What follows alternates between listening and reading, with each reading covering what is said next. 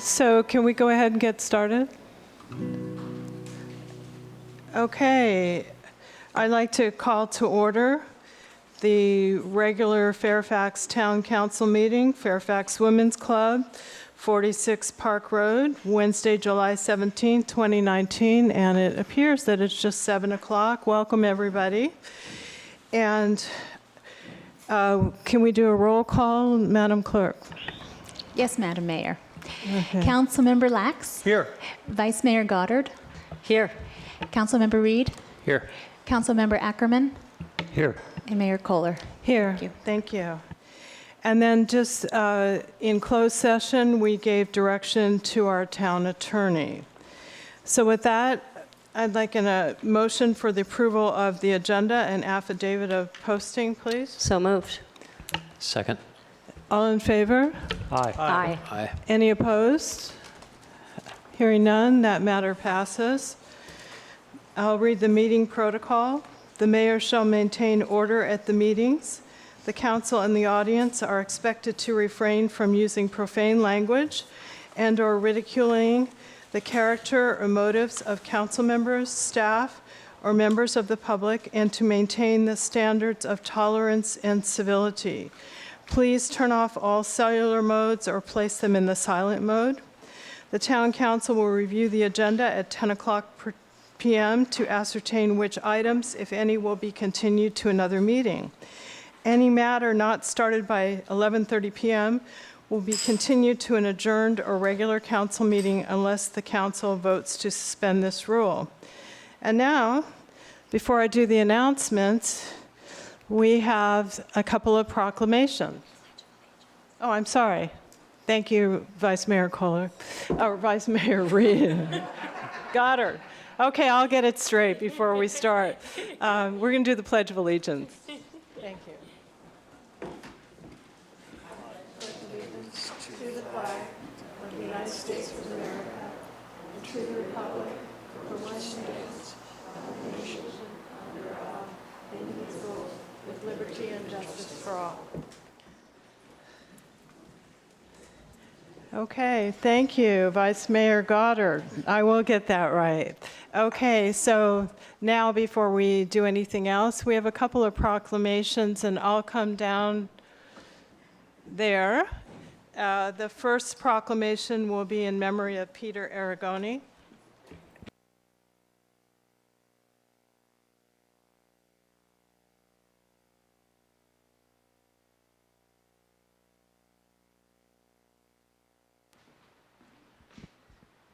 And is this on?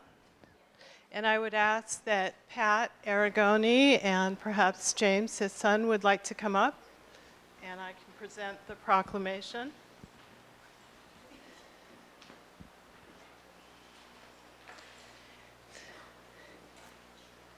Thank you. Town of That would be great. Okay, Town of Fairfax proclamation in memory of Pete Aragoni. Whereas Pete Aragoni was a San Francisco native who lived most of his life in Marin and most of that in Fairfax, where he and his wife Patricia raised their sons, Jim and Bob. And whereas Pete first rose to prominence in Marin County as an all-conference football player, the press nicknamed Pistol Pete in 1949 to 1950 while at the College of Marin, after which Pete went on to play football for and graduate from the University of Arizona, where he met his wife Patricia. And whereas Pete, a stockbroker for 20 years, began his political career in the early 1960s on the Fairfax Parks and Recreation Committee, where he helped to build 2 tennis courts and provide a recreation plan for the town. And whereas Pete was elected to the Fairfax Town Council in 1963, where he served as mayor from 1966 to 67. And whereas Pete was twice elected to the Marin County Board of Supervisors representing Ross Valley in the 2nd District, his first opponent being the chairman of the board, and his second being Barbara Boxer as supervisor. Pete led the successful fight to block a freeway extension of Highway 101 to Alima, protecting West Marin from overdevelopment. And whereas Pete served as general manager of the Marin Builders Exchange for 25 years, as a board member for the Marin Agricultural Land Trust and the Beryl Buck Institute of Education, and was appointed to the Marin Community Foundation Board of Directors to manage the Buck Trust. And whereas Pete Aragoni will be warmly remembered as a friend and avid outdoorsman, the greatest MC of the Fairfax Festival Parade, a Little League coach, the spearhead of the Native Sons acquisition of the Canyon Swim and Tennis Club, in addition to the political offices he held. Now therefore be it hereby proclaimed by the Town Council of the Town of Fairfax that in memory of Pete Aragoni and his many contributions to the town as well as to the county, July 17, 2019 is Peter Robert Aragoni Day in the town of Fairfax.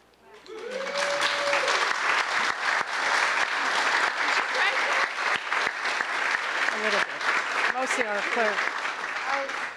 I do also want to mention, so one of the things I started to do when I was last mayor is try to honor some of our preeminent citizens by having plaques that will be installed in the pavilion. And this one I did write. In memory of Pete Aragoni, a longtime Fairfax resident, former Fairfax mayor, and two-term Marin County supervisor. Pete led the successful fight to block a freeway extension of Highway 101 to Alima, protecting West Marin from overdevelopment. Our sincere thanks for Pete's extraordinary contributions to Marin County and our town. And July 17th, Peter Aragoni Day. So thank you.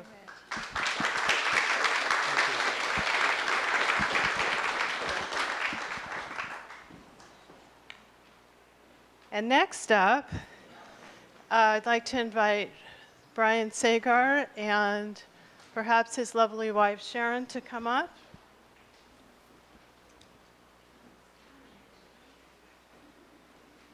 And I believe your brother Kerry couldn't be here. Well, he's in the back, but I think he wants to. Okay, Kerry does not want to come up. Okay, maybe you can wave your hand.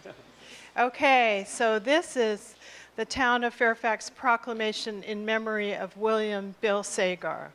Whereas Bill Sagar was born and raised in Oregon, served in the U.S. Navy during World War II, and later received his degree in architecture on the GI Bill.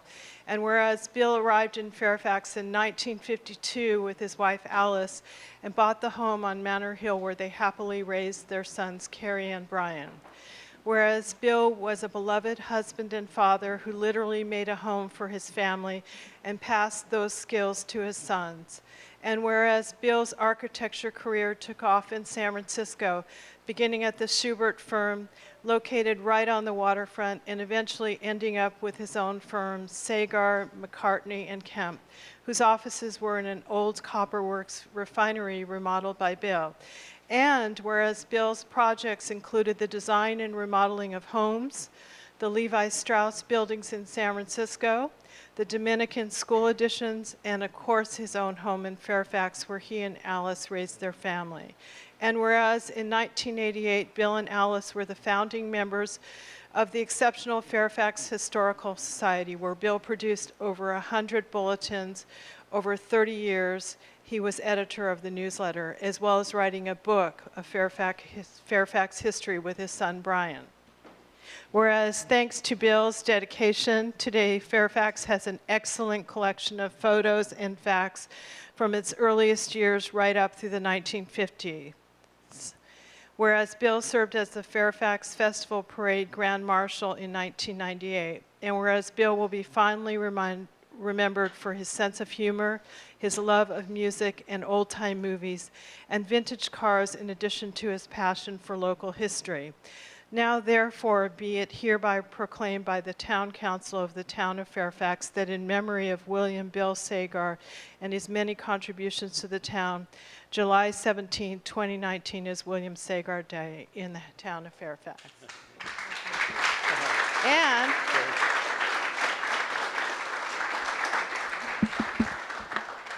we have another plaque that'll be hanging in the pavilion, and it says, in memory of William Bill Sagar, a longtime Fairfax resident and Fairfax's historian. Bill was a founding member of the Fairfax Historical Society. Our sincere thanks for Bill's many contributions to our town. And he's sharing his day with Peter Aragoni. So thank you, folks. Thanks for coming. Thank you. Okay.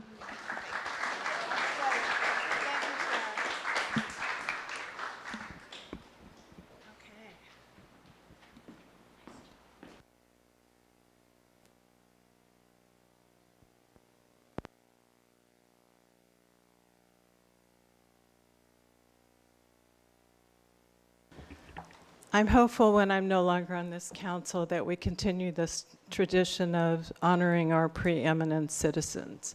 So thank you. Those are some of the wonderful things we do here. So moving on, I'll do the announcements. Vacancies on boards and commissions. Applications are available at Town Hall and on the town website. For more information, contact the town clerk or visit www.townoffairfax.org. The Climate Action Committee has up to 3 vacancies. The Open Space Committee has 2 vacancies. The Tree Committee has 1 vacancy. The Volunteer Committee has 1 vacancy. Parks and Recreation Commission has 1 vacancy. The Fairfax Food Pantry, Saturdays 9 to 11, the Fairfax Community Church, 2398 Sir Francis Drake Boulevard. Volunteers are needed. Chipper Days 2019. So July 13th and 14th was just passed. July 20th and 21st, so coming up. July 27th and 28th, August 3rd and August 10th. Please check our website for details about the location and pickup services. So also, I want to remind people about signs.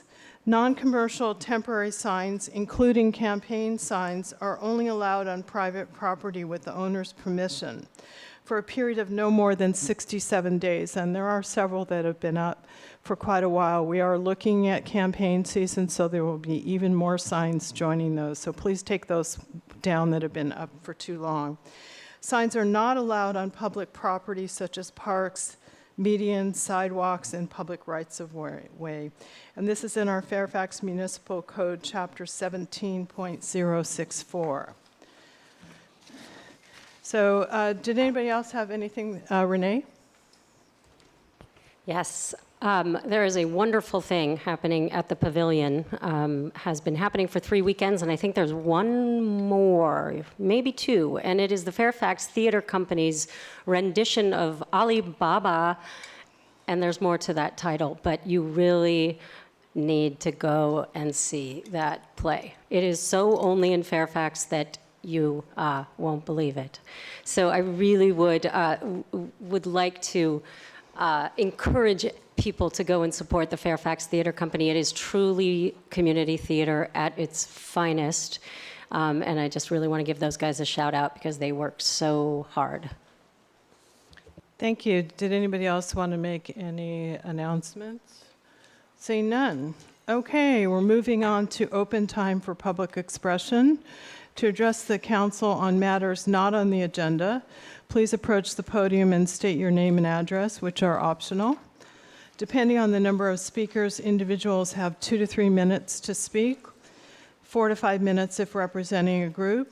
The council is not permitted to take action, and state law strictly limits the right of the council to discuss any unagendized item unless it can be demonstrated to be of an emergency nature or the need to take immediate action arose after the posting of the agenda.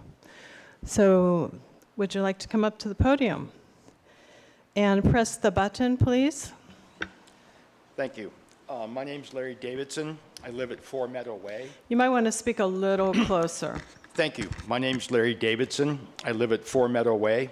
I've lived on Meadow Way for coming up on 68 years. I'm here tonight for the second time to express my frustration and outrage at the continuing deterioration of the decking and the ill-advised city-installed traffic runners on the Meadowway Bridge and the city's inexcusable inaction to correct this dangerous situation in a timely manner. A couple of years back, at my urging, the city authorized some repair work on the bridge. It was done grudgingly, with only cost in mind, and obvious rot was at that time ignored and is now spreading like a cancer through the bridge. I believe that the work that was done has contributed to the spread of the rot. I also believe that that money was wasted because the bridge is in worse condition, and here we are again. I contacted the city in late October 2018 about the issues which are still unresolved to this day, and I feel I was given nothing but lip service and the runaround.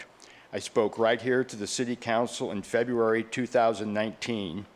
I have received no communication of any kind from the city since mid-November 2018.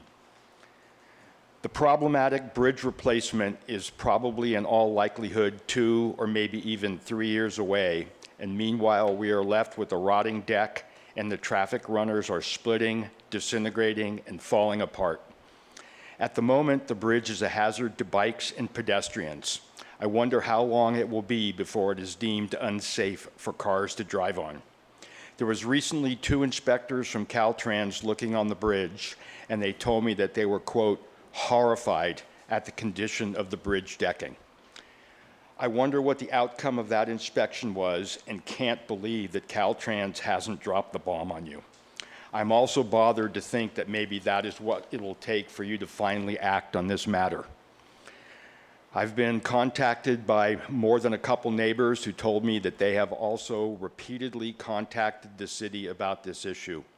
All of us on Meadow Way pay taxes, and we have the right to expect a safe, and structurally sound bridge, which is the only vehicle access we have to our homes.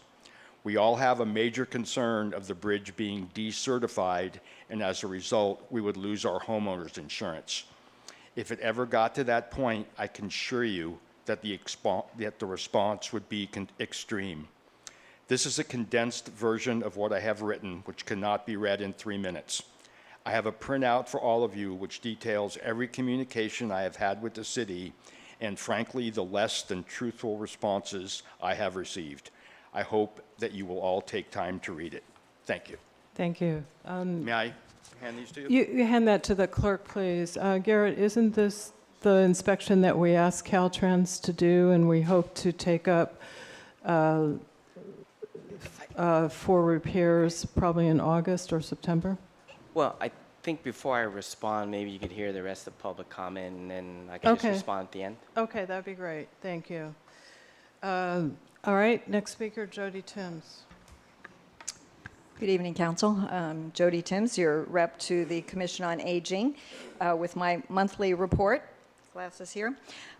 Just wanted to report that last week, the Commission on Aging, the countywide, had a presentation on disaster preparedness. Dr. Lisa Santori and County Chief Jason Weber presented to a packed Tiburon Council chambers. And the flyer, emergency tips for seniors that we developed was distributed to everybody that was present. And there are several copies in the back, so if there are folks who want to see those tips, please feel free to pick those up. Number 1 is get to know your neighbors. We need each other in an emergency. So the Commission on Aging isn't actually meeting in the month of August. They take that off, but in September they'll be back. The presentation that month is on HICAP, which is the California's Health Insurance Counseling and Advocacy Program. So it's a free counseling service for Medicare that's available by phone now, anytime. But if you'd like to hear more about it, that'll be the Commission's presentation in September. In terms of age-friendly Fairfax, our monthly forums are moving to the second Friday instead of the fourth Friday as of this month. The forum itself is on break for July and August also, but we'll be back in September. The topic that on September 13th will actually be final arrangements. So getting sort of our last duck in a row and looking at how to be prepared for the very last sort of leg of our lives. There's also a flyer in the back on senior discounts, the 11 businesses in Fairfax that offer discounts for seniors. some of us took advantage of that this morning at the breakfast with friends at the Barefoot Cafe, which is the third Wednesday of every month. We had 7 folks show up this morning. So if you would like to get out and socialize a little bit, please join us. The next one will be August 21st. That's at 9:30 at Barefoot. Our ever popular yoga classes continue both here at the Women's Club, at Bennett House, and at the Fairfax Library from 1 to 2 on the 1st, 3rd, and 5th Friday, courtesy of Friends of the Library. Friends of the Fairfax Library, I should say. And also, if you're interested in the task force and want to get involved or hear more about what we're doing, we meet on the 2nd Friday, so that will be August 9th at 9:15 at Bennett House. One thing that was raised this morning, I'd just like to throw out there, because we don't have the cover and the stand up yet for the bus stop on the one side of the parkade, there is a need for older folks and folks with disabilities to have somewhere to sit in the short run. So I don't know if we have any benches somewhere or a few chairs that could just be set there with signs, disabled seating, so that those folks who are waiting for a bus have a place to sit while we wait for the construction of the stand itself. Thank you. Okay.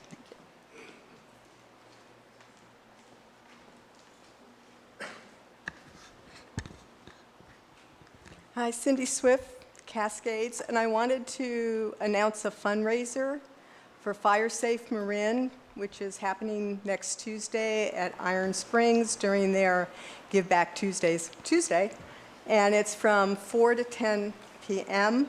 10% of sales for that evening and afternoon will be donated to Fire Safe Marin to further their efforts in wildfire preparedness and education, furthering Firewise communities, and in town now we have 3 recognized Firewise communities, and efforts in wildfire hazard mitigation. And one of those examples that Fire Safe Marin is involved in is goat grazing, which we all love. This is the 2nd year we've had goat grazing behind White Hill School and behind Canyon Village. It's also the 1st year that we've had goat grazing in Cascade Canyon. We have a herd now of 400 goats that are enhancing a shaded fuel break that was created with vegetation removal that was done in 2007 under a Forest Service grant. So I urge everybody to come down to Iron Springs next Tuesday and show your appreciation for Fire Safe Marin.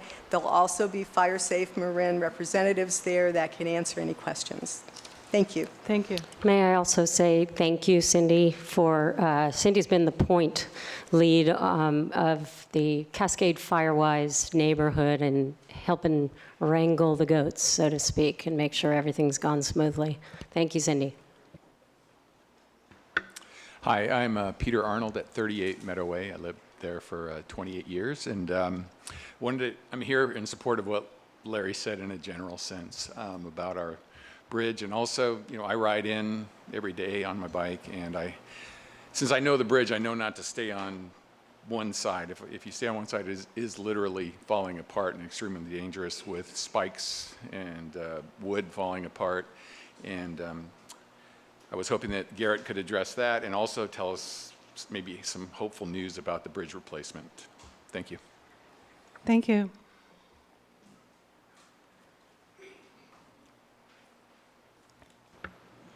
Mayor and Council, Frank Eager, 13 Meadow Way.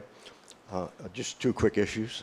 On the issue of temporary signs, the stand signs and the Save Fairfax open space and ridgeline signs are not campaign signs, and they're protected by the First Amendment under free speech laws. So your direction that they have to be removed is in violation of the First Amendment rights of stand folks and Save Fairfax They're temporary signs. When we changed the sign ordinance a few years ago, we changed everything to be temporary signs. That was illegal. I'm Good talking temper. about free speech and the First Amendment. Thank you, Frank. Thank you. And number two, on the Meadoway Bridge, the current proposal will run over $3 million and will take at least 2 years for you to build. Your bridge consultant will be paid $700,000. The trend these days for short bridges like that are prefab steel drop-in bridges that you could put up for less than $1 million and probably get it done in 2 weeks. Thank you very much. Thank you.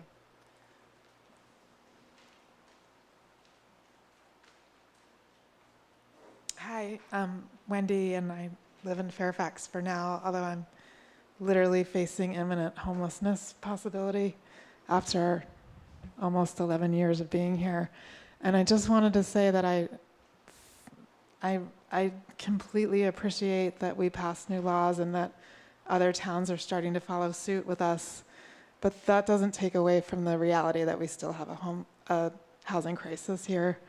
And as I've been searching for a home, which has been getting to be pretty hopeless, I've met so many other people that are homeless here and searching here, and it's been quite eye-opening. I knew it was bad, but since I've been out there, I've really been learning just how bad it really is. And I'm talking people who are disabled, seniors, people with kids. There's a lot of people that are facing serious housing crisis stuff here, and I just wanted to put in a plug for those of us who rent in this area who are being pushed out, literally. Thank you. Anybody else want to speak in open time? Seeing none. Garrett, could you just mention the repairs on the Meadoway Bridge? I think we asked for that Caltrans inspection. Sure. So maybe I'll just do this under the town manager's report, and that would kind of satisfy responding to items on the Right. open time. So, first of all, I may disagree with Mr. Davidson's characterization of his contact with the town and discussions with Mark Lockaby, our building official, but let's focus on the bridge. So on the bridge, we did do some very temporary repairs on the bridge. We did do some very temporary repairs on the bridge. And the thought pattern was that would tie us over until we can get a more detailed analysis of what needs to be done. During that interim period from when we got an inspection report from Caltrans did go back out to the bridge to take a look, but they didn't really do an inspection. They were trying to figure out how to do their inspection. We told Caltrans we were planning to do these certain interim repairs, but if Caltrans was going to go out and re-inspect sooner than they normally do, and they normally do this just once a year, that we would help them inspect the bridge, as in get under a bridge lift to assist in their further analysis, because we said we might as well just do as many repairs as we can at the same time, as opposed to move forward what we believe needs to be done in the interim and then having to do more repairs later when Caltrans comes out. So the latest from Caltrans is that they're unable to commit to doing another reinspection prior to when they normally are. So where we're at right now is we have an estimate for repairs. We're actually having the contractor come out again to kind of take a look, since we got the estimate earlier part of the year, and then we plan to move forward with the work. And actually, if the timing works, we'll probably go to the council at your August meeting, because while the work as proposed is less than $25,000, we're thinking that we're going to need a contingency of at least 25%, like say $10,000, because once you start pulling boards off, you just never know where that's going to leave toward. And so that's where we're looking at doing right now. Within that process, then we are going to send emails out to the neighborhood to let them know what we're going to do once we have a better idea of what we're going to do, because the scope of work may actually change from originally proposed, which actually then may require going to council for authority. If the proposal changes above $25,000, then we'll have the contingency. So do apologize for any miscommunication. Apologize if we haven't provided as much information, but we're well aware of the condition of the bridge in terms of the interim repairs. Now, in terms of replacement, we're still in the environmental phase, but it is true, once we get out of that phase and can move in design, We were talking, it was a 2-year period for construction. We are talking to Caltrans about a 1-year period that would be expedited in order to get the project done in 1 year. The other issue, Council may recall, we did talk about a steel bridge. We talked about a steel prefab bridge with the neighborhood. The issue isn't so much using a steel fab versus concrete, which the neighborhood, the majority said they would prefer. The issue is, if to put a bridge down, you need abutments. You need concrete abutments to put the bridge on. Otherwise, if you just pop it down, something happens, that bridge could just turn over, then you have a problem. So the issue is, what takes time are the abutments that you need for any type of bridge you construct. But long story short, we are moving forward with interim repairs once we get an updated proposal from the contractor, and we'll come back to the council at your August meeting, because the contractor doesn't believe he could actually start work till August anyway. Thank you. Okay, so... Excuse me, Mayor Garrett, and assuming that we approve a contract, how soon after that could work begin? The contractor believes he could do this, at this point, believes he could start the work in August. Okay, thank you. Thank you. So moving on to the consent calendar, I'd like to ask the fellow council meeting members if you have a question on any item. Doesn't necessarily necessitate pulling it, but you may just have a question or comment. And I also want to point out that we have a supplements for items 7 and 8 that add some enhancements to the responses. Did you want me to read those out? Madam Mayor, actually, I didn't include a supplement. I just have something in front of me, and I gave you a copy of the suggested edits you wanted Well, to except share. for their stamped supplements. Well, I just write that on there for my Okay. own. Did you want me to read them in? Sure, or I could, either way. Okay, well, you can do that, but let's see if anybody has any questions first. We will ask for comments, but first I want to see what the council members have to say. Thank you. Okay. Just for clarification on consent item 14, on Saturday, August 10th, the Chipper Day, Garrett, it says that drop-off / may include pickup if necessary. I just want to see if we can clarify that, or where we direct people who may want to make use of that Chipper Day. I think if I had to look at this, this wasn't intended to be offering pickup service. Right. But I think we had this in here in case we decide to offer something like a pay for pickup or something. If you look at the website, I can clarify because I read the website. It said that for August 10th, if you wanted to schedule a pickup, and I believe there would be some minimal cost for that, you could call on that. We're just not sure if that will actually be the case, because we don't get very many, then it costs more for the pickup than it would for what we would charge them. Right, so if anyone's curious who's listening at home, check the website and we'll keep it updated. Okay, did anyone have any questions, Bruce? I have a question, I think, for you, Garrett, on item 5, on page 3 of the part of the job description. I was just wondering what the rationale was for requiring a California driver's license as part of that. Oh, because it's part of the manager's job, they need to drive a vehicle, so they need to have a driver's license.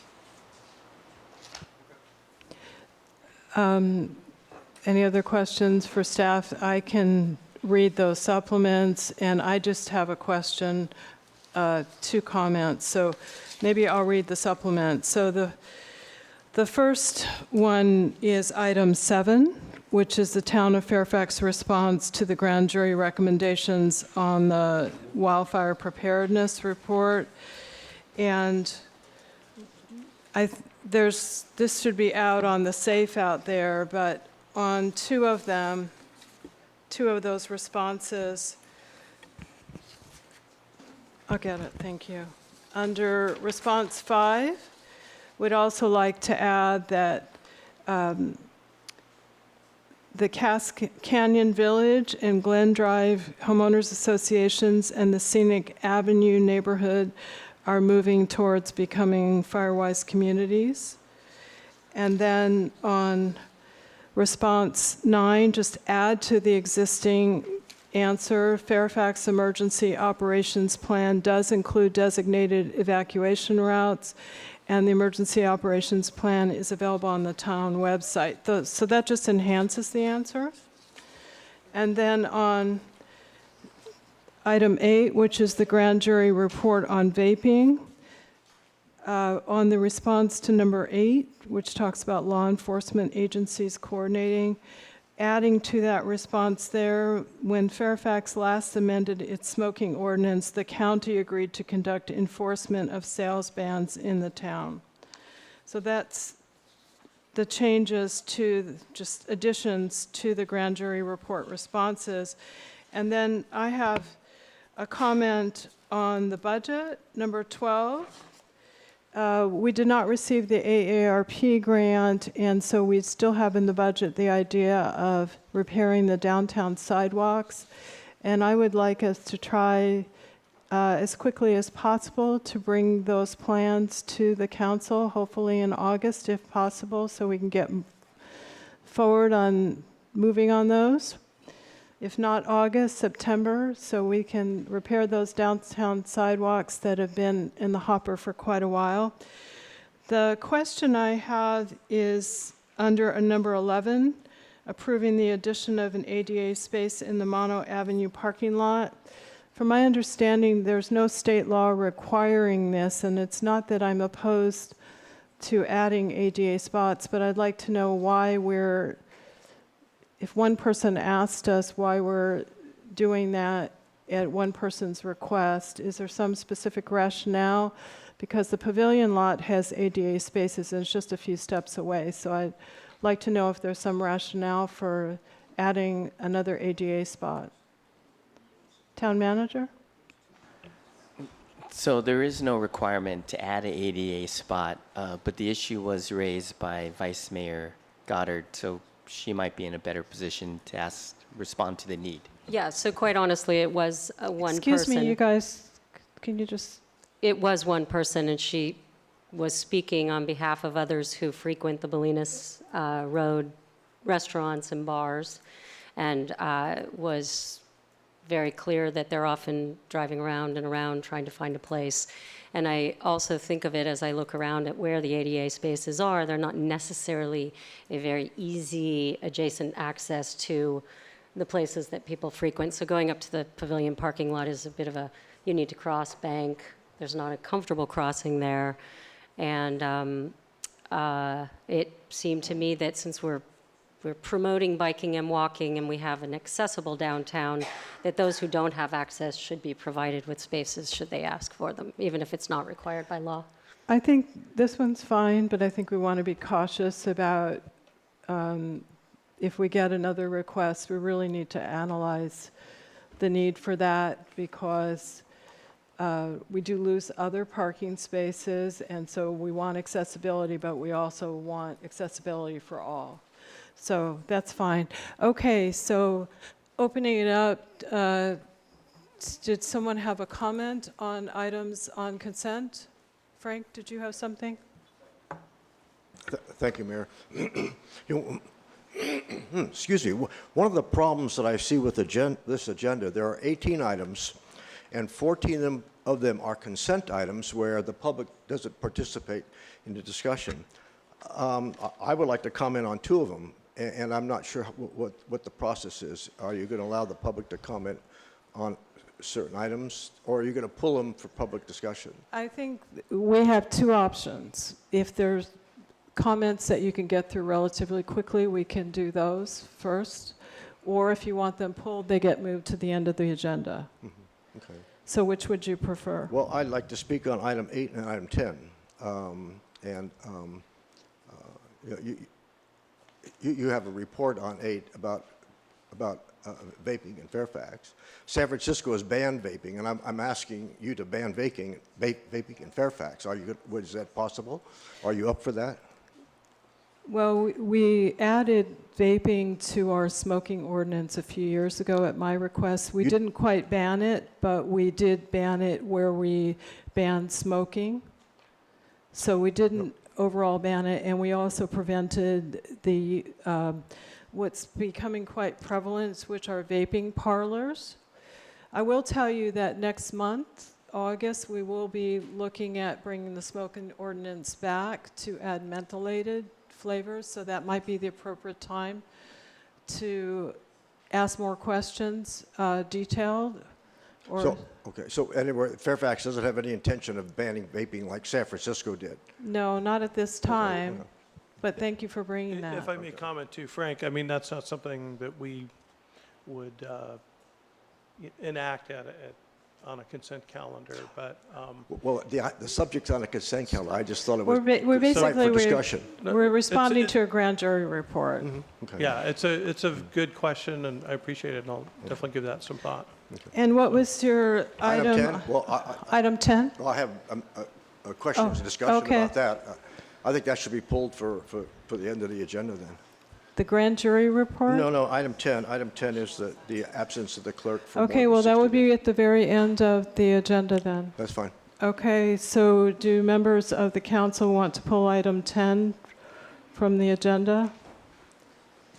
Would somebody like to make a motion if you want to do that? If you don't want to do that, speak up. I think we have to hear from everyone from the public before we make any motions regarding the consent calendar.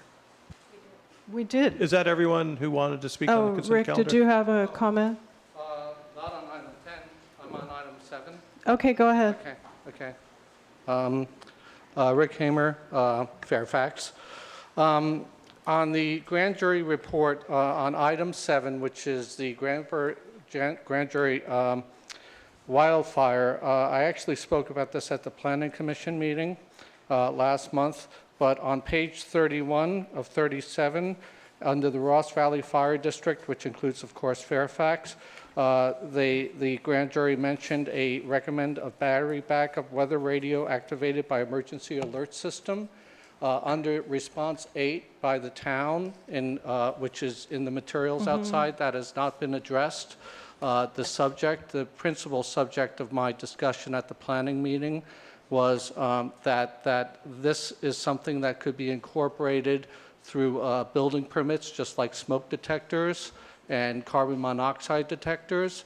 And I know from experience that the thing that really gets people off their butt and gets them to hide from tornadoes in the Midwest is that weather broadcast that blurts out and says, you're about to be hit by a tornado. So I think that that type of impact is far more successful in getting the point across. And if that was built into our building codes, or recommended or at least investigated by the town council to direct staff to investigate that this would be, first of all, answering the grand jury report on page 31 and also possibly setting up a improved method to give people early warning, which is essential for escape from wildfire. It's all about timing. The more time you have, the more likely are you to get away.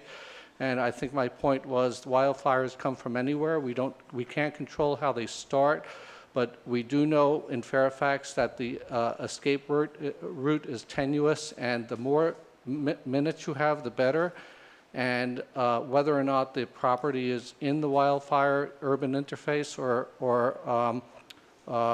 if it's downtown, just the fact that property owners and residents know that their property is at risk. So that means even if this alarm were to go off in a commercial building downtown, it would give them a better heads up than they would have with simply a siren or Nixle or the other alternatives. And I just emphasize it is in the grand jury report, and I would really like the town council to amend their response 8.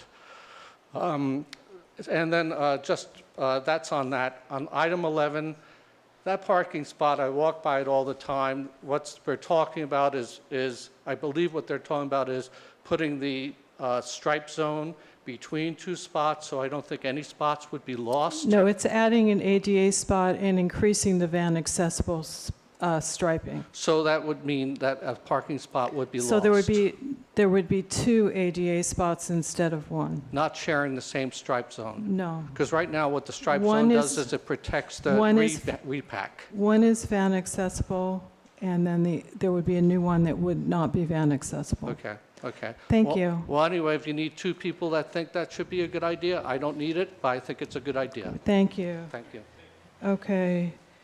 So did anybody else want to comment? All right, seeing none. Did someone want to make a motion to pull item 10 or not? Well, make a Sorry, motion but if you want for to. clarification, item or number 8, response in the grand jury report, wildfire. What would be the process if we wanted to have a further discussion, not on consent tonight, about either notification or any of the responses we made to the grand jury report? If you wanted to talk about your response to the grand jury report in more detail, then I would suggest you pull the item and talk about it later. If you just have general comments, I prefer not to have Chief Brown here the whole time, but he is here if you have questions related to the responses to the grand jury. R8 had to do with the specific siren. I think the discussion was on the table. It talks about some battery backup for radios or something like that. I don't know if Chief Brown can talk about that, but R8 was specific to sirens. So Okay. I'm not Well, sure. I don't want to pull it for that tonight, but I do believe there are things in there that would warrant future discussion, and so perhaps we could agendize when we could really give ample time to that. But I'm not Okay. interested in pulling it at this All time. right. Yeah, I'd But thank support you that for approach bringing that also. to us. Thank you. Did anyone want to make a motion to either approve the agenda or pull item 10, approve the consent calendar, or would someone make a motion? Yes, I'd please? like to make a motion that we approve consent and that we pull item 10 to be considered at the end of the agenda.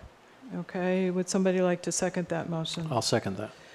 Is that with the edits that that Mayor Kohler read into the record? With Yes. the edits, yes, read into Yes. yes. Okay, all in favor? Aye. Aye. Aye. So that was Vice Mayor Goddard and then second Reed. Any opposed? Seeing none, that measure passes. Also, just for folks that are still here, just want to point out that we have a deputy town clerk that's temporary filling in for 6 months, and her name is Hannah Politzer. Maybe Hannah, you might just want to stand up, wave to the folks. Okay.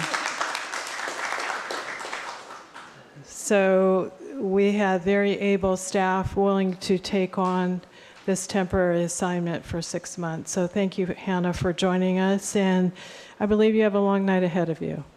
Thank you.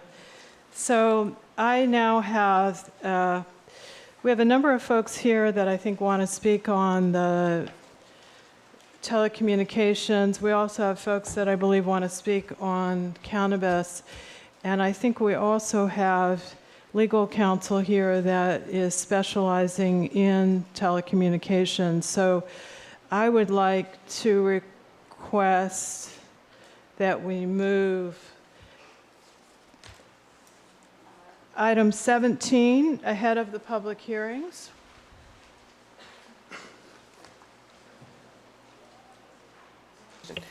So 17 is telecom? Right. Yes. I would not support that change at this time because I'm looking out at the audience and I believe that most of the people here are here for marijuana. Let me ask, how many people are here on item 15? How many, yeah, that's cannabis. How many people are here for item 17? Okay, we have 4 people for item 17. So, I would concur with Vice Mayor Goddard. At this later date, I don't think, both items are very important. I was and thinking we wouldn't might save a support little changing. legal fees, but that's all right. Okay. We can move on to item 14. And, 14. I'm sorry, 15. I will get myself organized at some point tonight. So we'd like to introduce by title only 2 ordinances. An ordinance amending Chapter 17.110 and repealing Article 3, medical marijuana cultivation of Chapter 17.38 to adopt zoning standards and restrictions for commercial cannabis uses and cannabis cultivation for personal uses. And 2, an ordinance amending Chapter 5.56 to regulate commercial cannabis businesses within the town of Fairfax, CEQA exempt, etc. And Garrett, did you want to give the staff report? Or Ben, did you want to give the staff report? Yes, thank you, Madam Mayor. I'll be making the staff presentation.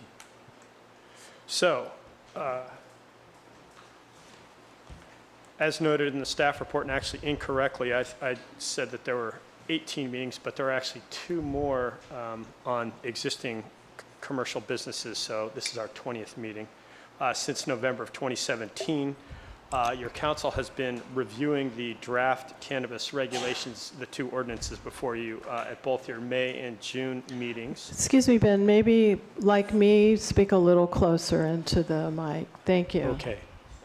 Thank you.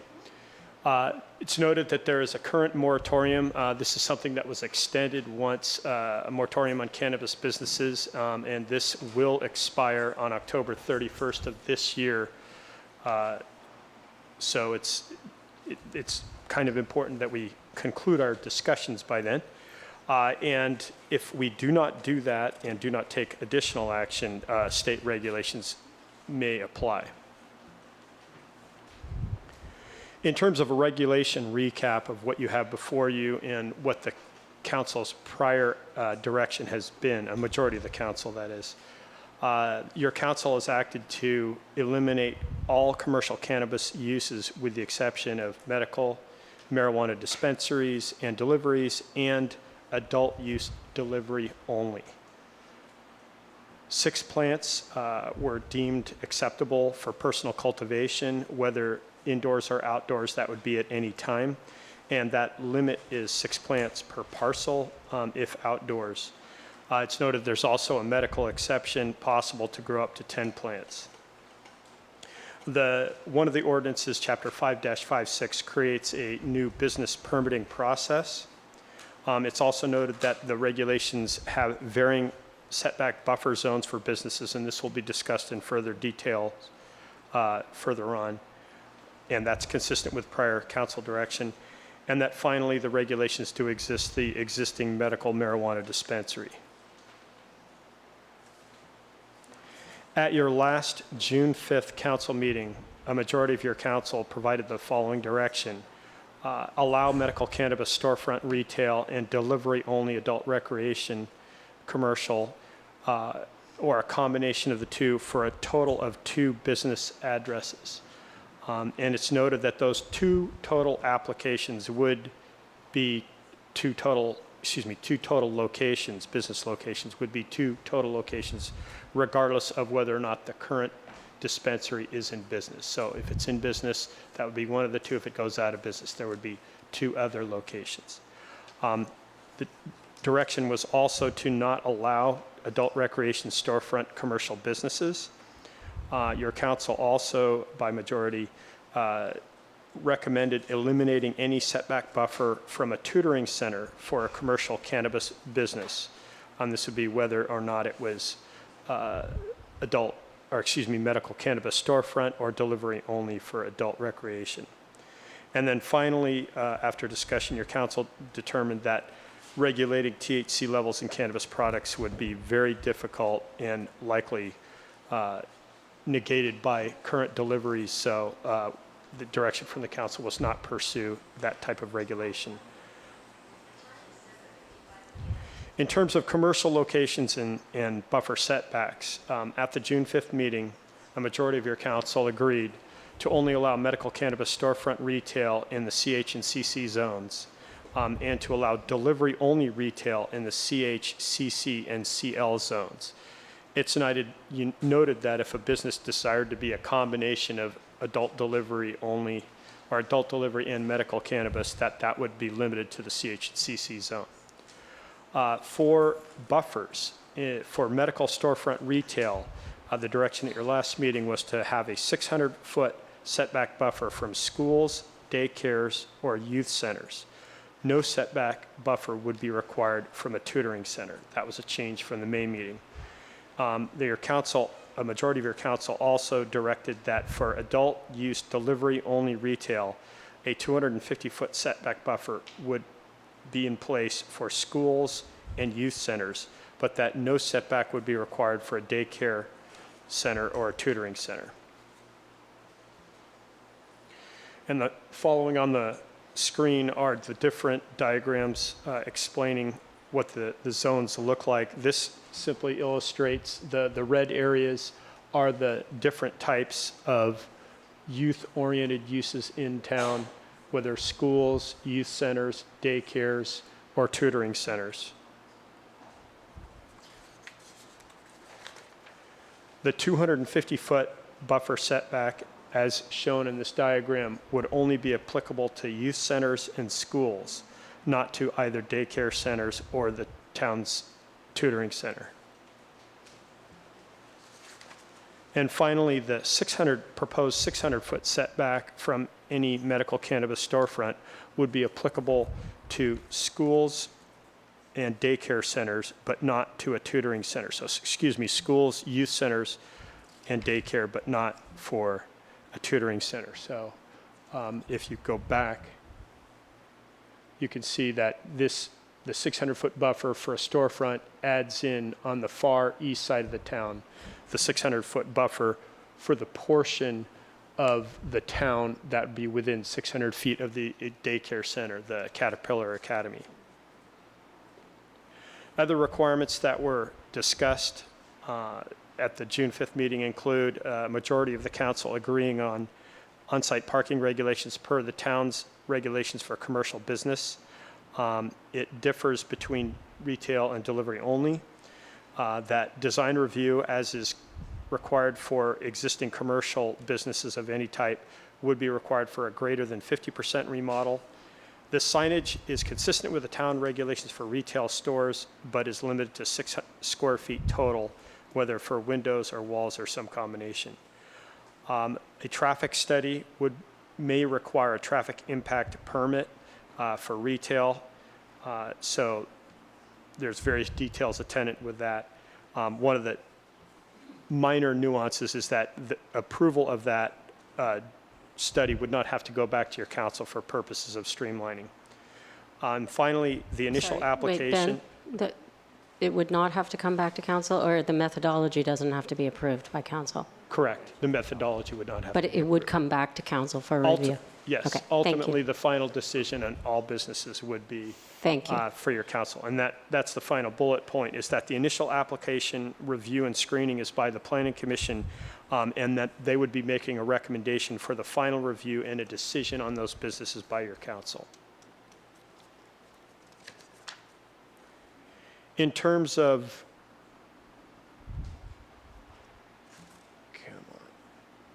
the business permit process, this is chapter 5-56, that the procedures that are set forth in your draft regulations would establish a business permit that's specific to a particular business, and that permit would expire if the business closes or is sold. So potential new owner would have to go through that re-review process.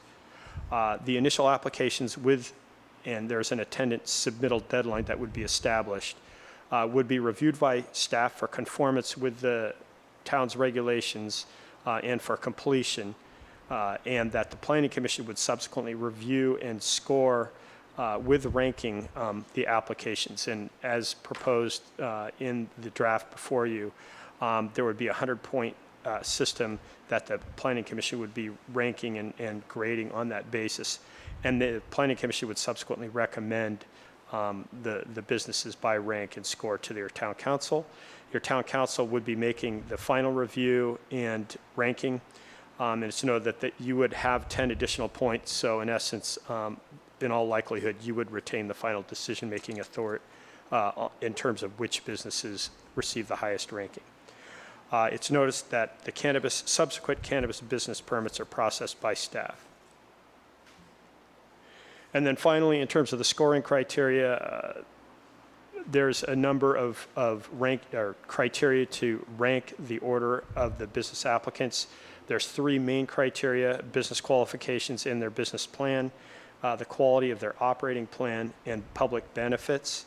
There's numerous sub-criteria within each of those 3 main criteria, and those are designed to address further details within those primary criteria.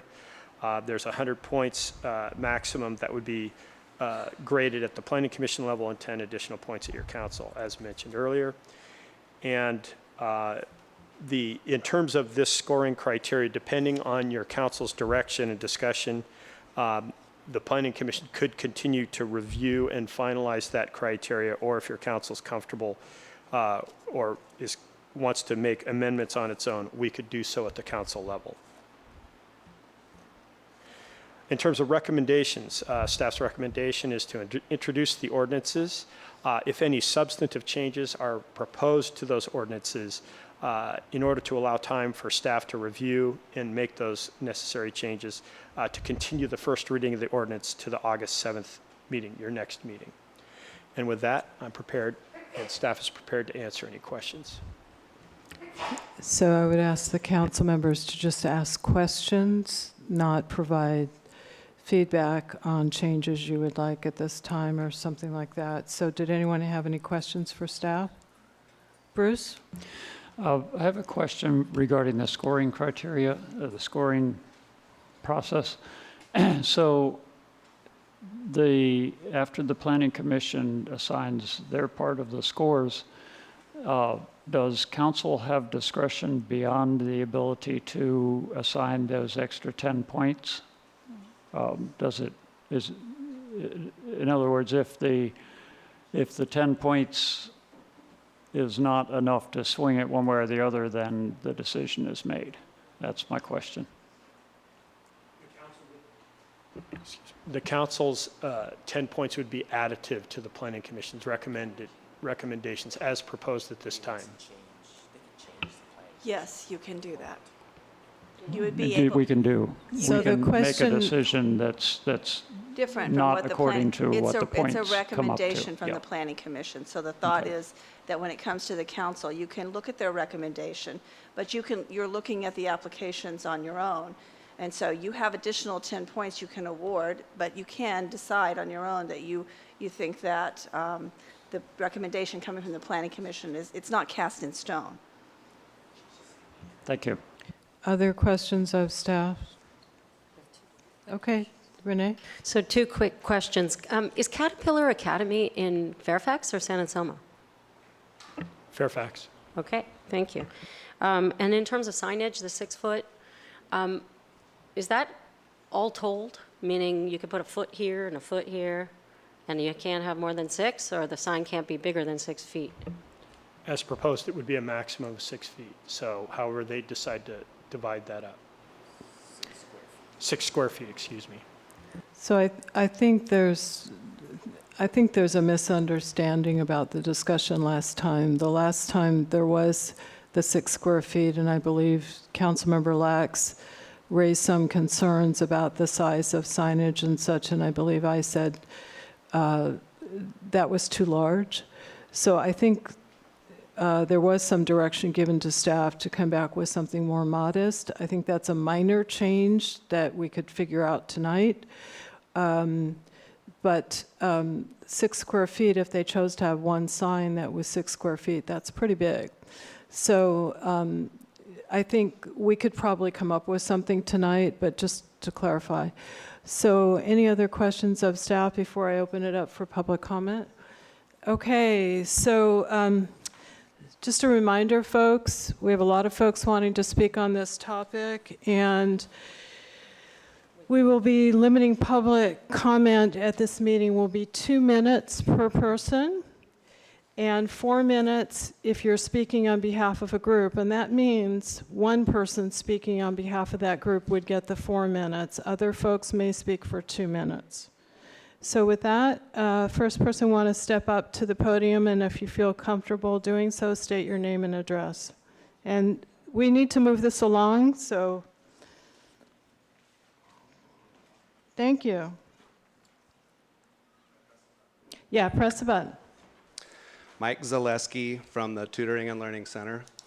After looking at the map of buffer zones from the May meeting, I realized the entire downtown of Fairfax is within a 600-foot buffer zone around a preschool on Mono Avenue, which is an alley behind Perry's Bar. And here is the dilemma for us. Preschoolers don't make their way to or from school on their own, their parents bring them.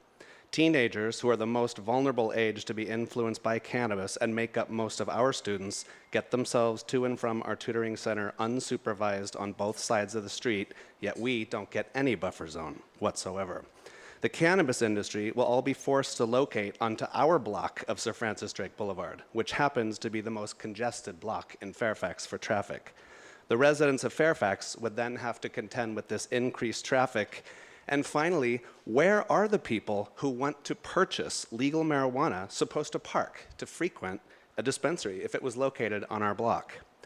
Please re-examine what is consistent in terms of buffer zones. The 600-foot buffer zone for the preschool actually blocks cannabis from the entire downtown and the entire north side of Sir Francis Drake Boulevard on the other side of the parkade, which has direct access to plenty of parking, buildings with second stories, and is in walking distance to downtown. This stretch of street seems like an appropriate stretch for a cannabis dispensary. We need consistency. In our small town, 600-foot buffer zone is just too large. Please consider reducing buffer zones to 250 feet for daycare centers and youth centers, and please add tutoring centers. This would open up more appropriate locations in Fairfax for cannabis operations and help protect more of our teenagers from proximity to cannabis. Culver City, Alameda, and Benicia have all created buffer zones for tutoring centers. San Francisco has a minimum 800-foot no cluster zone so that cannabis centers can't all be lumped into one neighborhood. We have been dedicated to serving the youth of our town for almost 25 years. Please value our work and value families and children of Fairfax. Please create 250-foot buffer zones for tutoring centers, youth centers, and daycare centers, and show us that the town council can create a compromise that works for everyone. Thank you. Thank you. I'm going to ask again, if you don't applaud for everyone, people feel bad. And I think it also takes more time. So if it's possible, if you could withhold your applause, that would be great. I'm Shelby Lamott, 56 Manor Road. I got my big picture spiel out to you today. I'd like to reiterate a little bit of what Mike was talking about there. He was very eloquent, and I don't have anything written, but having spent a lot of time looking at the zoning of this town, oftentimes balance is what we're after, so it's fair for everyone. I have no dispute with anything that's on the presentation, on the thoughtfulness that's gone into this ordinance, but it does feel out of balance, and I would argue that tutoring centers are youth centers. Tutoring centers, not just TLC, any tutoring center that would want to open in Fairfax has a draw from middle school, has a draw from high school. Kids are there during business hours. I think it would be balanced to really re-examine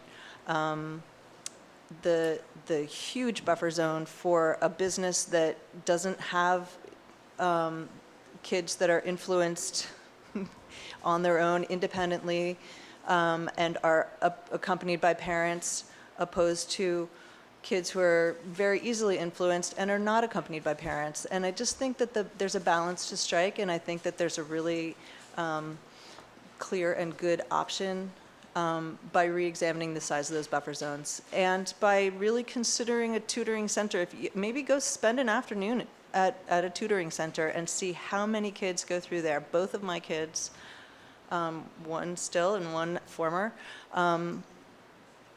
took the bus from Whitehill, walked from Drake, rode their bike from home to get to that place, unaccompanied for years. And I just don't feel like if we're being genuine about protecting the kids, the daycare centers and the youth centers and the schools, if we eliminate this specifically by word, I think that that's off balance. So I just ask you to swing that pendulum back. Thank you. That's all. Thank you.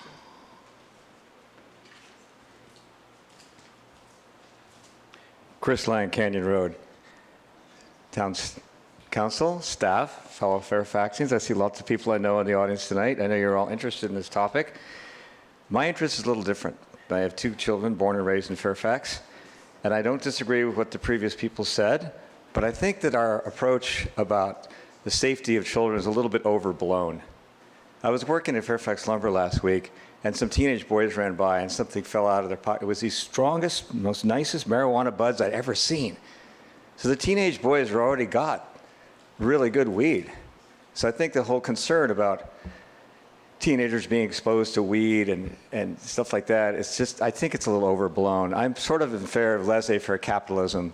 If the parking can be provided like a conditional use permit for any business, I'm not sure the site by the tutoring center is appropriate because parking is an issue. But I think if parking can be provided, I don't think the town should be putting up lots of barriers just because they sell a drug that may be addictive. I mean, I was talking to the Alcoholic Beverage Control one time to get the permit for Ross Valley Brewing Company. And the guy said, you have 32 liquor licenses in a town of 5,000. And I said, well, first of all, we're a resort destination. And secondly, we have almost 1 million people drive through here a year, and we're trying to get some of their business. So I think the same philosophy applies to a business of this type. And I don't think that what they're selling is all that dangerous or that important. I think they should just get fair treatment, and there should be parking, and if there needs to be a buffer zone around some kids center, fine. But my opinion, my vote is for laissez-faire capitalism. If they can open up a store and pay rent for a brick and mortar location and not have it shipped over the internet, I say all power to them. Thank you. Thank you. Okay, let's calm it down. Thank you. Next speaker. Hi, I'm Chris Lyons. I live on Myrna Avenue, and I've lived in Fairfax since 1995, and I've been a teacher in Fairfax since 2006, and I've raised my 2 children here. And I just briefly want to say that I think that tutoring centers should be treated just like schools, daycare centers. Wherever there are children, there should be a buffer zone. So I think that tutoring centers should be included in that. Thank you.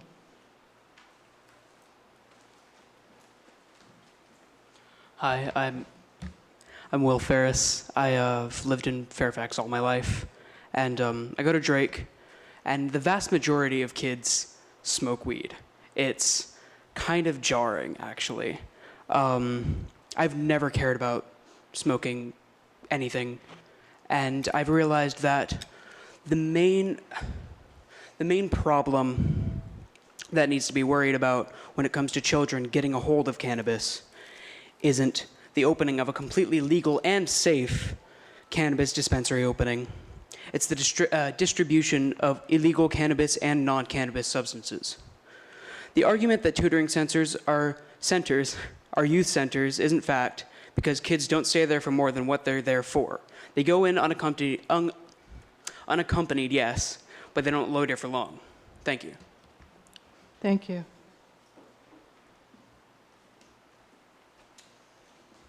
Hi, I'm Sophia. And I would disagree with that last point. I do think kids certainly hang out at tutoring centers. I am Mike and Bonnie's daughter, so I also am a tutor at TLC. And definitely know I've seen plenty of students come in, hang out before their session starts, hang out after. It's definitely a place where a lot of kids go in and out, certainly. I would also have to say, this argument, this dispute or whatever, I think is mostly a zoning issue. Fairfax is small, sweet little town, we know that.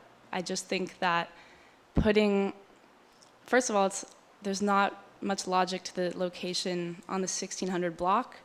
There's not a lot of parking there, and the traffic would certainly be increased already with Good Earth. There's a lot more car traffic there. another really high, and I'm sure profitable and busy business would also elicit a lot of traffic. And then in addition, as a tutoring center, I would call it a youth center. I don't know the definition of what that means, but certainly plenty of youth go in and out, hang out there. It's a great hub for that. There's definitely a need to provide the safety for children and teens who hang out there. And in addition, you know, I was going upstairs today when I was photographed as I was going into the apartment where I live now, and it made me really uncomfortable. And I don't know why there's so much shady stuff going on, what's all this about, but being photographed as you are on your front porch doesn't feel comfortable. It feels unsafe and unsettling. Yeah, and Excuse me, So- no speaking from the back. Thank you. yeah, she's in this room right now. Anyway, and so I just would like to point that out, that there's no villains here, no one's a Thank bad you. guy. So you But the passed your TLC's time. mission would be to protect the students. That's all. Thank you. Yeah, thank you. Hi, I'm Osias. I've lived here for 3 years. And I mostly want to say, teenagers, youth, we're not stupid. And I don't smoke weed. I have friends who do, though, and that's their own prerogative. And, like, I think it's better to, like, make sure that how things are being done is safer rather than preventing things altogether. Like, being educated about what students should be, youth should be educated about what they're doing rather than being shielded from it. And the thing is, like, whether or not there's a cannabis dispensary nearby, it wouldn't compel them. Like, teenagers' decisions, like, that's their own prerogative, that's their own thing, and they shouldn't be, like, I guess, sorry,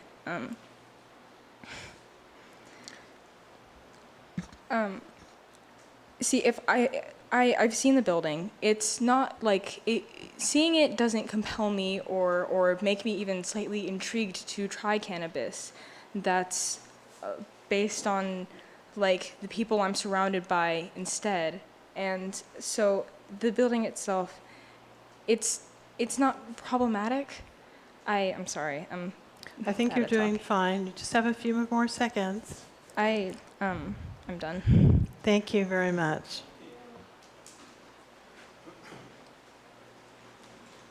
Hello, my name is Monty Stevens. I live on Porteous. Been here for 24 years or so. This argument is it's tricky for sure. I think that Mike had said and others had said is there's got to be some consistency with this. I think the plan has a lot of flaws. I didn't even take into consideration the parking, but everyone drives down to Francis Drake. They see these kids congregating from TLC all the way to Maro's Pizza. It's just a cluster of kids. They're going to drop a marijuana dispensary right there. And the argument about how it's not going to encourage kids, this is wrong. It just does not feel right. I do not like it one bit. I think we can find alternate locations, and I urge the council to do so. And like others had said, if I haven't said it already, let's be consistent. The youth center, I've served on Park and Rec for 10 years. The youth center it's not utilized. We tried to utilize it. We tried to get kids there, but TLC is utilized. I raised 2 kids right here. They're major universities because of what they did at TLC. So I'd like to see some consistency. Thank you very much. Thank you, Monty. Hi, my name's Caroline Stevens, and I'm at 95 Porteous. And the only thing I wanted to touch on is what the definition of a school is and what the definition of a tutoring center is. because if you look it up, they're both education facilities. And I think that that is what we need to be focusing on. Everything else, I just don't need to repeat it. I've already sent you guys letters today, all of you, expressing my concerns. But this is something that just came up to me. The kids that got up here so eloquently speaking, they're a little older. The TLC, Tutoring and Learning Center, they have kids on average at the age of 12 and as young as 5. The kids that are in White Hill, those are the kids that are influenced by their surroundings. The older they get, making their own decisions, I really, I have strong feelings about it myself, but I think that we need to be focused on the younger kids, and those are also the ones that are going to be at TLC the most. So that's pretty much it. Okay, thank you. Thank you.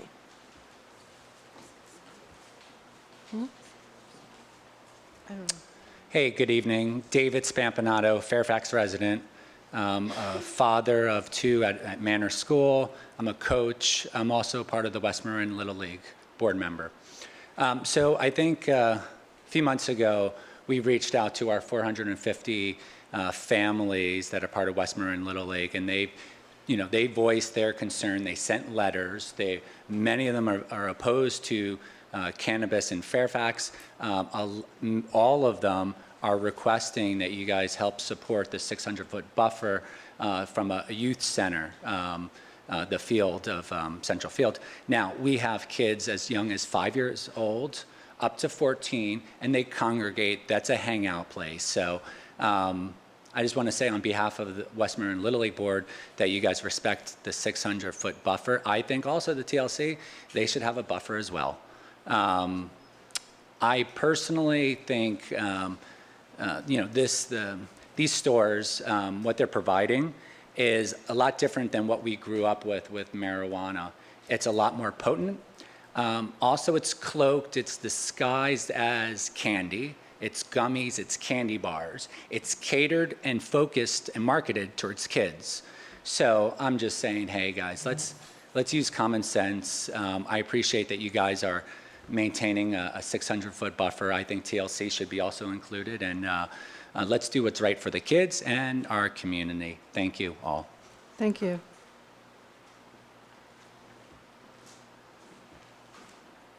Hi, my name is Elliot Shannonhouse. I'm involved with Fairfax Cares. We have the lease on the Sir Francis Drake property in the 1600 block. My comment is, every month when I come here, my heart sinks or my heart lifts depending on the buffer zone question. And last month, it seemed like it was settled. And it was settled because the imposition of a buffer zone map, the way it existed at the beginning of the meeting, constituted a de facto ban on commercial cannabis in Fairfax. So I don't want to relitigate those arguments. That was last month, and I'm assuming anybody who wants to can look at last month's meeting and figure out how that was decided. The question about the kids, Fairfax Cares, the cannabis dispensary as proposed will not sell to anyone under the age of 21. There is parking in front of the building. The whole reason why we invested in that building was at the time we leased it, it was the only building that was outside of this huge buffer zone. It's got parking. It fulfills all the requirements. I'm willing to talk about, have a conversation with anyone about any aspect of the medical cannabis dispensary that we are proposing to open there. It's medical cannabis. We are interested in the responsible, legal, commercial medical cannabis business in Fairfax. Kids in high school, go take a poll. They don't get their cannabis, I imagine, from legal dispensaries because they can't get into them. They get them on the black market. If we want the black market to be reduced, we have to encourage the will of the voters and the legal sale of cannabis. It's as simple as that. This continuing to relitigate over and over again is going to get us to October without a decision, and then all this time trying to work this out will have been wasted. Let's make a decision. Let's stick to our decision. Let's have a conversation as citizens of Fairfax responsibly. We're open-minded. We're willing to have discussions with the community. But the us and them, win, lose, zero-sum game. Oh, I'm sorry. You've exceeded your time. All right, thank you. Sorry, I wasn't paying attention. I thought it was because you were paying attention. I was listening, but I thought not you were enwrapped. I was enwrapped, but not looking at my phone that has the time. Okay, thank you very Thank you. much. I apologize to everyone else. Hi, my name is Monica Hooley. I live on Marinda Drive in Fairfax. I am a recent suicide loss survivor to my 18-year-old son, who's a senior at Drake. I'm also a special education teacher at San Rafael High School. I sit on the Marin Health Service Act Advisory Committee and also the Strategic Suicide Prevention Plan Committee. Marijuana was not a factor in my son's death. However, he isolated a lot to study because a lot of his friends were smoking. And since his death, I've been very involved in advocating for youth and understanding the impacts of marijuana and cannabis. I have absolutely no objection to people using cannabis medicinally or prescription drugs as prescribed, or coping with our stressful life in ways that are balanced and healthy. But one of the things, the first thing I want to say is that we lived on Maple Avenue for 7 years, which is right above that intersection there. And as I said in my letter to you, whenever we would get through that intersection on a green light, we would give ourselves a high five, because it is an intersection where you are going to be hit by a pedestrian going out or into Good Earth. It's a very long light. I don't understand where the delivery person is going to turn to get into that driveway, because if they're going east, they're going to have to take a left over the double lines, or they're going to have to make a U-turn. The other big point I want to say is that marijuana is still considered a controlled substance in the schools. So if we want to have a community where we're really open to this, we need to address that. There's mixed messages. A student will be up for expulsion for bringing even a little bit of marijuana into school. So I just have a few things that I found on the Health and Human Services. So you only have 6 seconds. Could you wrap it up? Really? That's it? Yes. Okay. It's considered a controlled substance.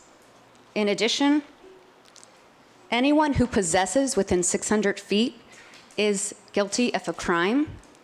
So the delivery person, if they park in another school, near a school, that delivery person could be arrested. Thank you. Yeah. And I'm not here for a profit like the other people. Thank you. I want to just encourage people. This is a very emotional topic, and please do not denigrate or make comments about speakers before or after you. We want to hear from you and your opinion, but no comments on other folks, please. Thank you. Go ahead. Okay. Hi, my name is Bonnie Zaleski. I'm director of TLC Tutoring and Learning Center. You probably want to speak a little closer. Okay, how's that? Thank you. Okay. We understand that there is a need for people to have a way to obtain their medical marijuana. All we ask for is a buffer zone for tutoring centers, and to recognize that tutoring centers are indeed a sensitive receptor or a place where youth gather. This is not about us. It is about the children, and specifically teenagers, of this community. As a reminder, TLC Tutoring has been servicing local Fairfax youth and teenagers for almost 25 years. We are a well-established Fairfax business. On a personal note, Mike and I have 4 daughters, all born in Fairfax, and who have attended Manor, Whitehill, and Drake High School. Our 4 kids are now all in college, so this plea is not for our own personal children, but for the children growing up in Fairfax today. At our center, we help kids improve their academic and study skills and help motivate them to succeed in school as best as they can. We are concerned about the unknown risks of a cannabis business in close proximity to our tutoring center. It is well known that Marin County has one of the highest rates of drug and alcohol use among teenagers in our state and even our nation. The average age of kids attending our center is 12 to 17. We have had some as young as 5 years old. A highly vulnerable age to be around a cannabis business. For your information, as an example, during the first week of May, we had an average of 33 students attend TLC each day. There is irony here. You council members do acknowledge buffer zones needed around where kids congregate, such as schools, youth centers, and daycare centers. Excuse me, ma'am. So you need to wrap it up, but for person in the front row, it's not your job to tell me when time is up, so thank you. So can you wrap it up in 2 seconds, please? Sure. Please vote for a consistent buffer zone policy, which includes tutoring centers. Thank you. Thank you very much.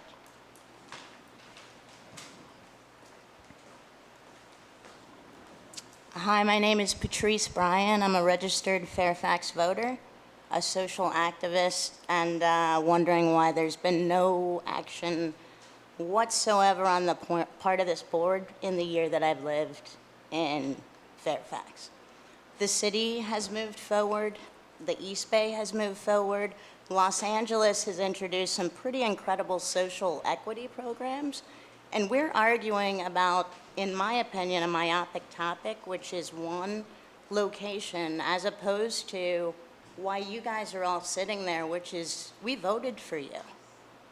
And how many of us Fairfax voters voted to have adult use cannabis in California in January? I think I've heard a number of people get up here on both sides of the coin and say, at this point, it's about compromise, collaboration, and representing the will of the people. So let's look at regulating instead of prohibition, because that's never worked and it's not going to start working now. Thank you. Hey, Mimi Newton, Mono Avenue. I'm also a planning commissioner, but I'm here in my capacity as a resident of Fairfax. And last time we were here, I said, I don't recommend that you guys use the buffer zones to create an effective ban on a cannabis or medical dispensary in town. And I hear all these voices of people, that are advocating for that. And I also want to remind you guys that you don't have to get stuck in these bubbles. You don't have to stay within this concept of buffer zone. You can deviate from that. We've got liquor stores, we've got bars, we've got tattoo parlors, we've got, an old head shop. We used to have another head shop. And this is a downtown. It's a thriving downtown.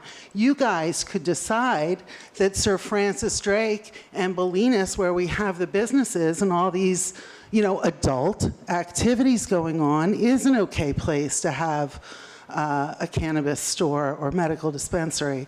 So if you're gonna lean towards protecting the children, think about the consistency and not being hypocritical about the nature of adult businesses in downtown Fairfax. Thanks. Thank you.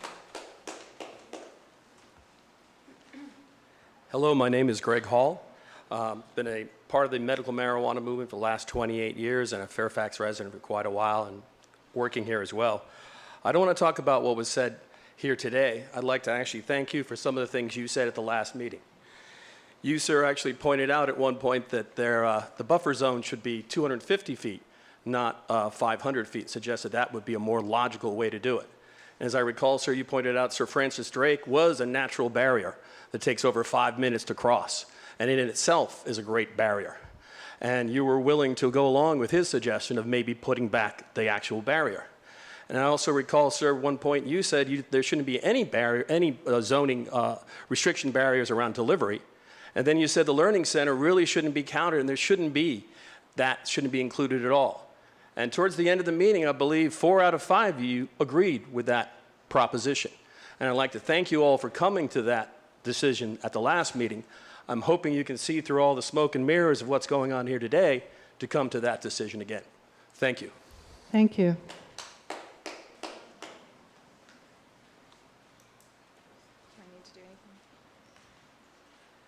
Hi, my name is Janet Mercer, and I live on Valley Road in San Anselmo. You which- might sorry. tilt the microphone more Okay, downward sorry. for you. Sure. All right, my name is Janet Mercer, and I live on Valley Road in San Anselmo, which is just on the other side of the border from Willow Avenue, where I lived before. So I've been in about 2 blocks distance from that block of Sir Francis Drake Boulevard for about the past 18 years, and I will reiterate what other people have mentioned, is that it's a very congested, busy area.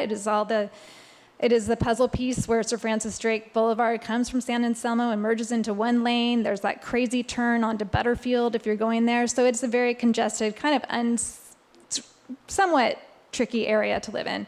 So I do not think, just from the traffic standpoint, it's an ideal place for this type of business. The other thing that I think no one has mentioned, which doesn't necessarily, that area of Drake is also a primary bus stop for White Hill students that live in that area of Willow Avenue, parts of San Anselmo, behind Bell Avenue. All of those kids go twice a day to take the bus to and from White Hill School. I believe also San Domenico uses that area twice a day as well. So there are middle school and older students that are passing through.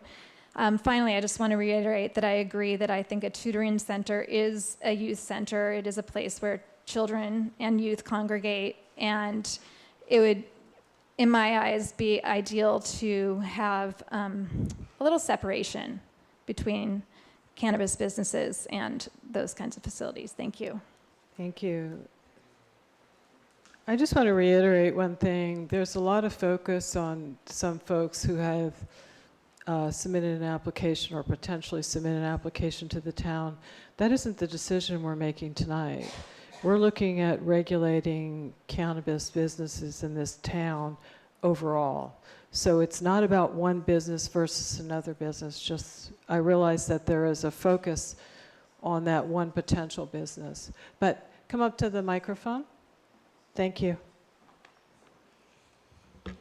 Hi, my name is Ryan Green. I'm going to be a freshman at UC Davis next year. I don't, first off, think that we should be focusing on younger kids or older kids. I think it's really important that we focus on youth in general. Therefore, I think it's really important for all the buffer zones that are being talked about to be put up in place in order to better protect us.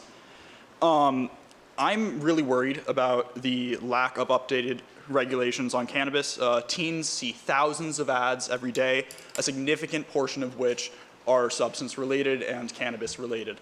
The black market is not going to subside due to this store. In fact, 1/2 to 3/4 of teens using marijuana, they are reported using diverted marijuana, which is marijuana accessed by adolescents from adults for purported medical purposes. Therefore, if I, as someone over 18, had a headache, I could go into a medical store and hypothetically sell to kids and get that marijuana from this store. Whether or not you realize that you're being influenced by ads, you are. And especially if you see a bunch of very trendy, let's say 25-year-old millennials walking around vaping, that does have an impact. And it's really quite nerve-wracking for me, who has younger siblings and sees their friends getting hooked and sees my friends getting hooked. And that's something I really don't want to have to deal with as an older brother.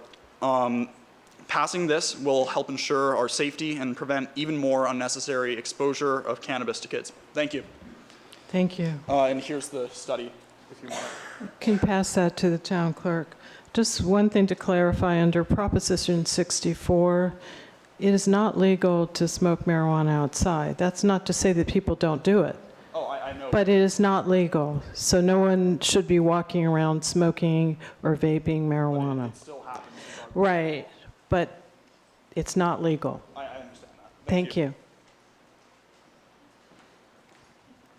You want to come up to the microphone if you'd like to speak? Hello, can you hear me? Yeah.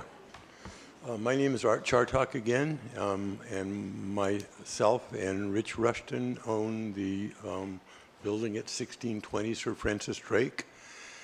And we understand and approve the use of our building for cannabis delivery and sales. Catherine Taylor, our tenant, we have been very impressed with her knowledge about the cannabis industry and how to maintain a safe and secure business. Cannabis has many health benefits and should be a positive addition to our community and not a negative one. We have not been aware of the tutorial business across from our office, and I never ever saw a kid hanging out there outside either. And our building is well set back from the street. It's almost 60 feet back from the sidewalk. And I don't see why a cannabis business at this location would have a negative effect on the tutorial business or any other business in this location. Thank you. Thank you.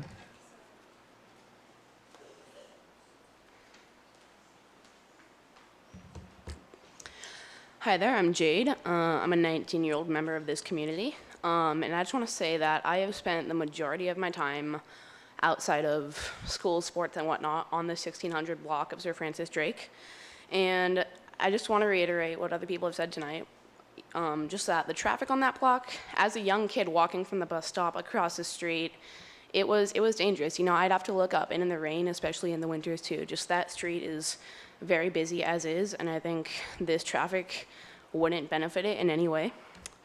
Secondly, I think as far as these are everyone who's spoken tonight is either very kind of one or the other on their opinions of, you know, should it be there, should it not?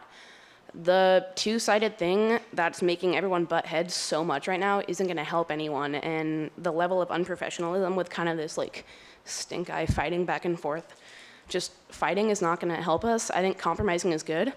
If people want to dispense marijuana in this community, then they have the right to open businesses, but I do think they should respect the youth that they once were and the education and the school that they once had. And again, TLC is just there to help kids with their academics and really make them succeed and go farther. And I personally think it'd be really unprofessional and not a wise idea to allow the dispensary to be set up across the street. And just the morals of this kind of, you know, looking at TLC and just kind of seeing who's there. We're students. We are wanting education. Education is nothing but positive. And that's my opinion. So thank you. Thank you. Next speaker. Hi, Deb Nelson, 37 Spruce Road, 30-year resident Fairfax. Nice to see everyone again. I've been to a few of these meetings.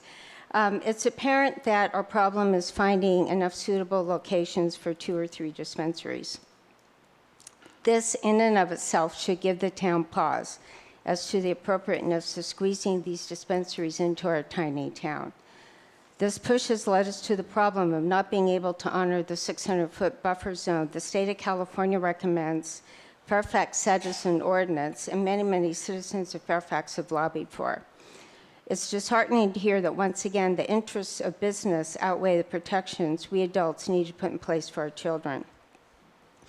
In addition to protecting the rights of our children, we need to consider another dimension, the impact on our environment. I have family who live in Washington, which has legalized marijuana laws longer than California. They've recently alerted me to news reports that THC and its metabolites are showing up in the wastewater and groundwater in that state. After doing some research, I did find that THC and its metabolites are, quote, emerging organic contaminants that have been detected in waste and surface waters around the globe. And THC and THC-COOH, which is the major metabolite found in urine, has been shown to cause oxidative stress to aquatic species. To underscore the problem, my husband, who is a water engineer, noted that many residents in Fairfax and San Geronimo Valley are in septic systems, which are notorious for leaching into groundwater and into our creeks. Please pause and consider everything. You are obviously having to work very hard to bend your own ordinance to squeeze these dispensaries into our tiny town, which will only have a detrimental effect on our impact on our children and our environment. Thank you. Thank you. Good evening, Larry Newman, 20-year Fairfax resident. I work with about 3 different cities with very severe parking problems. And we get really creative with some ideas about how we alleviate that, because I understand that is a serious concern with parking. One of the things that we do within my company is when we consult with them is we provide these incentive programs that have been wildly successful. And what these are reward programs for taking a bike, for walking, and these are substantial discounts that actually work. There's all kinds of modalities to encourage people to not take their cars, to show up on So foot. we're not talking about transportation or traffic right now. If you have an issue with cannabis regulations, I would bring that up. If you think traffic is an issue, you can bring that up. Yeah, I think traffic could be an issue in that case, but again, incentive-based marketing will help alleviate any of those extra congestion points. This has been proven. This is what I do with my business. Okay, Yes. thank you. You bet.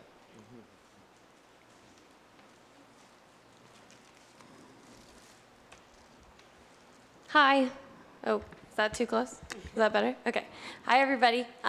Jasmine Garrity. I've been here for the past year and a half while we've been going through this, and I want to thank you guys for being so diligent with your decisions regarding cannabis. And I think it's a really important topic, so when we, thank you. So when we go through this, I don't think that that's a lot of meetings. I think that this is an issue that should be talked about.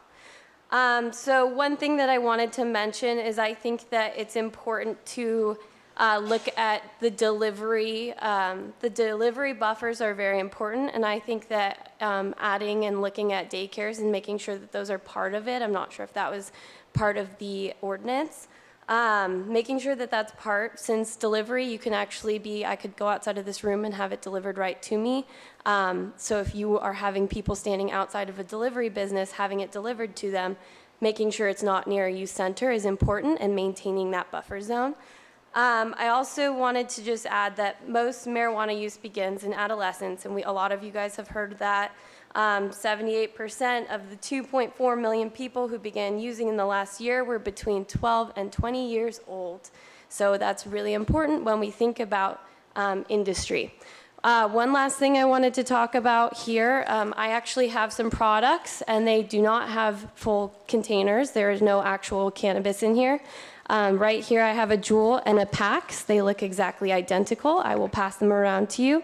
They are the 2 devices that are co-patented. You will not know the difference between tobacco and marijuana with these 2 devices. This is what's out there. This is what we're putting on our shelves.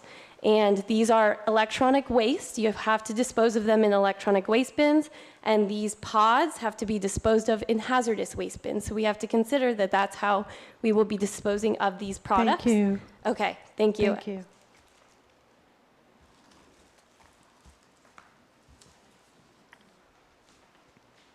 Hi, my name is Ivy Levy, and I'm a 10-year resident of Fairfax, and I would like to echo the concerns of the first speaker around the desire to have a buffer zone around a tutoring center.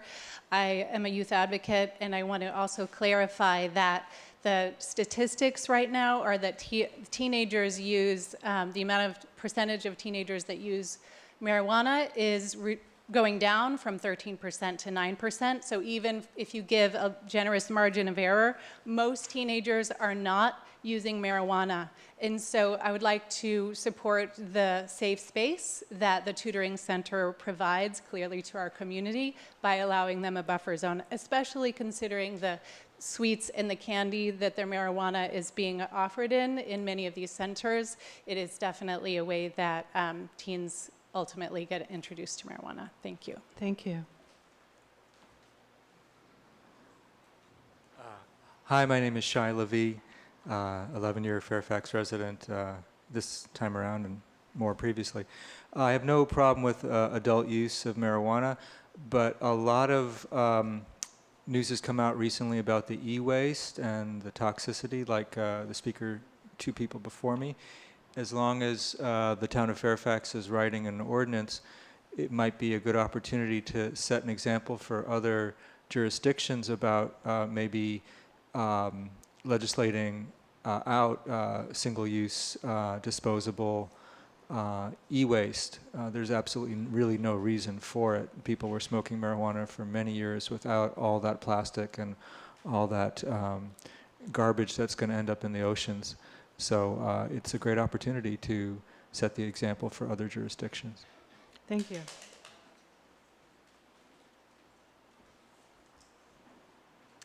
Hi, my name is Kelsey Fernandez. I'm not prepared. I wasn't planning on speaking, but I just wanted to bring up one more unintended consequence since there's a lot of talk about the traffic in that area. And I've seen a lot of different data, but I just pulled this up on Google from January. It showed that more than half of medical marijuana patients in Michigan drove within 2 hours of using and while still under the influence. And that same study found, it's from the University of Michigan Addiction Center, found that 1 in 5 reported having driven while very high within the past 6 months.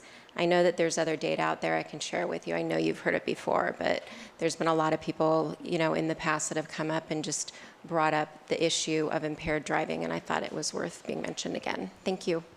Thank you.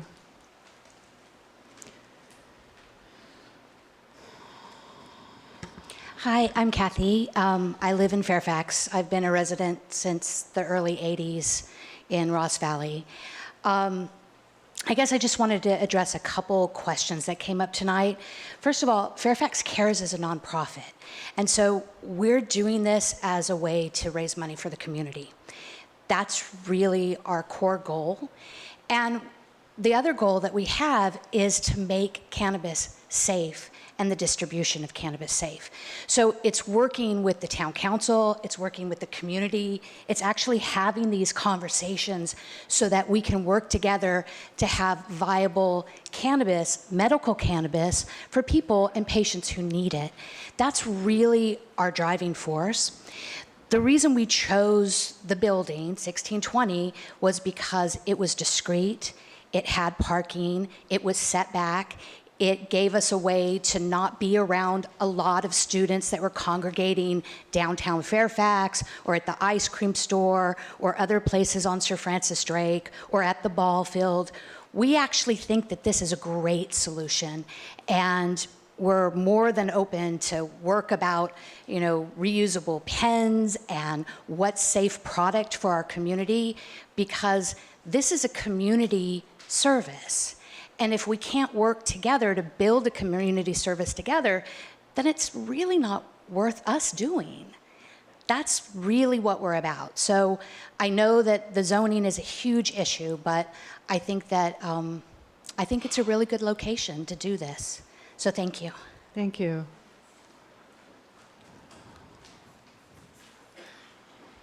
Is this still on? I want to apologize first for last time I came to the podium. I get a little bit worked up. This topic is really close to my heart. I want to protect this town from having bad contaminated medicine that will get into the hands of kids because it's being sold by corporations that don't care. I've been doing a lot of research, and I think we are a good fit for this business. I know that's not on topic tonight. I do want to get to the point of the tutoring center. There's a lot of mumbo jumbo. I want to apologize for the private investigator. I know that threw people off. Kathy got that only to determine what kind of use that building was under. We didn't want to go poking around. We didn't want to spy on people. So she hired somebody to determine what that building was being used for, whether it was a residence. So we're not trying to spy on people.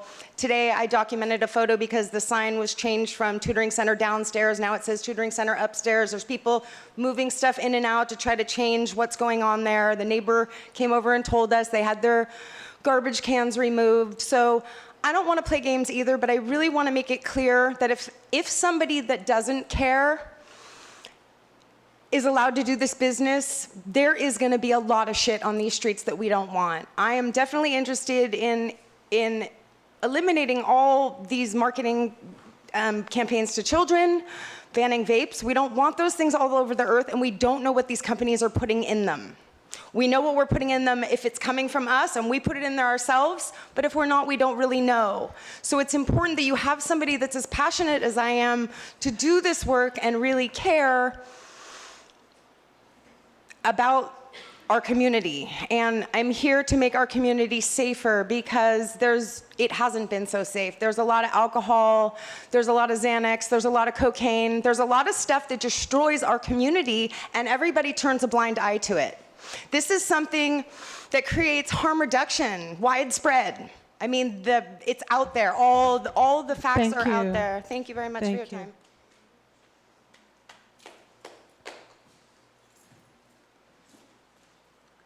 Don Carney, 32 Mountain View Road. I heard something tonight that I haven't heard before that's interesting. The youth center over here in the park, it's called a youth center, but it really doesn't draw a lot of youth. I ran that youth center over 25 years ago. It was difficult then. And then when we did draw a lot of youth, the neighbors got upset, said we were too noisy, and filed complaints.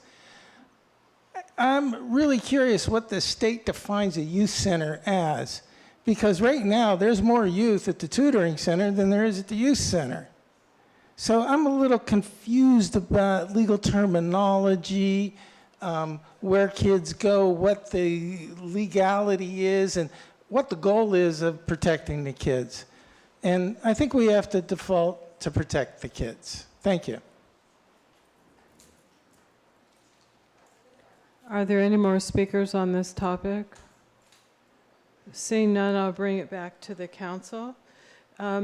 Before we get started, I would like to remind the council, we've had 20 meetings on this topic, 20. And I think there is a balance between understanding things and thinking through thoughtfully, and then getting to the point of where we're just studying things over and over and rethinking what we've done before. And I encountered this a lot in my career in government, where there was a tendency to just keep studying because these topics were difficult. I cleaned up hazardous waste sites for years. And this is a difficult topic, I get that, but I think we need to move on and we need to make decisions. And I've been clear on my thoughts on this topic from the beginning, but I think there's a continual push and pull about one more thing and one more thing. So other councils have gone through maybe 2 or 3, 4 meetings, and we're different. We're Fairfax, and we do take longer, and I think that's okay. But I think it's gotten to the point of 20 meetings, and that does not count the number of meetings we have, I believe, before Bruce and perhaps Peter were on this council on medical cannabis before Prop 64 passed. So we've had many, many research sessions on this topic. We've had much public comment. And I think it's time. I really would like us to say, let's get through this first reading. You know, if there is some substantive changes, we have to get through the first reading at the next meeting, or at some point state law will take over. So there is no time.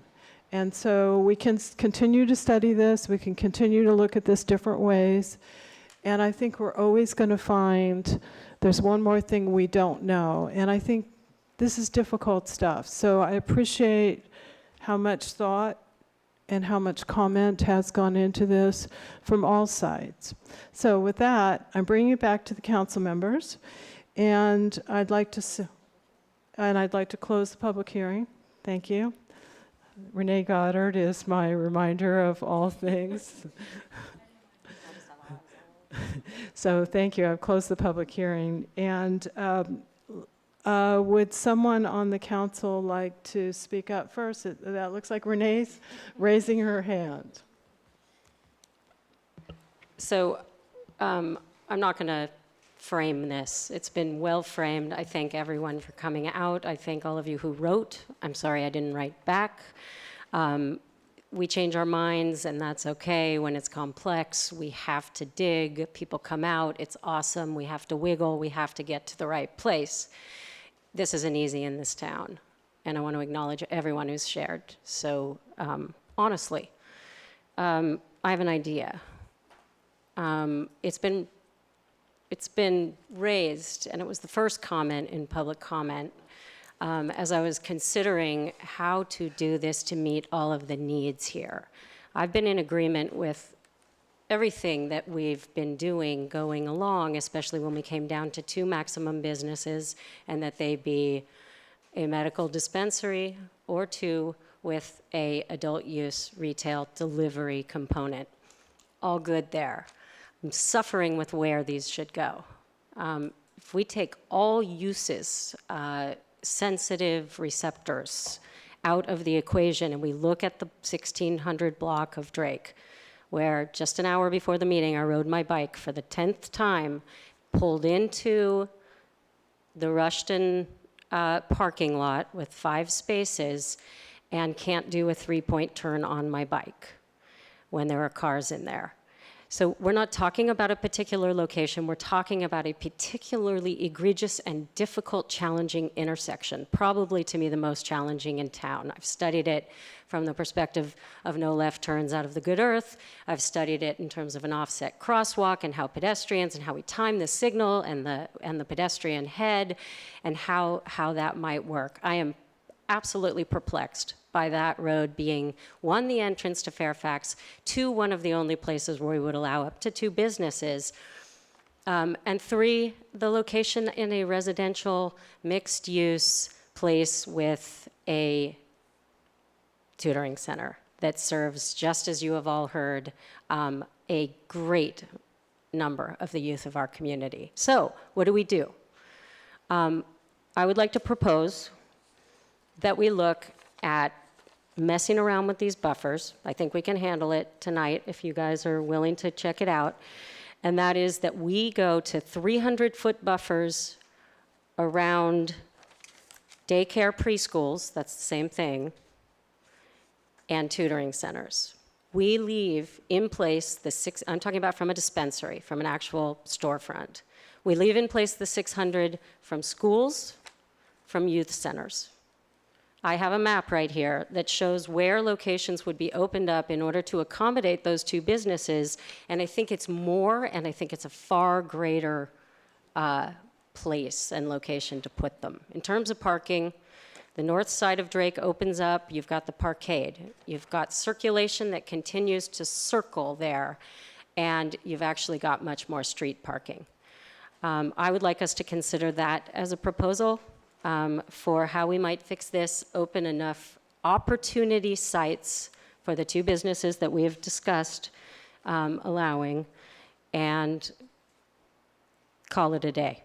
But I would also like to talk about clustering, because it's a major issue in my mind in a small town. If we don't put distances between those potential businesses, even that at this point it's 2, but we don't know what could come, we could end up with them all in one place. And the idea that that would be the entrance to our town is really, really disheartening to me, and not a place where I would go, yahoo, I want to raise my family here, regardless of all the reasons that marijuana might be good. So I would like to propose that we look at 600-foot between businesses in order to avoid clustering, and that we look at a 300-foot buffer from preschool/daycare and tutoring centers. Mayor, just to clarify, and Renee, if you could clarify, are you proposing, just to understand, you're proposing 300 feet between daycare center, or buffer around daycare centers and tutoring centers, and are you also proposing maintaining a 600 square foot, or 600 foot around schools? Yes, around schools. Okay, and then? And around youth centers. Okay, just wanted to understand your position, thanks.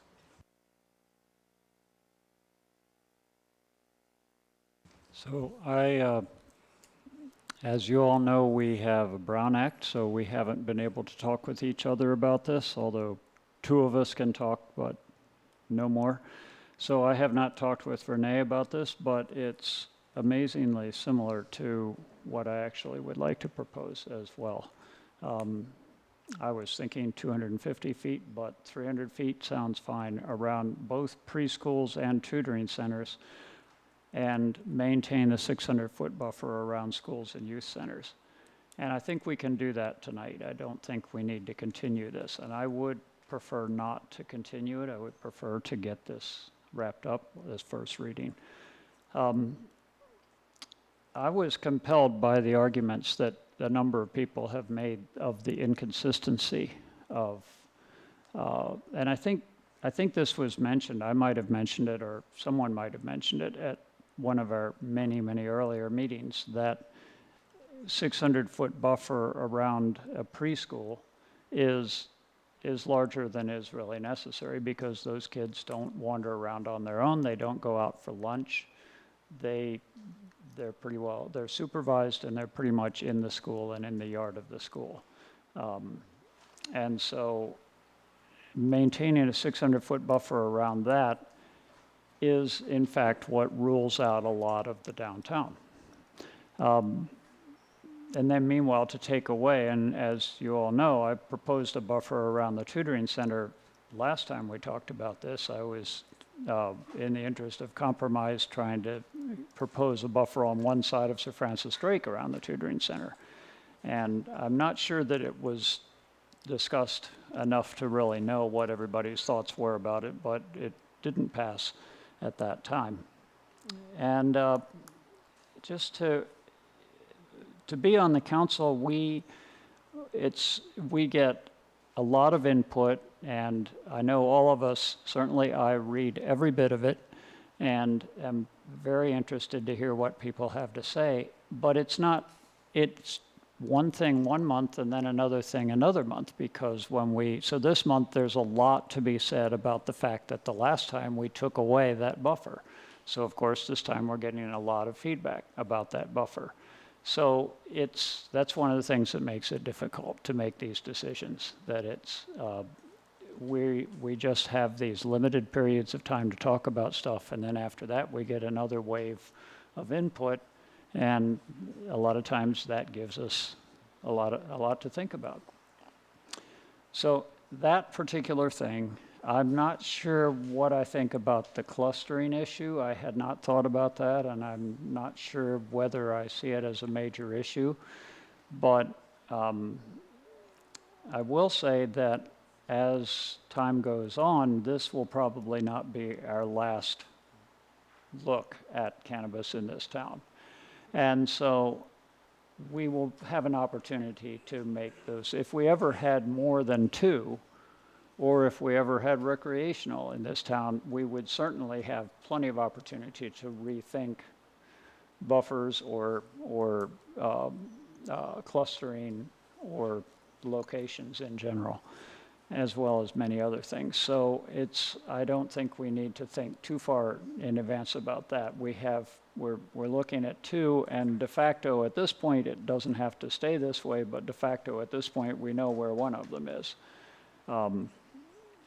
So I mostly would like to agree with Renee and propose the 300-foot buffer around both preschools and the tutoring and learning center, but we have to have a definition that would cover that type of use. But Bruce, we could just call it tutoring centers. Tutoring we don't centers. call out the learning And center. I would say that along with that definition, that tutoring centers would include that it's a commercial, a business, as opposed to a private home only. In other words, this is actually a business where people actually do get compensated for doing the tutoring. And so I'm distinguishing it from homeschooling is what I'm looking at. And secondly, I would suggest that it be at least, that the definition include that there's at least 10 separate students a week that attend there on a regular basis. So that, I'm again trying to distinguish that from a homeschool or a week just or as a a day. daycare center is distinguished from a mom's group where they gather at someone's home. That's not what we're talking about. So But did you mean a week or a day? over 10. the course of a week, that at least 10 separate students, and the number is probably much larger. We just heard that it was more like 33. So that would be fine with me if it were 20, but some number that would distinguish it from something that might later be open that's much, much smaller. That would be my suggestions for the definition. And I think the definition for the preschools, we have a definition for preschools, and that looked adequate to me.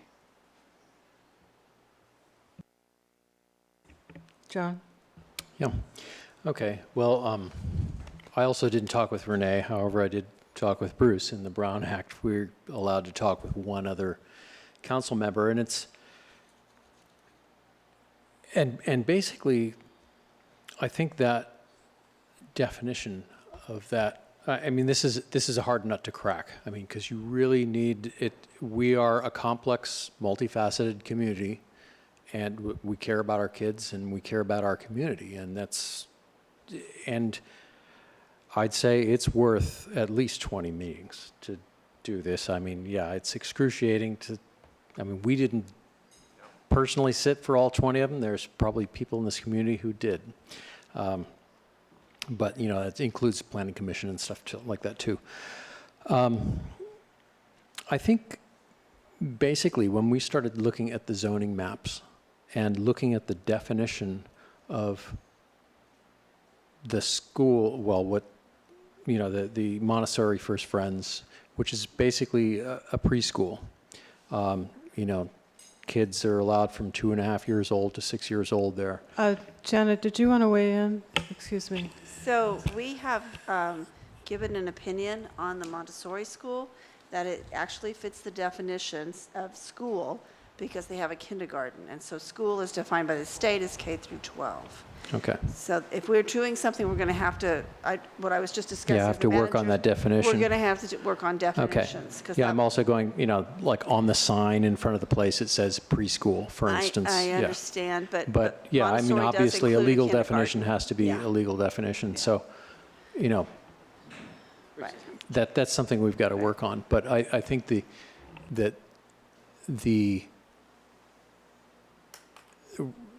telling difference between the community of students there and, say, White Hill or Drake is that those students are basically, at Manor School, we had a rule when my son was there that kids couldn't walk to school by themselves below second grade.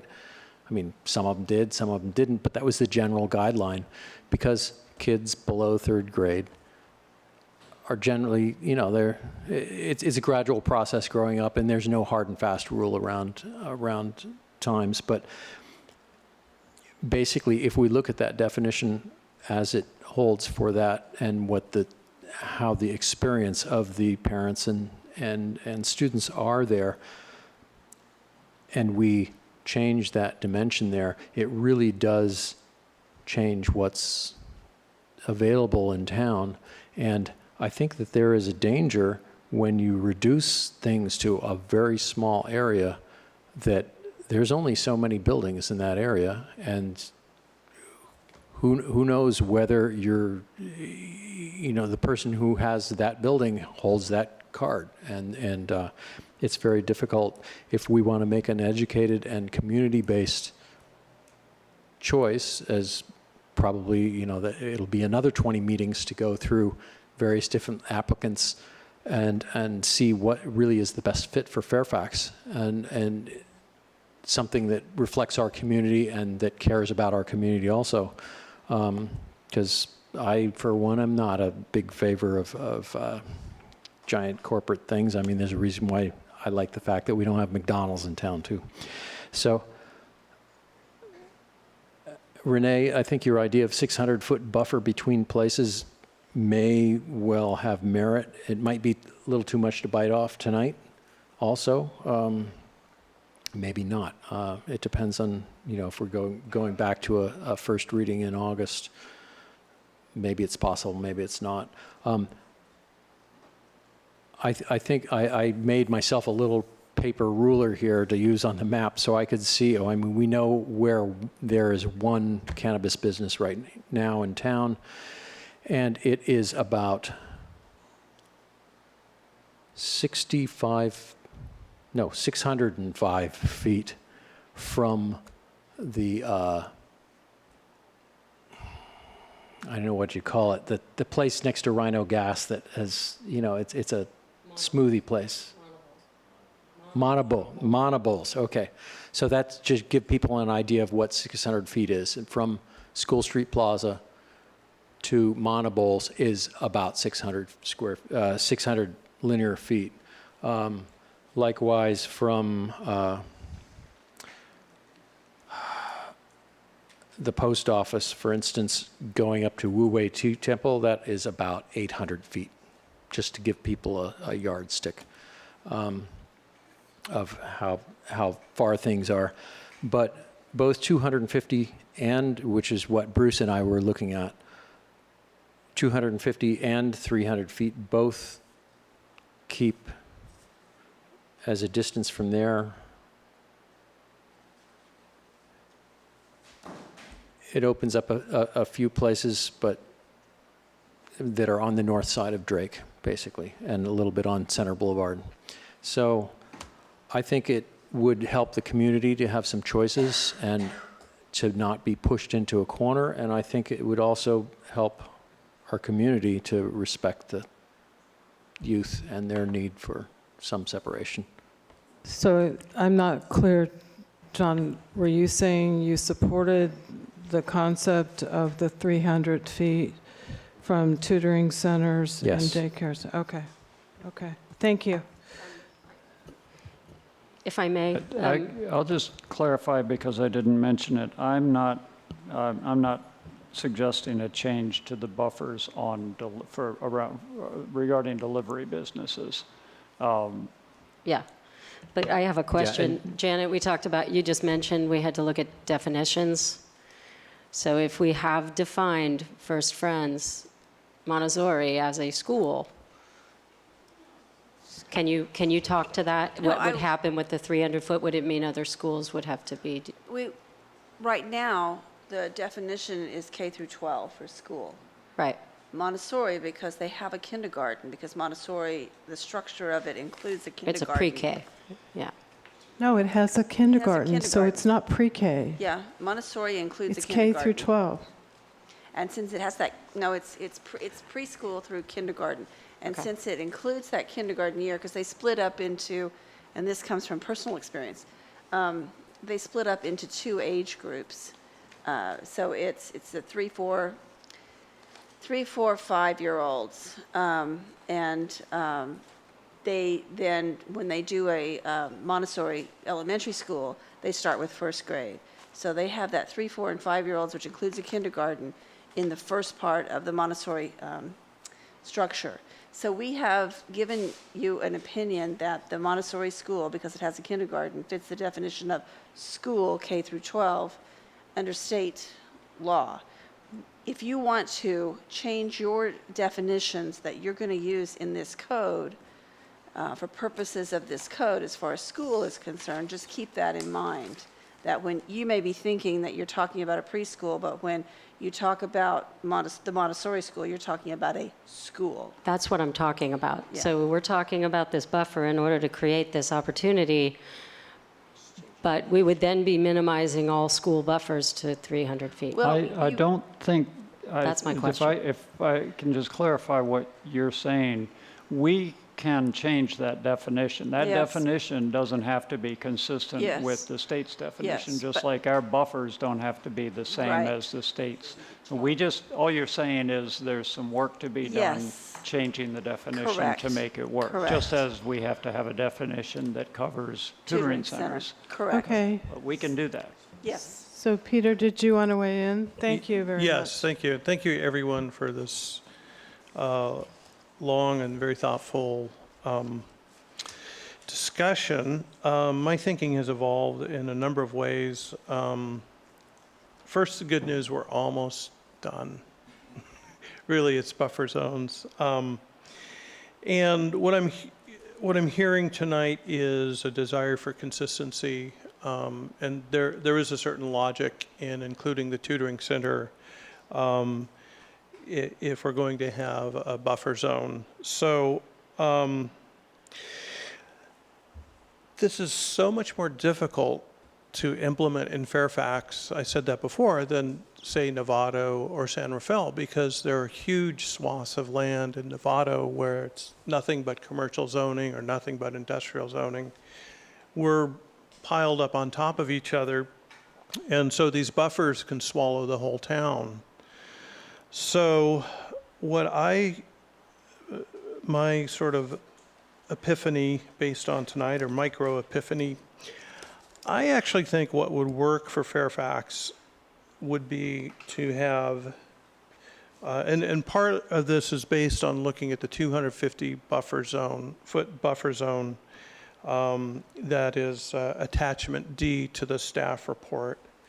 And looking at the unique topography and just smallness of our town, I actually would like to include the definition of a tutoring center, but apply a 300-foot buffer to schools, daycare centers, youth centers, and tutoring centers. And if we look at the maps on attachment D, and you know, envision circles that are slightly bigger than the 250-foot zone, that would allow, that wouldn't exclude completely the possibility of having these businesses in town.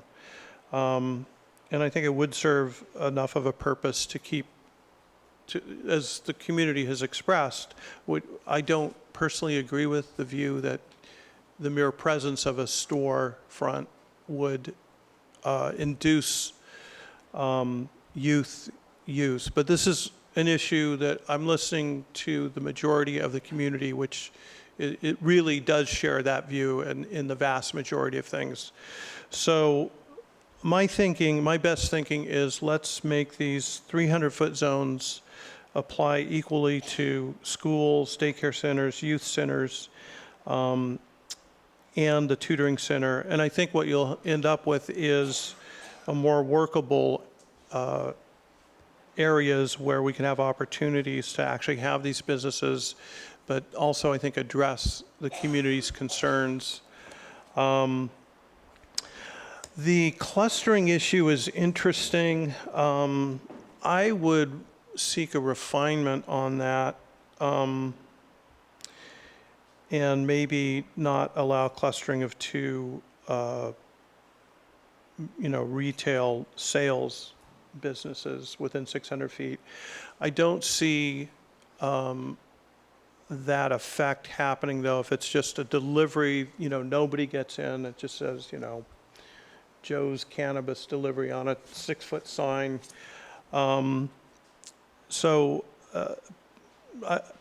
That would be my refinement on the idea of avoiding clustering. One other issue that I would like to add is, however, I think our signage portion should be a little bit more robust, which is what I had requested last time.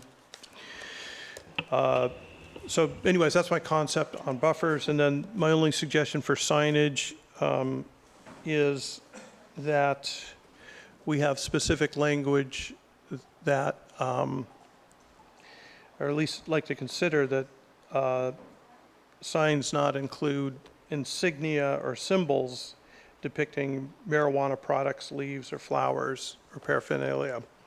And if I don't know if that's workable at an ordinance level. Janet is looking at me that it's not, so I'll defer to you on that, and I'll withdraw that then. Well, let me just say, as far as the signs are concerned, what we're striving for here is to keep it in the same type of thing that we have in our sign code. Sure. And not be content-based, because we can't be content-based at all. Fair enough. That makes sense. So we can't have separate signage rules for this particular use. Okay, then that's my proposal, 300 feet for all youth centers, tutoring centers, schools, et cetera. So as far as the size of the signs, you're fine with the 6 square feet? Yes. Okay. Yeah, and as Janet says, we can't micromanage the content at this level of our deliberations, so. Janet, did you want to raise something? Well, I can tell you that when you have applicants come before you, you can look at the signage that is proposed, because signage will be proposed. And you can express any kind of opinions that you have about that. And applicants can voluntarily decide that they can change their signage, but you can't require it, and we can't write it into the ordinance that way. Thank you, understood. Okay. Okay, so I was the one pushing to get this done tonight. I kind of think there's been a number of things, and I think we're going to have to poll people on Peter's suggested changes. But I will say this, is that I think this is quite a change, and I don't feel comfortable making a decision tonight. I also have a lot of concern of, as I've expressed from the start, I haven't supported adding tutoring centers at all. And that's not because I don't value tutoring centers, but there's a couple of things here. Tutoring centers can get a business permit tomorrow. So we've had a tutoring center here for, I think they've been here 25 years. That's an established business. To talk about adding any tutoring center that gets a business license means the buffers keep changing, if that happens. I haven't been supportive of adding the tutoring center, not because I don't value that business, but because I don't feel it's like Drake High School with kids hanging out in front. I've been by it a number of times. Now, there may be kids out in front, but, and I also want to say something to the folks that are here from Fairfax Cares. This is a time of uncertainty and has been for quite a while since we adopted our ban. So for anybody to make business decisions on something that was in our code before, that's a business risk. And so that's a decision that Fairfax Cares made without understanding that we are in a period of uncertainty. And, you know, we've been discussing this for a year and a half. So it's been out there that there's been a lot of push and pull on this. I can't support adding this 250 or 300-foot buffer zone. I'd like to see it. I'd like to understand it. I'd like to see what's actually open. I'm usually one that can make decisions with limited information as long as I feel comfortable with it. I don't feel comfortable with that. I've talked to no one about this, and I don't feel comfortable with it. I don't feel comfortable with the idea of the clustering issue at this point. So I don't support adding tutoring centers, a tutoring center at this time. I'm not supportive of looking at 300-foot or 250-foot buffers. And so I think I can hear the way the rest of the council is going, and I'm sure that my position will be overridden by the others on this council. But I would like to say, I think that we can't do this tonight. I think we do have to bring it back in August with some clear maps with street names on them, so we clearly understand, not just a blob in the middle of the paper. So those of us like John Reed, who knows every block in this town like the back of his hand, and you're amazing. I can't do it. I'm constantly looking for Sir Francis Drake and trying to figure out from there. So I would like to see us have maps with clear distinctions of those street names.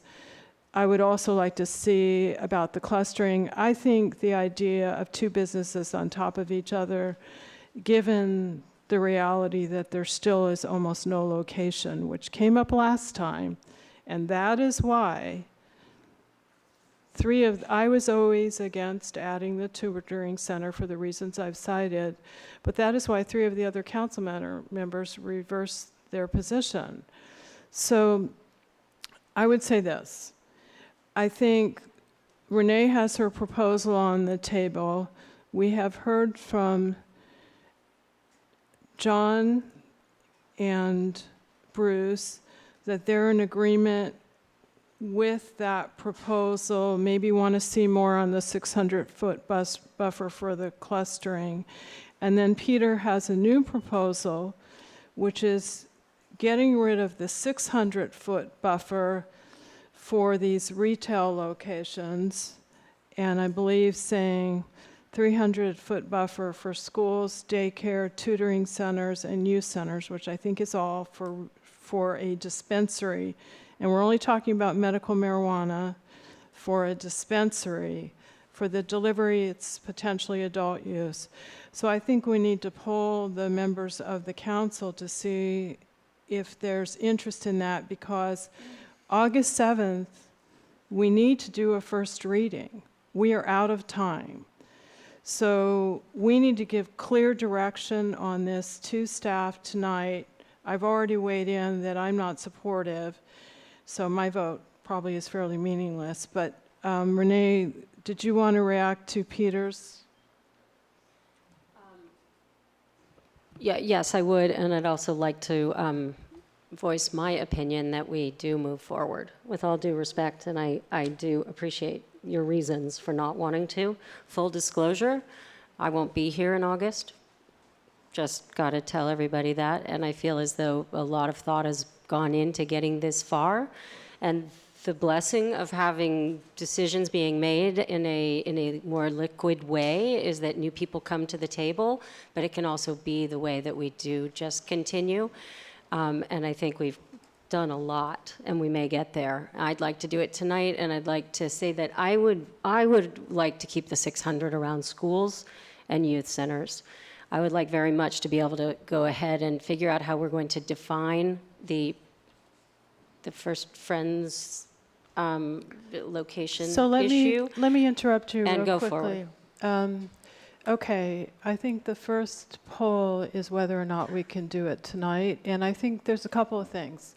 I went on a vacation in May, and I scheduled my vacation around a council meeting so I could be there. That's not always possible, but we do move on, and we do make decisions, and just because one council member cannot attend doesn't mean that we make decisions based on that. So, Peter, could you weigh in on if you think you can make decisions tonight? I think I could. I'd like to hear, since I spoke last, about what, if John and Bruce, first how they we feel want about to, my before we proposal. do that, I want to make a decision if we can move forward tonight. Janet. When are you back, Renee? I'm sorry, what? When is Renee back? What is? The end of August. Because if we do it, we need to do a second reading on the September 4th meeting. Right, Renee's not back till the end of August. It's not really the issue. 5 I really brought that in because I wanted it for full disclosure. I just really think we could do this. What I'm saying is that... Janet, no. Okay. Renee is gone for most of August. We cannot schedule special meetings with, a couple of days in between getting to September 4th. We can't do that. That's unrealistic. If she was back for a couple of weeks, we could probably do that. But we don't have that kind of luxury. So let's get a decision if people feel comfortable with thinking you can move forward tonight, or would you prefer to take the poll on Peter's proposal first?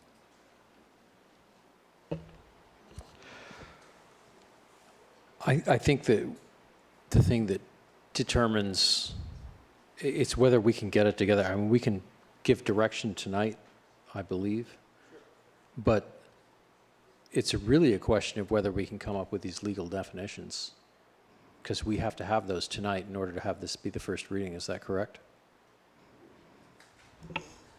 Yes, you have to have 2 readings that are exactly the same. You have to adopt at a regular meeting. So the adoption has to happen on the September 4th meeting. That means that your introduction has to happen at least 5 days before that. But if you're going to do it at the August meeting, it has to be exactly the same in August and September. And so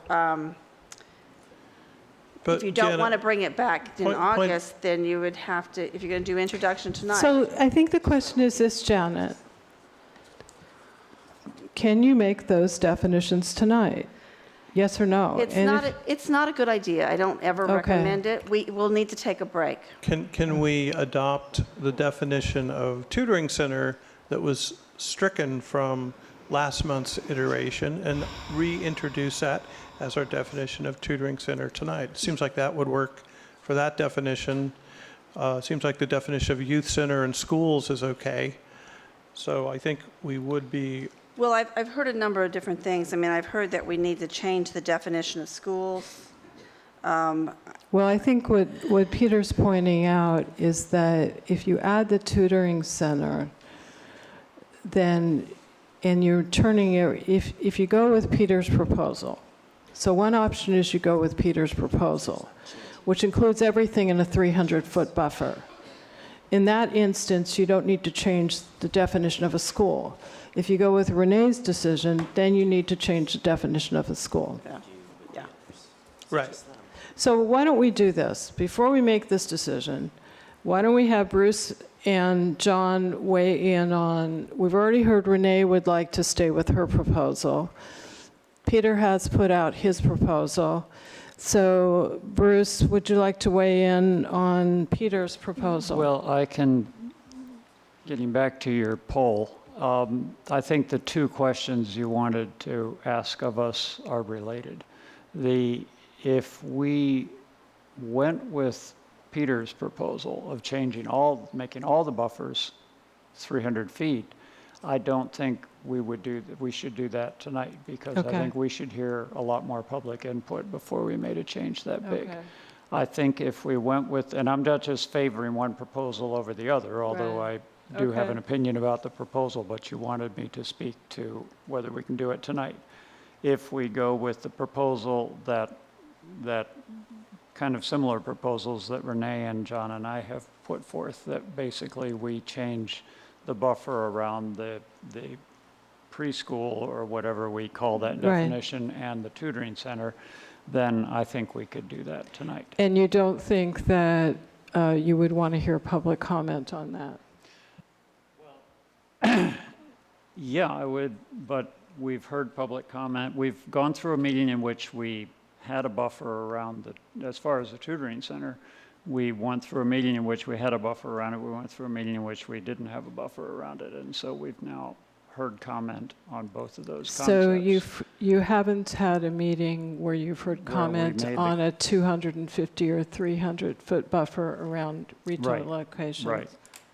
I would be comfortable with making that change. Okay. For the reason that we've all But discussed, that those kids don't get around much. But you aren't weighing in on whether you would support Peter's proposal?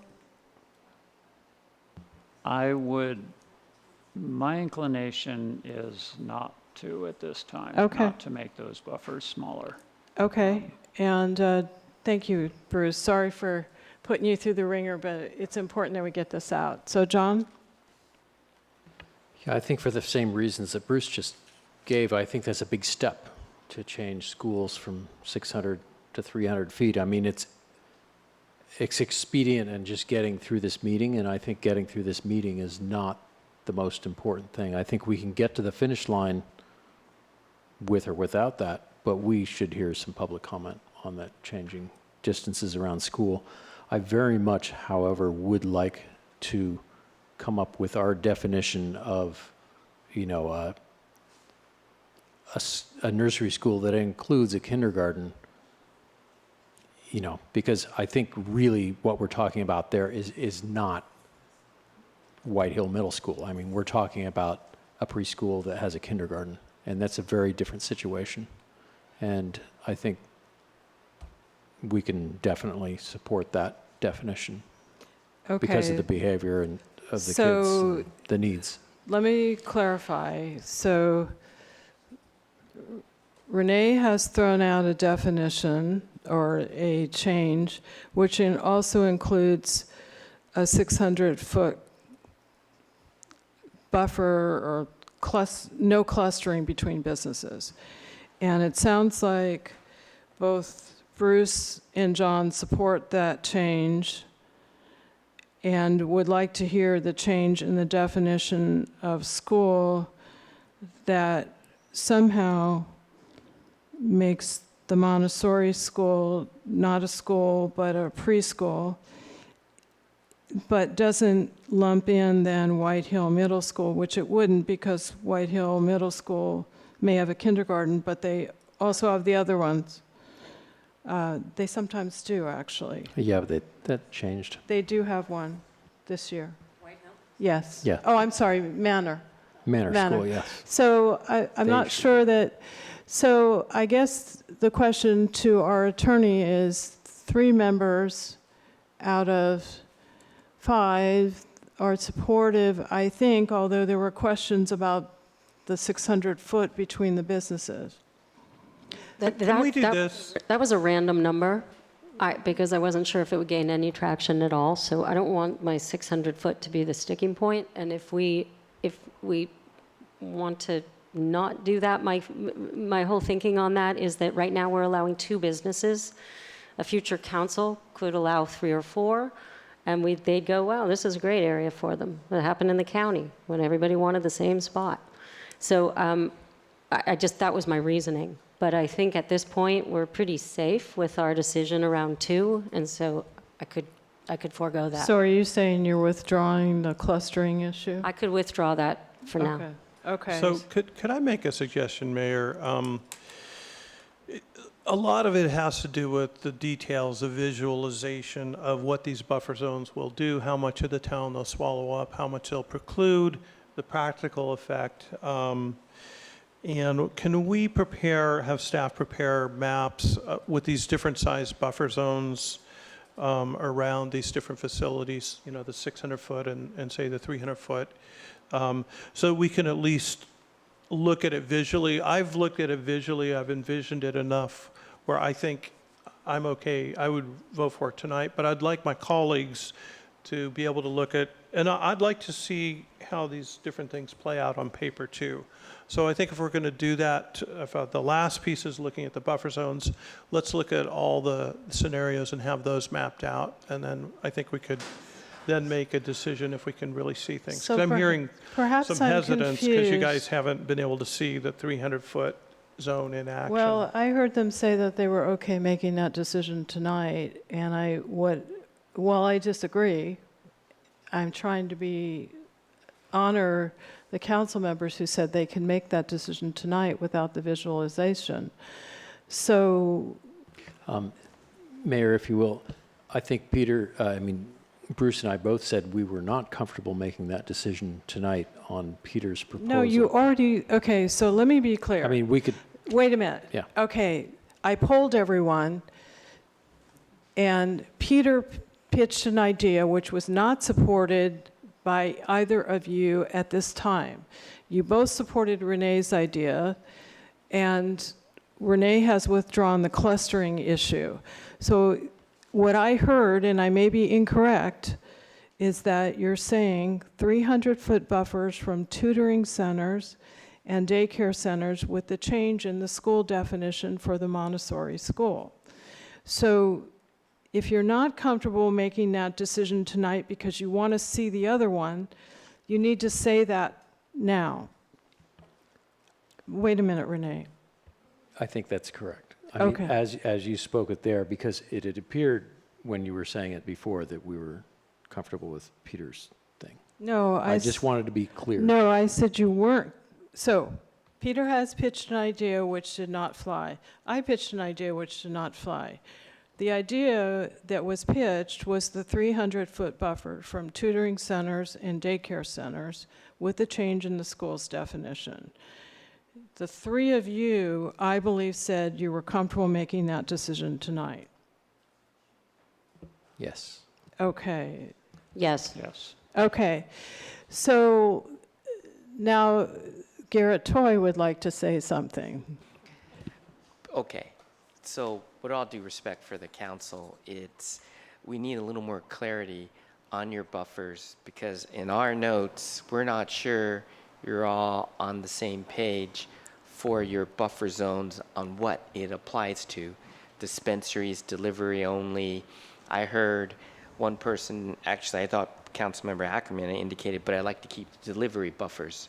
That's 250, that's different. No, so let's be clear. Okay, the delivery buffers did not change from what we agreed to, the 250. Okay, so That's- delivery's going to stay 250 the way we have it defined from the same uses. For Write that the, whole map exactly the way. so the attachment D. dispensaries, which are medical marijuana, Right. that is tutoring centers and the daycare centers with the change in the school's definition. Now, I want to be clear, the two of us don't agree with that. Right. So when you say you all, No, you. let's be you all clear is a that you're majority. talking about So 3 council members. Sure. Anything we're talking about right now for staff, that's based on the majority. Unless you're telling us you want us to run a bunch of different scenarios so you could see all this different mapping, which is going to get really confusing. But I just want to clarify from the staff level that we understand that you're saying right now, for at least one of them, was, you might be wrong, is you were talking about 300 feet from dispensaries, tutoring, daycare, and a new definition for schools that would encompass, lack of a better term, a preschool, right? Delivery only be 250 the way it's currently being defined in Correct. the ordinance. Did I miss anything? Yeah, the definition for school would only be the preschools. Well, it's really dealing There with... would be a definition of schools that would, but we need a definition for little kid schools and for big kid Right. schools. That's the whole thing that we're addressing. And Yeah. so the little kid schools could include up through kindergarten, Right, but not above not that. up into Primary. grade school, middle school. Little kid schools are Yes. the schools where the age of the kids is such that they're supervised and they're not walking around and they're not going out for lunch and they Right. don't go to school Okay, on their but own. there That's are... the definition we're looking So for. let's be clear, first graders may not be walking around getting cigarettes or whatever as well. So we're talking about, it's through kindergarten. That's all that. I mean, I'd even say it could be through second grade, because let's- second graders aren't going to be buying no. cigarettes either. Let's just go through kindergarten. Madam Council. Okay, so think about the existing schools.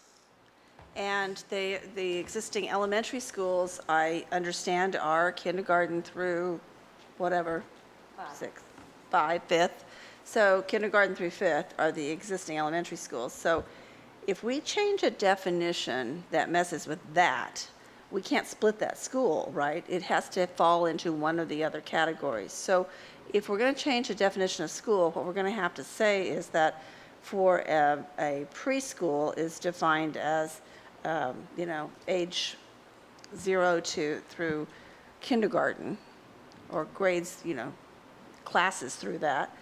And that a primary school, I guess, could be still kindergarten through 5th.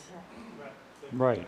And so you could say that kindergarten the could be in primary either school place. is, unless it was under the definition of the younger one. So in other words, the school that includes more students, it's a school unless it's only a preschool. I mean, I'm just suggesting a way to do it, but yeah. I Yeah, think, that's, yeah. so we'll have a definition of, say, a preschool that is up through, it includes kindergarten, and a definition of a primary school that is kindergarten through 5th. Is that going to work? Think about your Yeah, existing... but if the primary school also had some even younger kids in that same primary school, it would still be a primary school, because it has the older kids. Well, I'm talking about classes as opposed to actual ages of the children, so the Yeah. kindergarten class. Are you thinking about a There's TK? pre-K, TK. The TK? I'm not thinking about any particular example. I'm just thinking the intent is to say if the use that we're talking about is a use that includes kids that are only really young, then it's treated differently from a use that may contain kids that are older. So And by it doesn't matter whether they okay. also contain So younger we'll say kids. by I don't- exclusion then, Yeah, we'll say right. that preschools are kindergarten and younger. Mhm. And primary is okay. Yeah, a certain Yeah. other age or grade We and can, younger. yeah, we'll have to figure That out would what we're be- going to do for primary because we want to include TK as well. But we're going to say preschools is kindergarten and below. So could I make a couple suggestions too? Yes. Just so that we can get everything on the table and consider everything, because I'm confused. I don't quite understand what Renee and John and Bruce are proposing. Can we run these scenarios with these different buffer zones, these different maps? It's only a few minutes of staff time, so that we can consider them, so that my colleagues can consider them, so that I can consider my colleagues' proposals.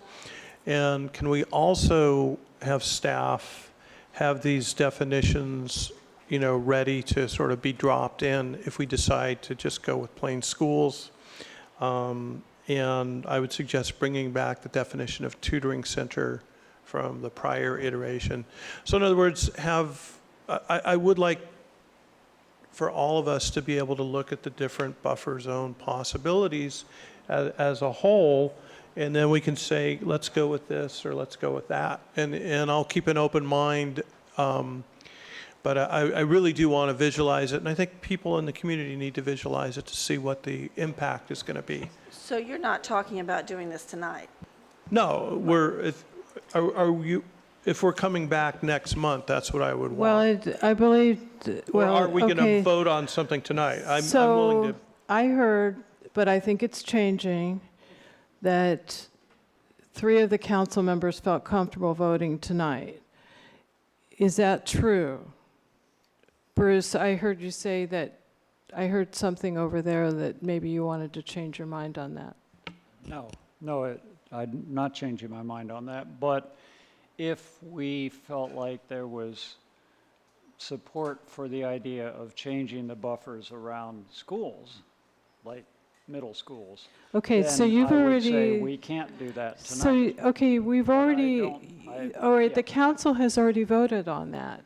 And the decision, okay, so then, Peter, you cannot have your wish of bringing this back on August 7th, nor can I. Now, the question is if we can take a break to create that definition.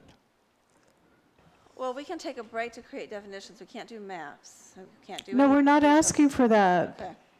So some of us would like to see that, but we're not getting that. So all we're asking is the definition change. And do you have a comfort level doing that tonight, or would you prefer working on it, having more time, thinking through it, and bringing that back August 7th with that definition so that we have this thing completely cleaned up? I always have a higher comfort level bringing it back. I personally feel can I just make one comment which has nothing to do with all this? It's a detail. Okay. So on page 11 of the red line document from Title 17, it talks about cannabis retail uses. In A2, I brought this question up before, and it was fixed in chapter 5.56. But the way this is worded in item 2, if the existing medical marijuana dispensary goes out of business potentially and does not resell that conditional use permit, then we would be left with only one location. So the language that you added to chapter 5.56, which deals with the idea of making it clear that there are 2 locations allowed, there is language in chapter 5.5.6, and it's on page 3. I think you need to add that language so we should be clear in this chapter as well that we're allowing 2 locations, and that location may cease to exist at some point. Well, that location, are you talking about just the conditional use permitted medical storefront? Yes, Or are you talking I've brought about this up a few times, and it was changed in chapter 5.56. I'm just asking that we make the same, you did not change it in chapter 17. We did not. We added it in the other one, but we Right, can I add it think in here if you want. that's what I would like. We So think we're it's clear, but we're happy to add that. okay. So that would be. So I guess my question is this: if we keep this on August 7th to really just clean up and having that definition fine-tuned, rather than trying to take a break and scribble it out right now, is that a better course of option so that we're doing a first reading with our eyes open? I think so. I would recommend that. But that does not entail bringing in other maps and new buffer zones and making decisions on that. The decisions have been made tonight. No, they have not. There has not been a motion. There has not been a second. Well, I will ask for that motion. No, if we're gonna. Peter, if we're going, excuse me. Let me ask my colleagues, as a point of process, would you support having all these different buffer maps laid out so that we can look at them as a whole? Because I think it is important to visualize it and see which ones work best. I think if you want realistic public comment, that should be there. Okay. Yes, I think if we're going to continue this to the next meeting, then we should have a map of the proposal that you have in mind, as well as a map of the other proposal that we've come to, both. So yes. I just want to Okay, interrupt here. There are But times... the ordinance would be written according to the one that the majority supports So right now, but with the map showing what it would be like if we did the other one. And I at think that that's- time, we could very simply, Yeah. if my suggestion is persuasive, it would be very Right. simple to change the language back to Be this. No, okay, wait a prepared to have minute, the wait a language minute. ready to make that Excuse me, change, so we don't have Bruce. to continue it Let's again. make this clear. I am not getting what I had asked for. You are not getting what you asked for.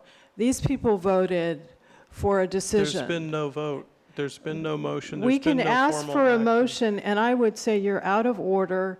And if someone wants to make that motion, they can go forward and make that motion. We were not finished with deliberations. So if someone would like to make a motion that we go forward with the proposal that Renee proposed, we continue this to the next meeting to have the definitions all worked out and the language fine-tuned. With that proposal, we will go forward with that. If that is... Can I make a motion then?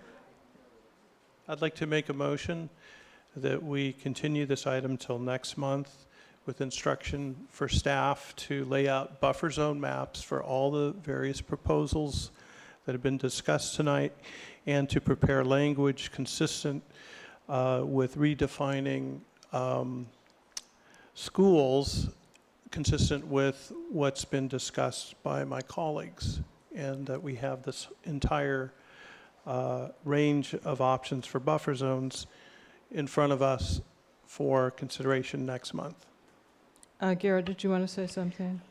Maybe something for the council to consider is typically as staff, we prepare an ordinance based on what we believe a majority of you want to see. We don't create an ordinance that has all these different options. And so the thing that works best, we found, is we would come back with an ordinance based on what we believe the majority talked about. What we can do is within that include a bunch of buffer maps that just show different things so you could see things that you kind of talked about, but not the language in the ordinance, because that might get confusing, that you're going to have to pick and choose what exactly you're adopting, and then we're going to have another problem of what exactly are we doing. So we would prefer as staff come back with an ordinance we believe the three majority said to come up with.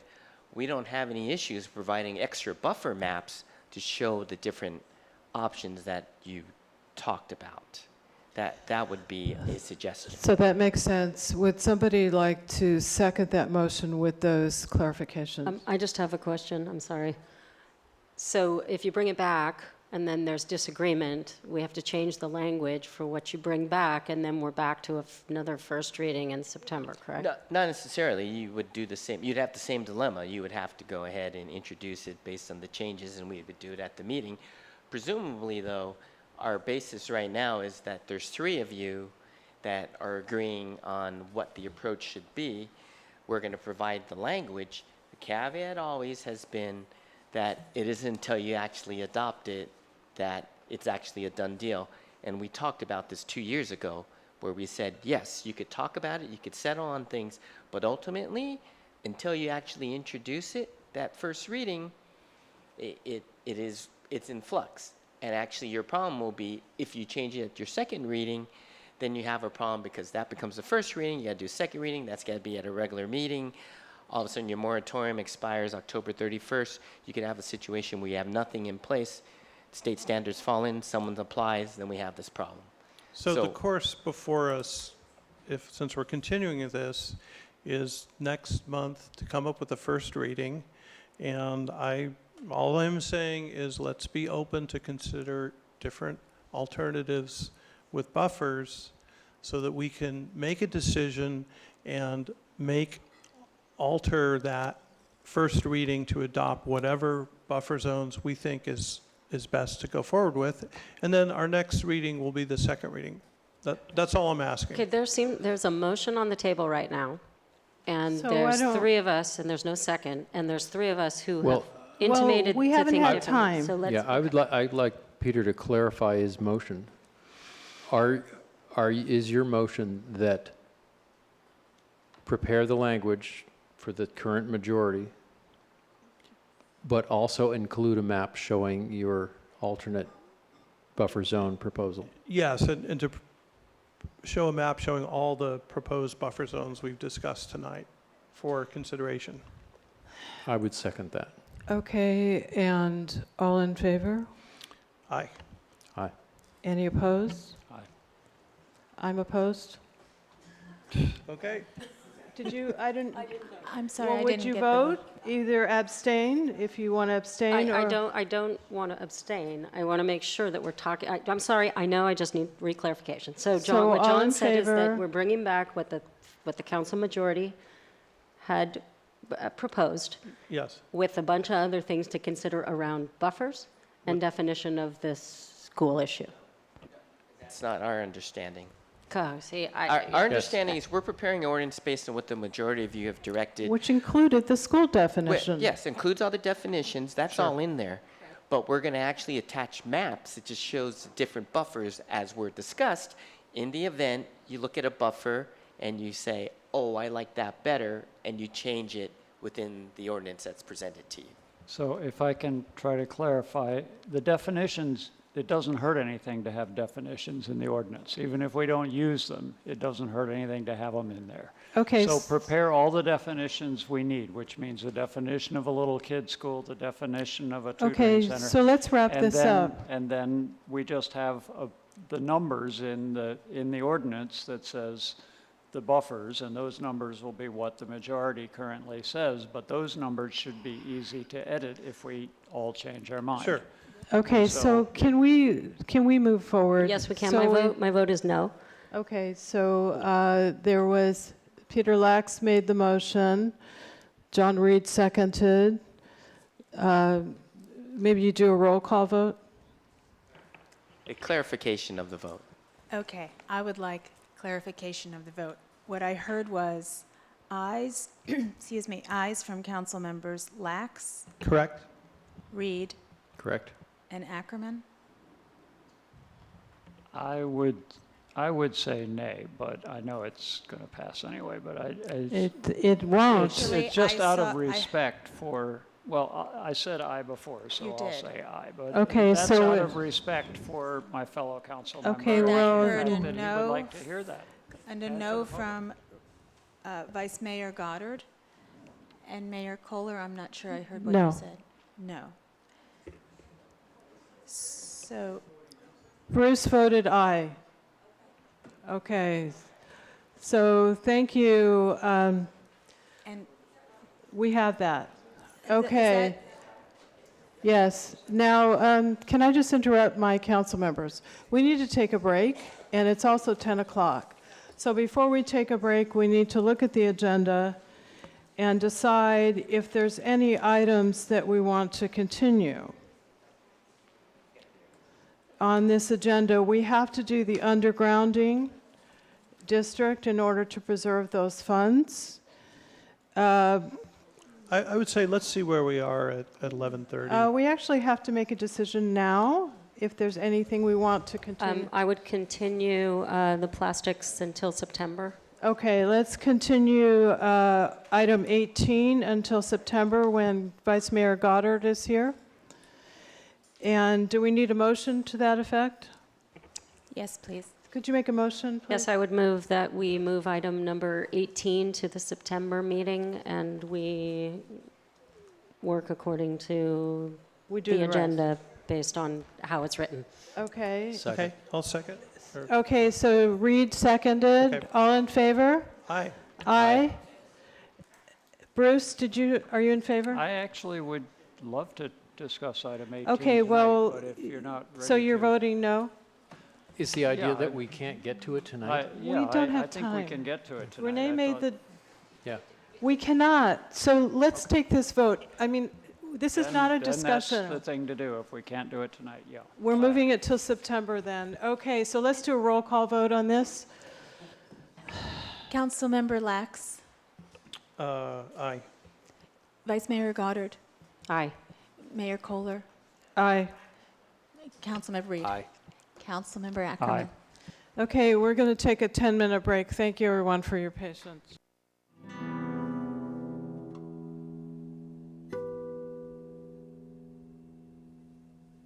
For item 17, but we do have to move on to item 16. It's a public hearing, and it should be relatively quick, but those of you who come to our meetings know things take a while.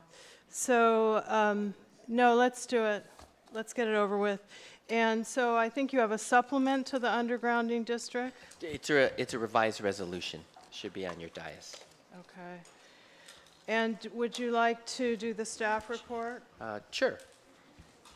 So, as some background, every year the town of Fairfax receives what's from PG&E, what we refer to as Rule 20A work credits, and that's money that's used for undergrounding utilities within your You community. may want to speak a little sorry. more clearly. It's what we receive. We receive a certain amount every year, and right now the town has accrued about $647,000 in Rule 20A money for projects. Now, the last district we formed was District Number 6, formed in 2001, and the reason for that is it normally takes quite a while to accumulate enough funds to actually do a project, because you don't receive that much funds every year. So usually, it could take 20, 30 years to accumulate enough money to actually do an undergrounding project. It costs it's upwards of $1,000 a linear foot. Can I just ask folks in the back, if you're going to have a conversation, to please go outside, because it's a little hard for us to hear. Thank you. Sorry, I'll speak a little louder. No, not you. Okay, so You're good. $1,000 a linear foot. You could borrow 5 years worth of credit. But really, the whole reason for this action is in April of this year, the California Public Utilities Commission, CPUC, actually denied a request recommended by PG&E for another city to borrow against their work credits. And what the CPUC decided was that everybody who doesn't have an active utility undergrounding district, a pro rata share of their credits should be given to the city of Live Oak to do their project. And so Fairfax was identified as one of the 92 communities statewide that hasn't had active district in 8 years. So, in order to prevent that loss of the work credits or Rule 20A money, we actually need to create a utility undergrounding district by July 25th.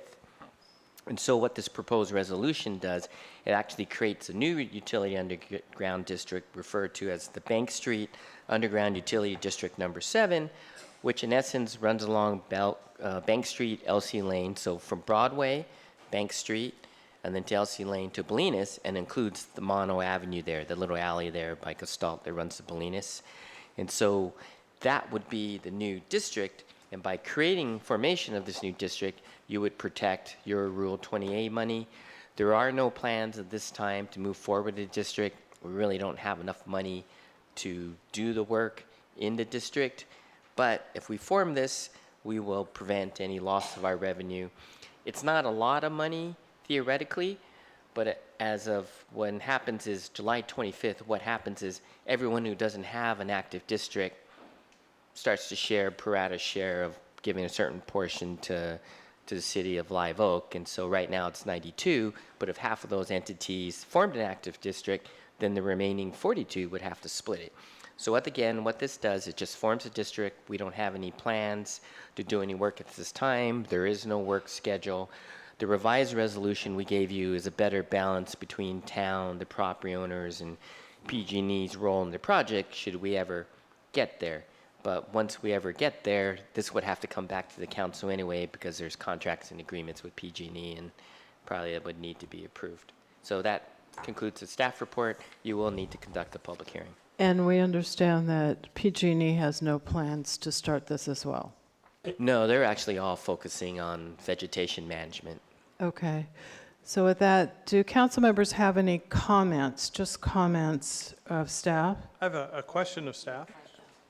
Oh, I'm sorry, questions? Garrett, what has changed from the supplement versus what was distributed on Friday? Yes, actually, we changed, let's see. Sorry, Looks I like guess. one paragraph was deleted, if I'm not mistaken. Yeah, I think the Anything else? best way to describe it is we changed the portion about the town having to get easements. We just put in there the property owners, if they want to do this, they're going to have to provide access to do the work to PG&E, its contractors. We kind of clarified, we took out a part that had to do with the maximum allocation. We were more silent on that issue. Where is that in the supplement? That would be section 4 of your old resolution. In the new resolution, what we did was we created a new section 4 in section 5. Okay, let me just do that real quick. And again, what we tried to do is just make it clear what the property owner role is, what the town's role is, and PG&E's role in, but not as maybe one-sided as the original resolution was to what PG&E would prefer.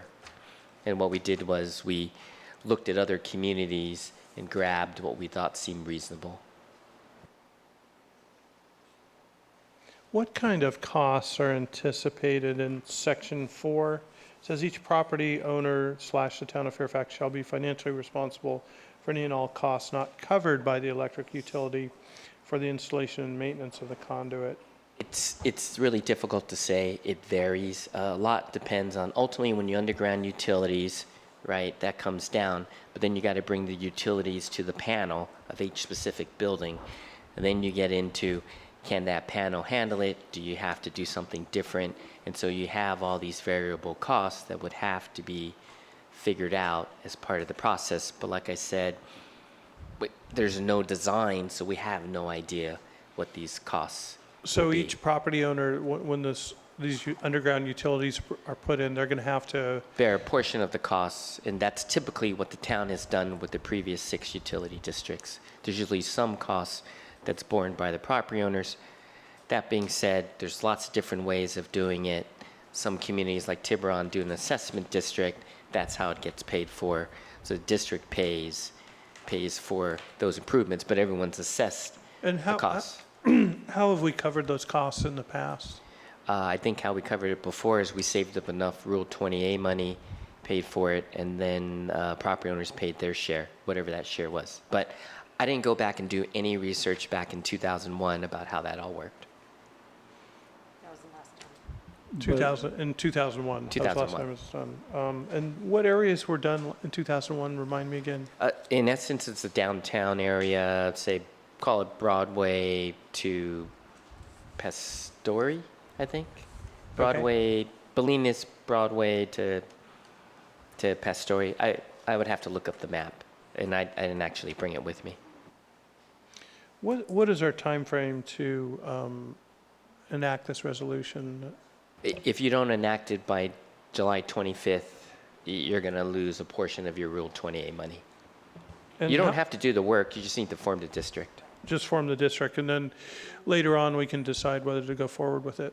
Yes. And we could query the property owners and work Yes, out some- there'd be this whole process you need to go through, but since you don't even have a design, you really have no idea what we'd be talking to people about. And so by forming the district, we aren't committed to following through necessarily. Well, actually, by forming the district, you're creating an active district that allows you to keep your work credits for the time being.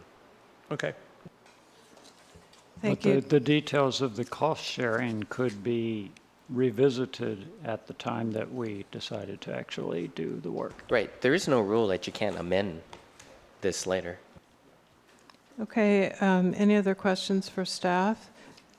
No. Okay, so I'd like to open the public hearing on the resolution establishing Bank Street Underground Utility District Number 7. Frank, did you have a comment during the public hearing? Thank you, Mayor. Frank Ager, Meadoway. When I first got involved with the town in public service, telephone poles were all over, PG&E telephone lines all over, a myriad of utility lines. I mean, it was a mess downtown. And we started... Excuse me, could folks on the right side not have side conversations? I'm sorry, Frank, for interrupting you. So the town council made a priority to start undergrounding the utility lines, taking the telephone poles down, and we selected the street lamps that we see now in town, and there were I think 6 underground districts that we did, and it just made a huge difference in the appearance of downtown Fairfax. I've got some photos from back in the day, and I think you probably have them too. You know, there's records. All the records are in the town council minutes. You can find out what we did, how we did it, and why we did it. But the fact was, we really went through some beautification programs for downtown and changed the appearance, and it really came out really nice. I mean, everyone loves downtown Fairfax, but let me tell you, in 1964, it didn't look so hot with the poles in line. So here's the opportunity. You know, I'm sorry you didn't take advantage of this sooner, but you've had 18 years of gathering the funds, and it'd be a shame to lose $600,000 worth of underground Rule 20A money, and so you need to do this. And you need to take a look and see, you know, exactly how you may implement it. We don't want them to think Fairfax is trying to pull a fast one on them just to protect the money and not really try to set up an underground district. So, you know, let's kind of move forward with this. Thank you. Okay, thank you, Frank. And all the minutes, there's all minutes, you can track everything. Okay, thank you very much, Frank. Thanks, Frank, and I Did appreciate anybody your support. have any other comments during the public hearing? Seeing none, bringing it back. Does anybody have any further questions, or would somebody like to make a motion? Yeah, I wanted to express my appreciation for the work that you referred to, Frank, because I definitely do notice it. I was aware of it when I first came here, and I'm aware of it still, the incredible difference. I'm sorry, I need to close the public hearing. I'm sorry, Bruce, I forgot to do sorry. that. But could Okay. we sort of move Now- along? So, and I do agree that it would be great if we could implement this at some point, and it's a good location to declare as our next undergrounding utility district. With that, I will make a motion to, let me see if I can get this right,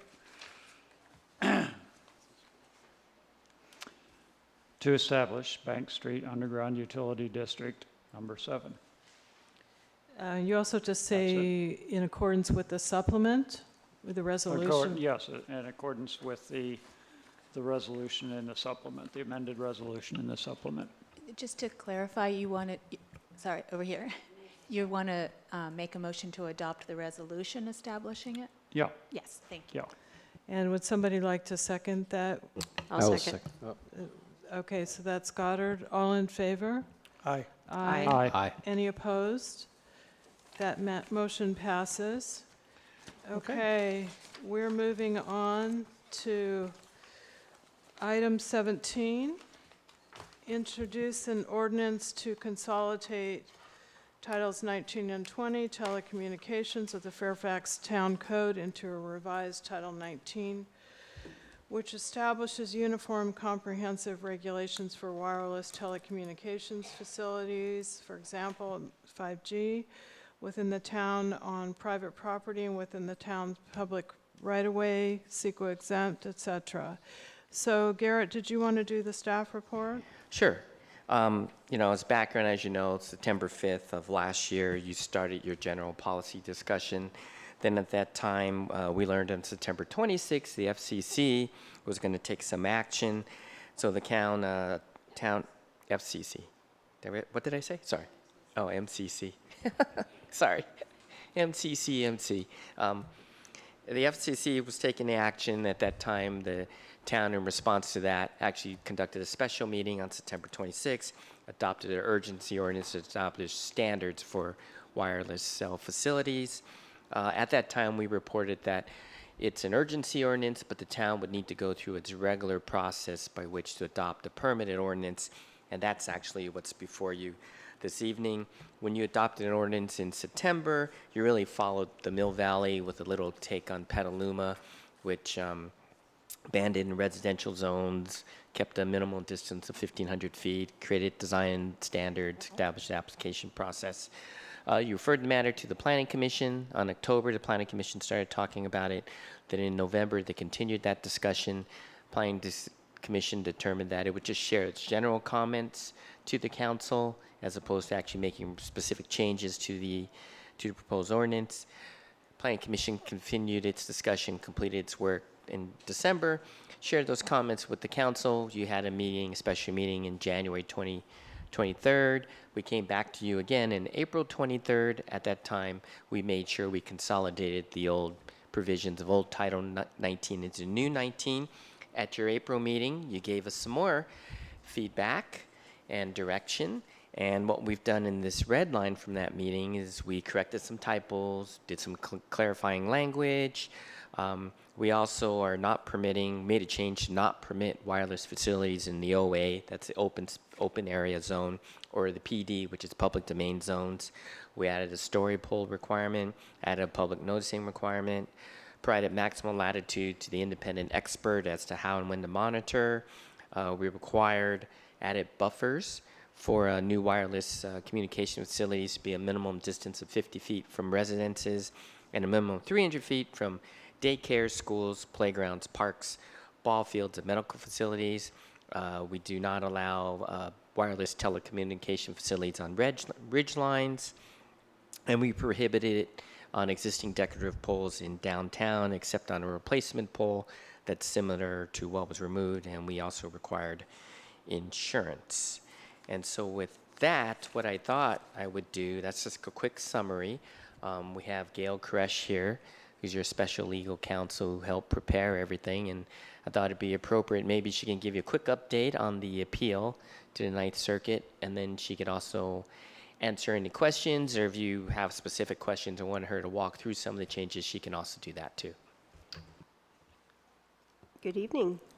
I'm going to just give you a quick reminder of the litigation and tell you what the status is now. So the litigation that is pending at the moment in the Ninth Circuit is for challenging, and your town is a member of the coalition that we formed, but there are other coalitions of local governments as well, challenging the validity of two FCC orders that were adopted last year. One in August that bans any type of moratorium on wireless facility processing or telecommunications facility processing of applications.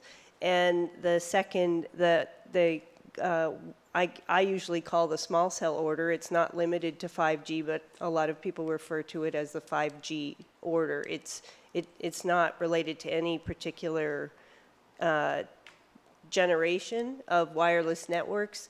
It's just wireless facilities of a certain size that they've established the additional rules. So those two proceedings have been consolidated, and they initially, one was in the Ninth Circuit, one was in the 10th Circuit. They got consolidated together in the Ninth Circuit, which is a circuit we think is more favorable for us. They were at the state, I think I told you already that the FCC, we made a request to have the order stayed pending the appeal to the FCC. They denied that. When the order was still before the 10th Circuit, we also asked them to stay the order, the small cell order. the effectiveness. They denied that request as well. And so the order went into effect partly on January 14th and the remainder on April 15th. So it's fully in effect now and has been for some time. We also had a case management conference because there are many parties involved in this proceeding, on both sides of the issue. And that case management conference resulted in a very aggressive timeline for the filing of briefs. So we've already filed our opening brief that was filed in June, on June 10th. The reply briefs, which will include the FCC and a lot of industry that is, on the other side of this issue, obviously, those will be filed on September 4th. And there's a little bit of reply, kind of responsive reply, but basically the briefing schedule is still on track to end in September, and then we'll just be waiting for a hearing date. The other thing to note is that I think I have explained in past meetings that sometimes the FCC, if you want to challenge an order of the FCC, you have two ways to do it. One is you appeal, or the other is you ask them administratively to reconsider their order. And there was a petition for them to reconsider their order, which the FCC has not acted on, but when they went to court and asked the court to hold off on going forward on the appeal, the court said, because they have this petition pending for reconsideration, they couldn't really give an answer about when they might act on it. And the court basically said, well, we're not holding up the appeal for that, we're moving forward. And they still have not acted on that petition for reconsideration, and it looks pretty unlikely that they will. I think now everyone's just focused on the appeal. So that's the update on that. I'm happy to answer any questions about that or anything else. Did you say the briefing schedule ends in September right now or December? September. Okay. I'm sorry, Gail, is this in the appellate court for the Ninth Circuit, or is it in district court? It's in the appellate court. That's how, yeah. Does it go directly from the FCC to the appellate court? Interesting. And what panel do we have? Is it it's not on bank, is it a three-judge panel? No, it's a three-judge panel. I don't know offhand who's on it. And any sense of how soon they would render a decision? Well, what they'll do, the briefing will end, then there will be, they'll schedule, or probably schedule oral argument. This is a very complicated case that not only has that moratorium decision, and it also has the small cell order, and then another piece that we don't talk about very much, but was also part of those orders, is an order that had an impact on investor-owned utilities, making their facilities more readily available. So there's a lot of moving parts in there, and when they actually schedule the oral argument, potentially, because this is supposed to be done on an expedited basis, we're hoping before the end of the year, and then, however long they take to make their decision after that. And then the next appeal, would that be to the en banc, to the Ninth Circuit, or would it go straight to the Supreme Court? Yeah, I guess you could ask for a review, an en banc review. I think that's one always available. side's going to appeal it, we know that. Yeah, yeah, that's pretty certain. Unless, sometimes something intervenes and it doesn't look like that's a possibility at this moment, but sometimes it's, like there's congressional action or something that would make, sort of make the whole... Make it moot? Yeah. Yeah. Okay. Great, thanks. So just one bit of information. Dianne Feinstein did introduce her bill S 2012, and it's similar. It's the companion to right. the SU bill, which probably neither one will move.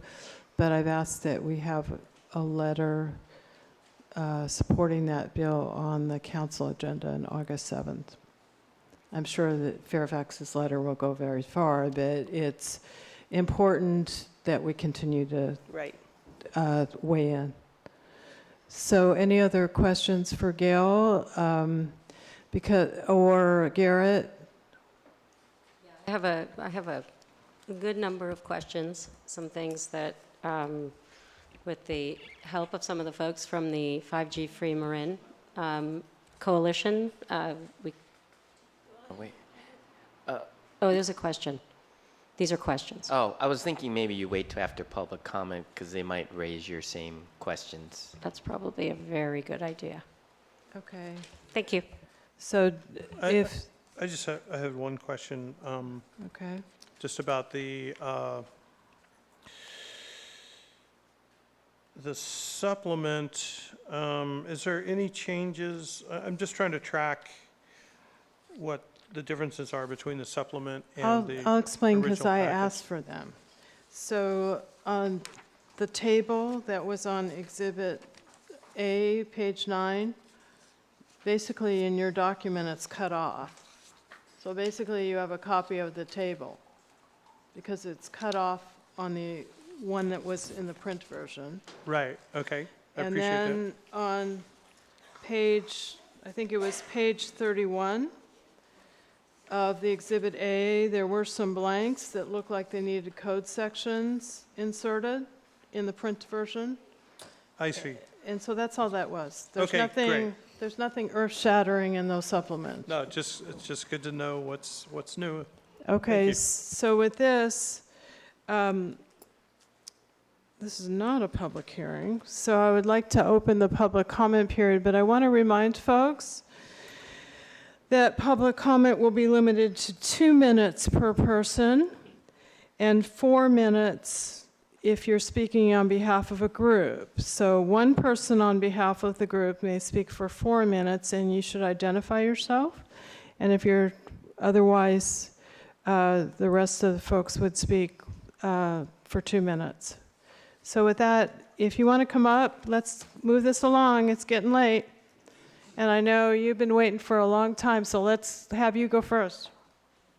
Mayor, if I may, there aren't that many people that want to speak. I would- Let's go ahead. It's 11:45. I So would like I am. to allow people to speak 3 minutes. Okay, well, as individuals. I have this put on the agenda for a reason. Now we're at 8 meetings, so we're staying to 2 minutes, and you can bring up comments later. So with that, we are going to get started, and I know you've been waiting for a long time, sir. Okay, David McDonald, a longtime Fairfax resident and county resident. 2 minutes is really short, so I'll try to really wrap it up. I've downloaded dozens of these things, many dozens of them. I've really had to try to get the ones that seem important or more poignant to get together. This one says, Verizon claims 5G will help fight cancer. Now, you can't get more far out than that. I mean, you start from the other end and try to work back, I guess. Anyway, there's about 7 titles here. And this is not to mention the fact that if you look at today's magazine, which everyone should know about aside from my 2 minutes, there's a magazine called WTTDY, or WDDTY. It's What Doctors Don't Tell You. And it covers alternative medicine, which should include some of the cannabis group, too. You know, they should be able to recommend from what you would call a, not just an MD, but an ND, naturopath. There you go. Thank you. Thank you very much. Okay. So I did get that in there. I'm glad.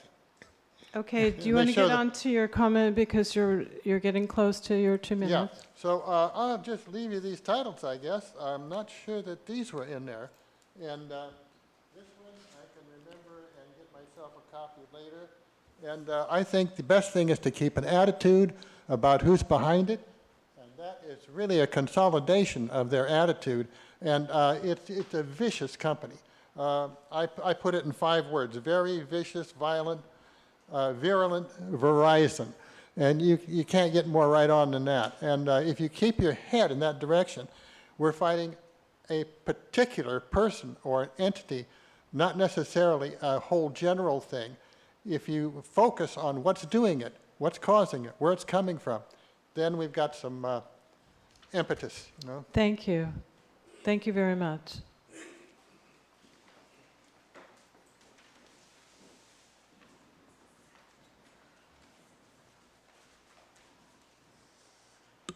Hi, Jess Lerner, and I'm here for 5G Free Marin, so I'll take the 4 minutes for the group. Okay. Okay, so I have some forms, I have some letters that we want to hand out to you and make sure you guys have as I'm speaking that I just gave Michelle. So first of all, I want to thank you guys so much for all the hard work you've done on the ordinance so far and for taking so many of our suggestions and requests. And we know this makes for a stronger ordinance overall, and we really appreciate your patience with this process and the openness to our suggestions. And the important thing right now is that we find and close any major loopholes, tie up the loose ends, and strengthen the key sections that really still need it. So we sent you a letter that outlines our remaining asks, as well as some of our questions. You guys got that by email, but we shortened just the asks and questions, and that's what you've got up there right now. So if I mention it, you can check it out. And there's language for the ordinance in there too, if that might be helpful. So first, we're asking that applications must be complete before any further action is taken by the telecoms. In other words, that they can't start putting up facilities before they've completed the application process. This has happened in other places and needs to be specified.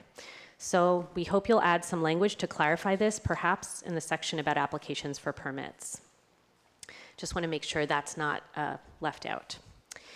And next, we are also asking for 100-foot setbacks from residences and where people sleep. We've created maps and see that it's possible to have 100-foot setbacks without this being prohibitive at all. There's a lot of space in downtown when we've looked at that. So at the very least, we're asking that you do 100-foot setbacks from where people sleep and 75 feet from businesses. So next, I want to touch for a moment on eligible facilities requests. This is a major loophole that could allow telecoms to come in with virtually no application process or public notification. That's because it allows for a streamlined approval of automatically swapping out 4G cells for 5G with no notification, which the industry is currently taking advantage of in other locations. So they can basically put up 4G small cells following the old rules, and then with an eligible facilities request, the same thing as co-location, same rule, be allowed to surreptitiously swap that out with 5G without anyone ever knowing, since there's no application process. So that's obviously of great concern. So we're asking if there's any way this can be addressed somehow.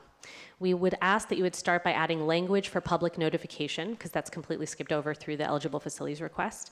We hope you'll take a look at this section and add language that is protective here and prevents this automatic approval. And even perhaps new 4G cells could be made to go through a more rigorous application process so as to avoid this loophole where they swap out technology down the road. So next, we are so glad that you included an annual recertification provision. We're requesting that you add back the final requirement as it appears in the original document, the one from Burlington, Mass., to give it the strength it needs. You can see that text in the letter I gave you on number 7. We also ask that you consider extending the public notification by mail area to 500 feet instead of 300 feet. The residents will both need and appreciate this. And last, I want to talk a little bit about regarding the height of antennas. So we're wondering if language can be added, and this is at the very end of the letter I gave you, that considers the height of bedrooms and living quarters where antennas may be adjacent to residences, like in the mixed-use areas. So I gave you some language where in the ordinance from Americans for Responsible Technology, they had vetted that by a telecom lawyer, and that language is in there that you can see that addresses that issue. Thank you, Jess. Yeah, thank you very much. I just want to let you know we really appreciate the time and energy you've put into this. Thank you.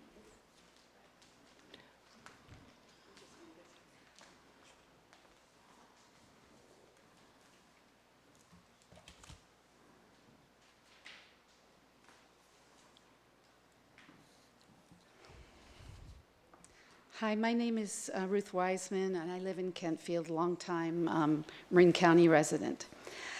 It looks to me that you and all other towns across the country are considering these ordinances under duress due to FCC regulations and restrictions that thousands of people are protesting against. I have one specific request of the town council. I would like you to stipulate that in the future, if or when permits are issued, all permits be subject to review and/or revocation in the event that the permit was granted under any local, state, or federal law that has since been vacated, rendering it null and void. I think this will protect the residents here in Fairfax and throughout the county. That's it for what I want to say today, and I would like to give the rest of my time to the next speaker, which is 1 minute. There is no giving the rest of your time. If you want to finish up, you can finish up. You don't give you the rest of your time. But that was announced at the beginning? No, that's the way public comment works. So if you'd like to finish, go ahead. That's all I have to say. Okay, thank you.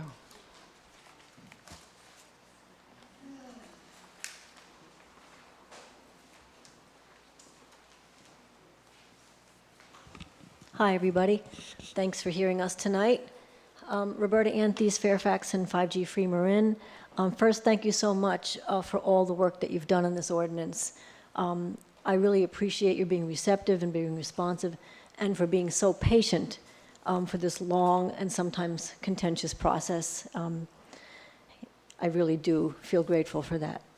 I'm here to beg one more favor, and that is to put the final tweaks on the ordinance to make it the best it can be. We did give you a list, and Jess covered some of the things that are on it. I'll cover a few more. I don't think they're hard to add, but number one is the ADA. I know it's in there already, and I appreciate that very much. I'd like to ask that you consider adding it also to the compliance with laws section.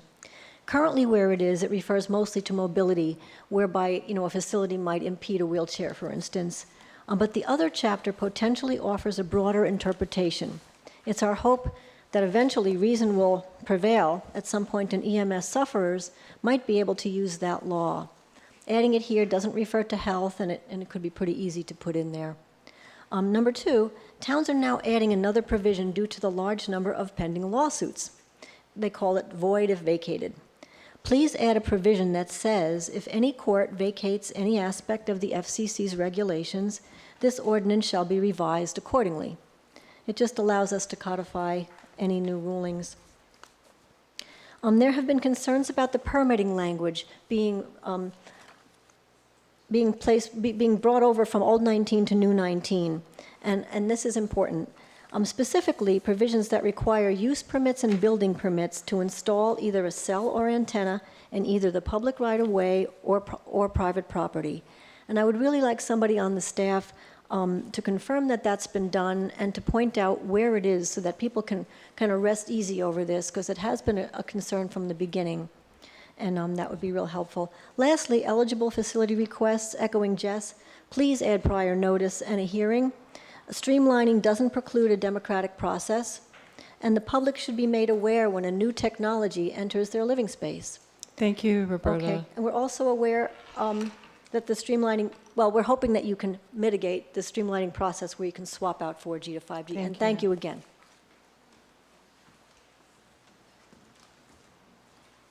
Richard Applebaum. I don't have a lot further to add. I support everything that Jessica and Roberta has just said and on the documents that they have forwarded to you. I also appreciate the responsiveness and the work that's been done. Hopefully we can do these last number of steps and get this thing as tight as possible and hopefully have the best ordinance in Marin at least. It's nice to hear you mention Feinstein. I don't know that that's going to get any legs, but it'd be nice if the local control stuff came back and they've push back on FCC on that. I would just add a little emphasis on the eligible facilities request as well. It's just a little bit scary to think that they have this little backdoor technique where they can kind of slip in and, oh, well, we already had the 2 and the 3 and the 4G there, and so we don't have to go through all the other processes for the 5G. So however that can be looked at and better understood and most protected, I would really appreciate it. I would just say for the record, I wish we had kept 19 and 20 and done the harmonizing language, but I think we've done a pretty good job, all things considered. Thank you. Thank you.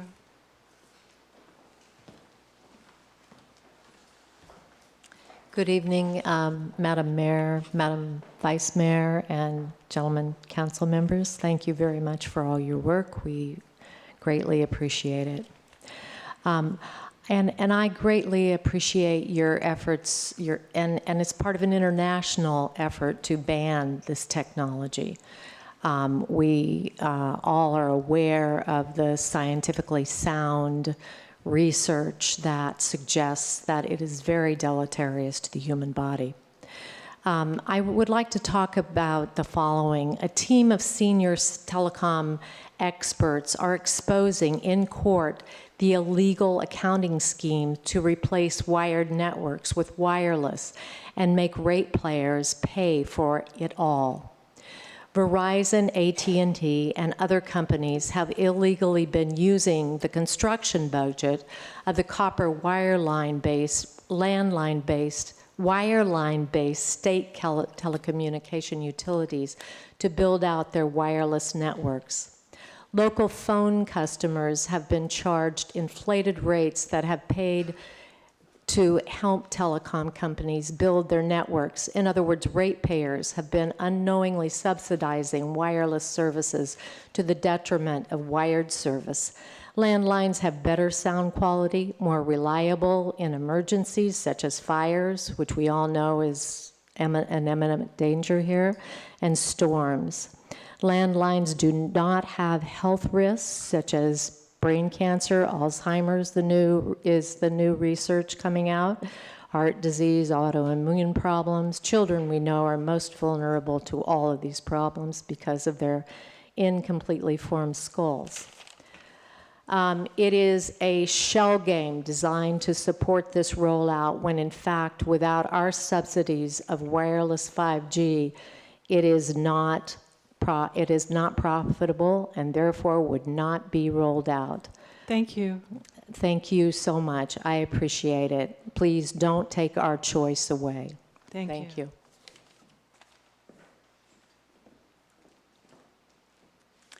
Good evening. My name is Rachel Gaunt. I'm a resident of Mill Valley and Marin County. It's late. Thanks for staying so late, and thank you for all your time in the past year. I can see how diligent you've all worked on this. It's impressive. I was very closely associated with the Mill Valley Ordinance, and I have to say this one looks as really thorough, and it's got some really good stuff in it. Thank you. There are two things I want to echo. Ditto to everything that Jess said, and Roberta. I think they've nailed some of the key facts. The two I want to just reprise on briefly is the eligible facilities. That's like a sort of a Trojan horse. They can stealthily bring in 5G on a 4G existing facility with simply a touch of the button. It's just a software upgrade. It's very simple. We won't know, and because meters to measure 5G are so inordinately expensive, anywhere between $8,000 and $50,000, residents can't go out and test this. We won't know until our bodies start telling us. So yes to the eligible facilities, extra language, please. And also yes, please, to a little bit more setbacks in the mixed use and commercial. There are some people who live and sleep there. And because sleep is the time when our bodies do the most clean out and repair, it's essential that we give a little bit more space on the setbacks in the mixed use and commercial, especially where people sleep. Thank you very much for your time.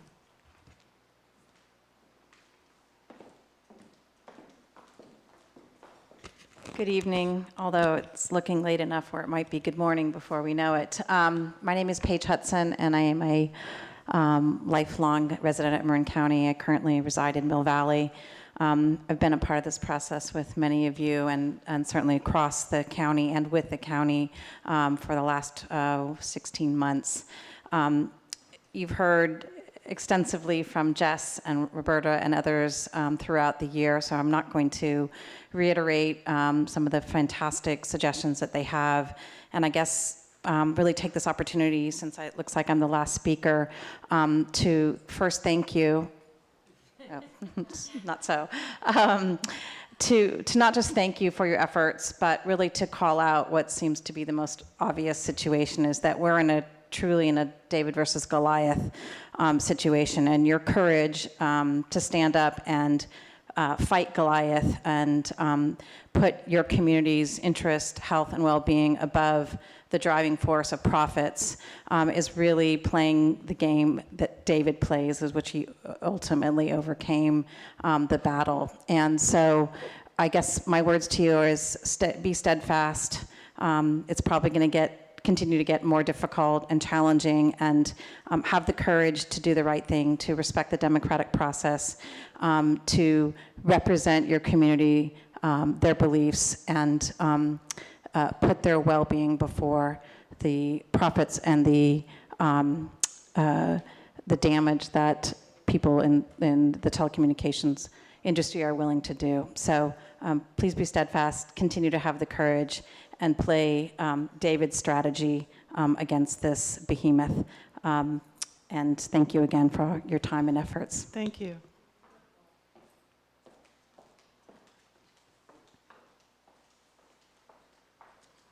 Valerie Hood, Fairfax.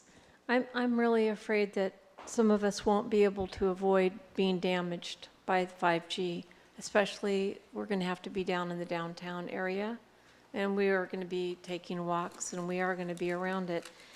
So my question for you is it possible that because we've had some really excellent doctors, some very well-known doctors, internationally known doctors speak up for us here in Fairfax, if you would consider, I haven't asked them, this is just a thought that occurred to me, that we set up some sort of a little task force to give you guys advice if we start having residents who start complaining about the myriad side effects, because we know that in areas where the rollout has happened, people are having increased headaches, they're having all kinds of things. And the problem is that most doctors are not educated to this. And because we have such articulate local doctors who really care about this issue, perhaps that's something you could look into. Thank you. Thank you. Good evening. My name is Janet Fitzgerald, and I live in the Cascade area in Fairfax. I wanted to say thank you for the lawyers for explaining the process and how complicated it is. It's complicated because we've been hijacked by a most powerful lobby. We all know about that. And we know we're here because it's all about a threat of being sued. And we're putting this threat ahead of all else. We can't be sued, so we're going to sacrifice our children, ourselves, our families, our animals, our environment, and our wildfire safety, all to avoid a lawsuit. It's complicated because you're charged with protecting us. Can you? It's complicated because it's unconstitutional. Everybody knows it. So basic. We're being asked to harm ourselves. That's wrong. So what can we do? Oh, one other one, uncomplicated. What about insurance? We're going ahead without insurance. Have we set up a budget to pay for all the damages that'll occur without being insured? Health, lawsuits, fire, etc. All right, got to bring in the accountants for that. So what can we do? We've heard a lot of good suggestions for the past months. Valerie just mentioned a task force, a volunteer citizen committee. Why not? We have a lot of ideas. We're willing to work with you if you're willing to work with us. None of us are going to walk around with a protective bubble. We're all at risk to avoid a lawsuit. We're going to put our own health at risk, okay? So let's involve people who can help. Let's team.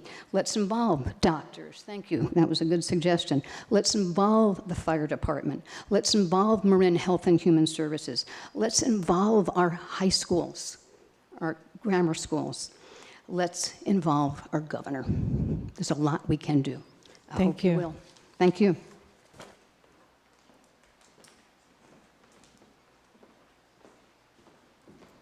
Mallory Geithheim, Willow Avenue.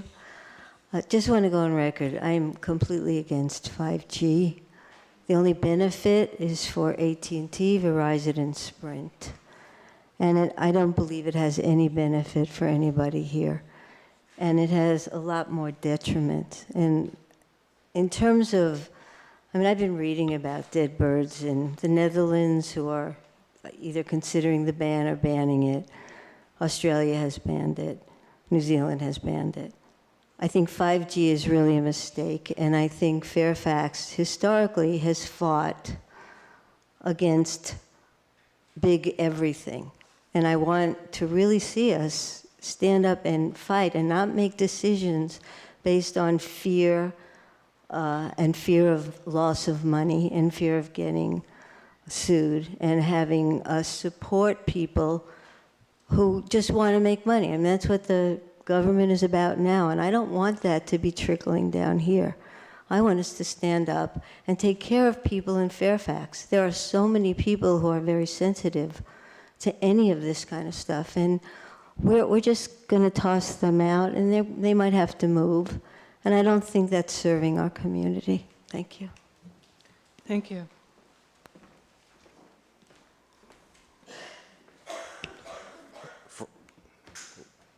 Frank Akers speaking for Safe Fairfax. I live on Meadowway, number 13. We're not there yet.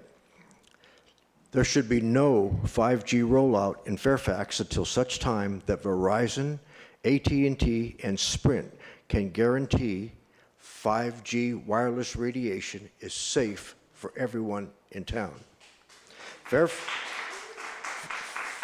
Fairfax must protect our privacy, our data, and our health. The proposed 5G small cell ordinance is still a blueprint for locating 5G small cell and PG&E smart meter antennas in town. I spoke with Sebastopol's Mayor Nisa Hinton this past Saturday.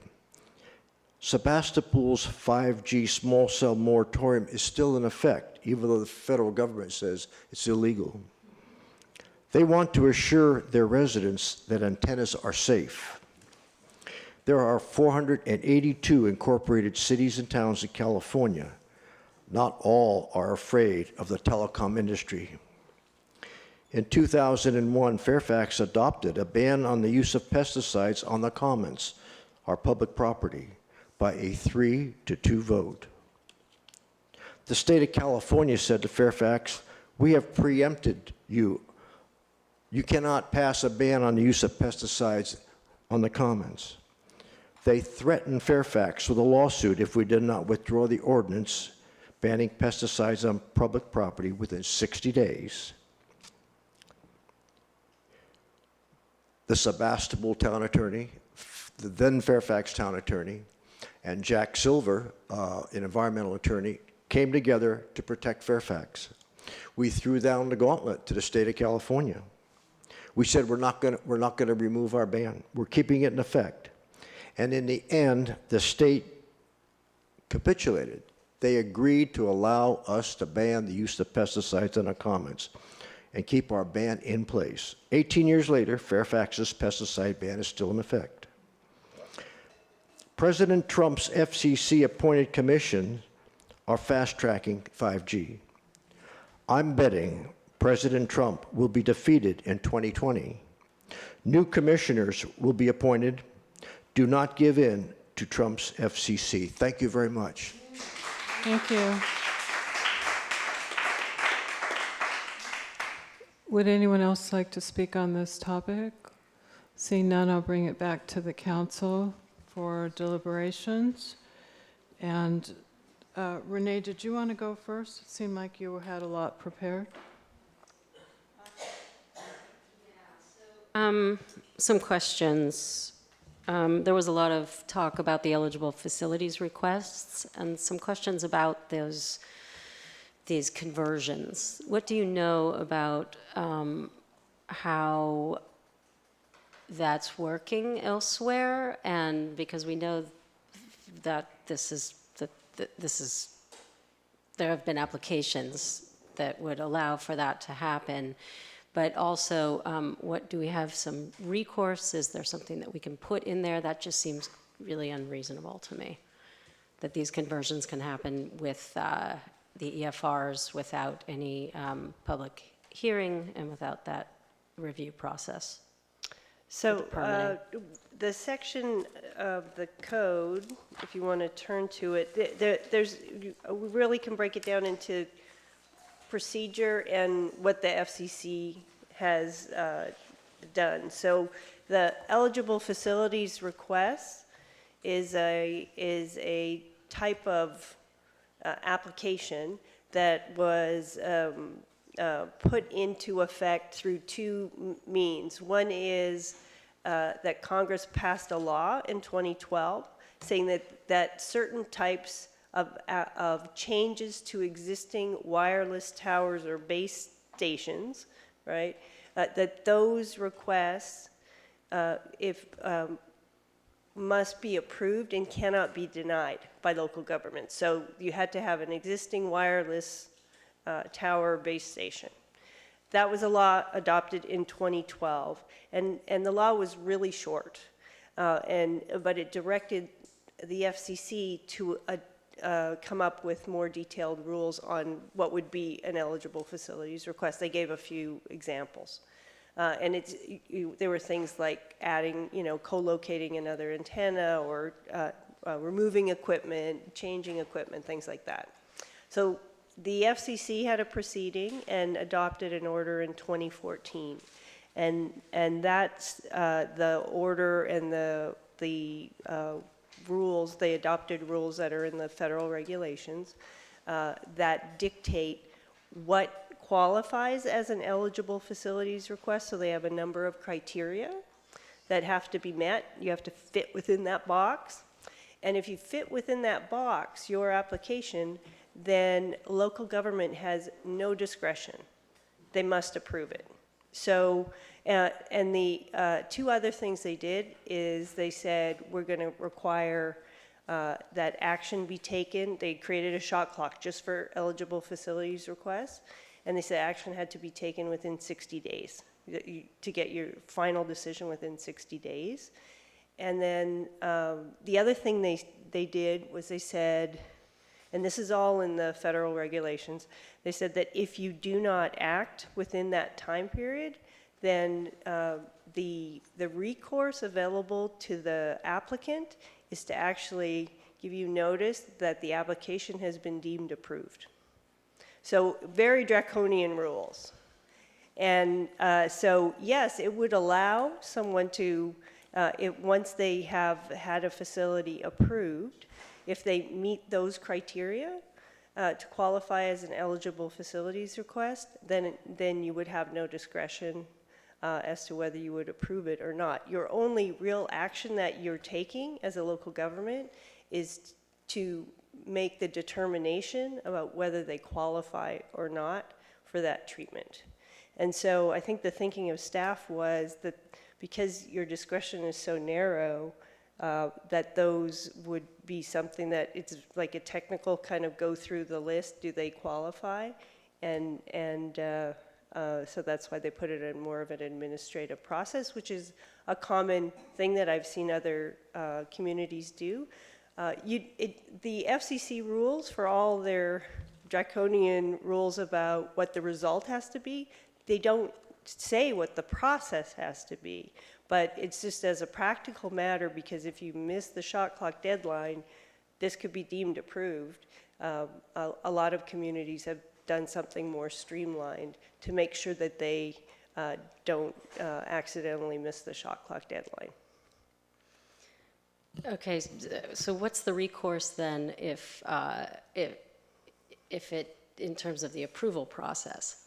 I mean, if you've got this short time, on what grounds do we have to deny these That it doesn't conversions? qualify, that it doesn't meet the criteria in the regulations, which are not at all about, what is the frequencies being used or anything like that. It's actually just there's some there are different elements. It has to be within certain size. It can say, for example, if it's in the public right of way, it could, and you had it here, if you had approved something that was a decorative streetlight and with the antenna in the streetlight, so it's a concealment element, then they couldn't, with an eligible facilities request, defeat the concealment element, right? So if it defeated if the evaluation of staff was,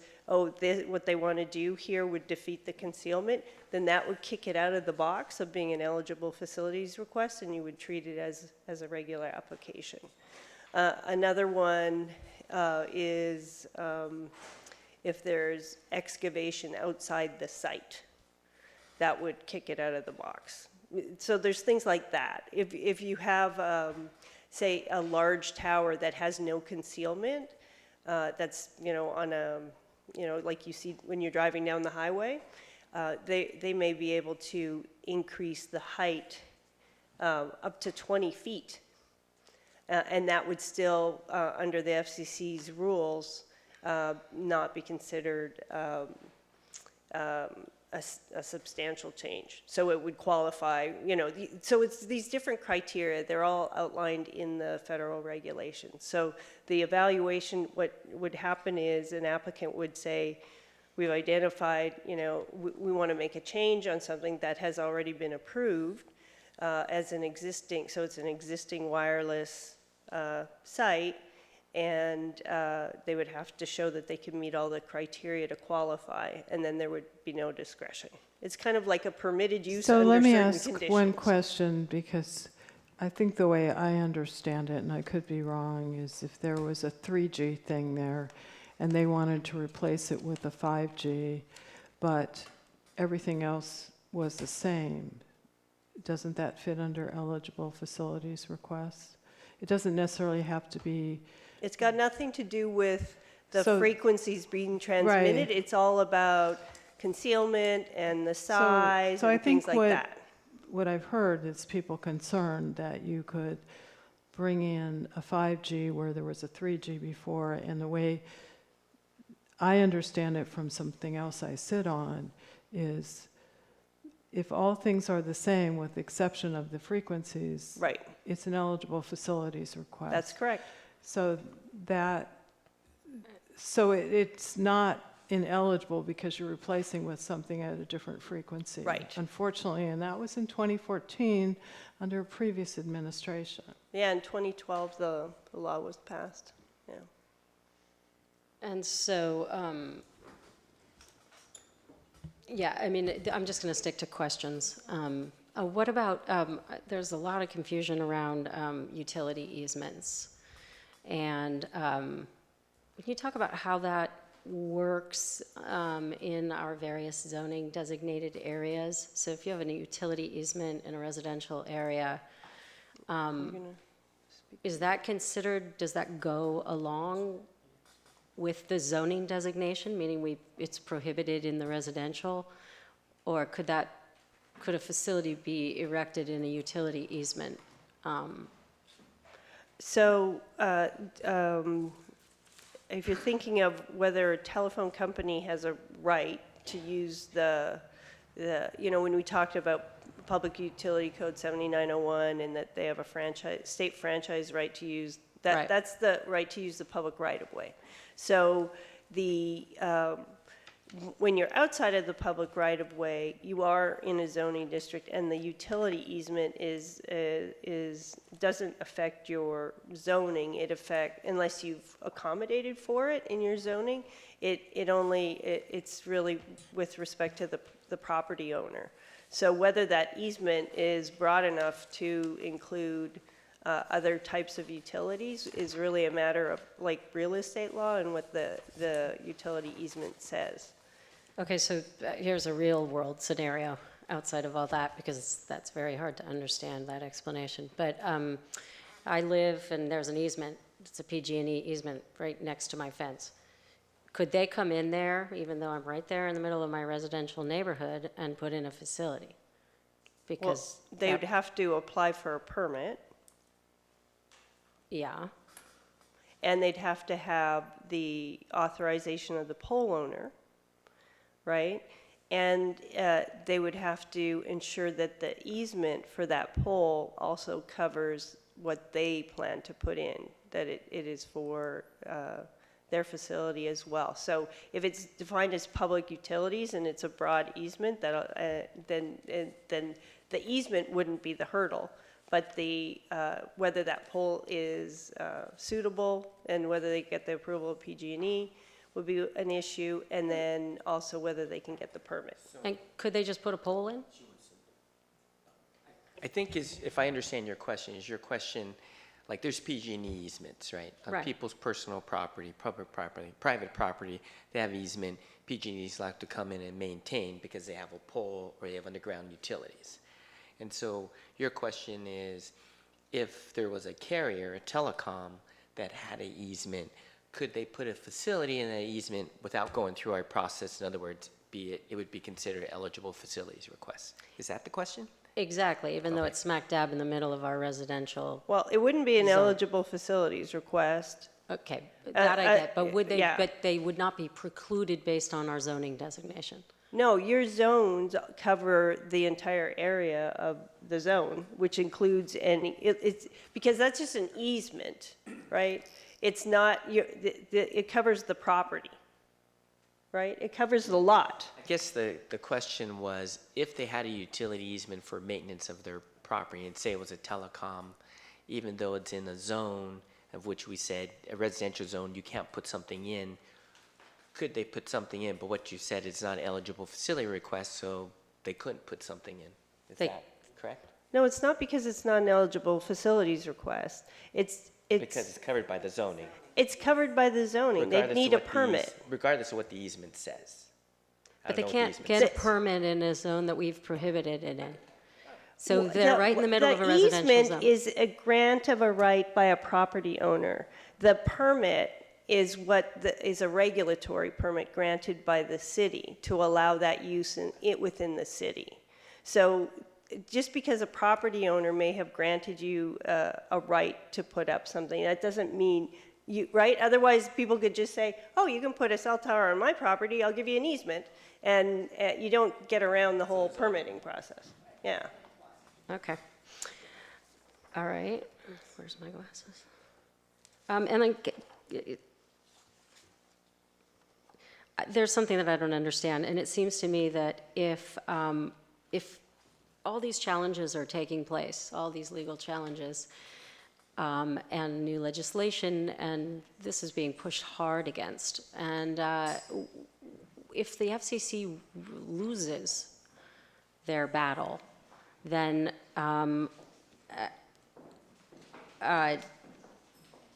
wait, I'm sorry.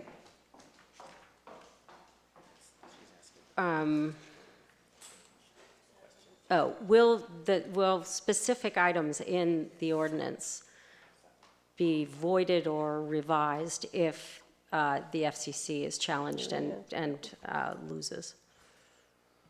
Hi. No, well, this is more of a city attorney question or a town attorney question. So, Okay. no, we wouldn't put something in there that would automatically void or vacate anything out of our ordinance. This council or whatever council is in place at the time such a thing would happen would then take it up and repeal or revise as necessary. So it's not something that you would put in No. proactively? No, you couldn't do that because the council at the time, which may not be any of you, would have to deal with that. So you can't do something that would tie the hands of the future council. So they would be the ones to do that. Okay. As long as that council was on top of it and knew what was happening at the FCC. Well, it depends who's voted in.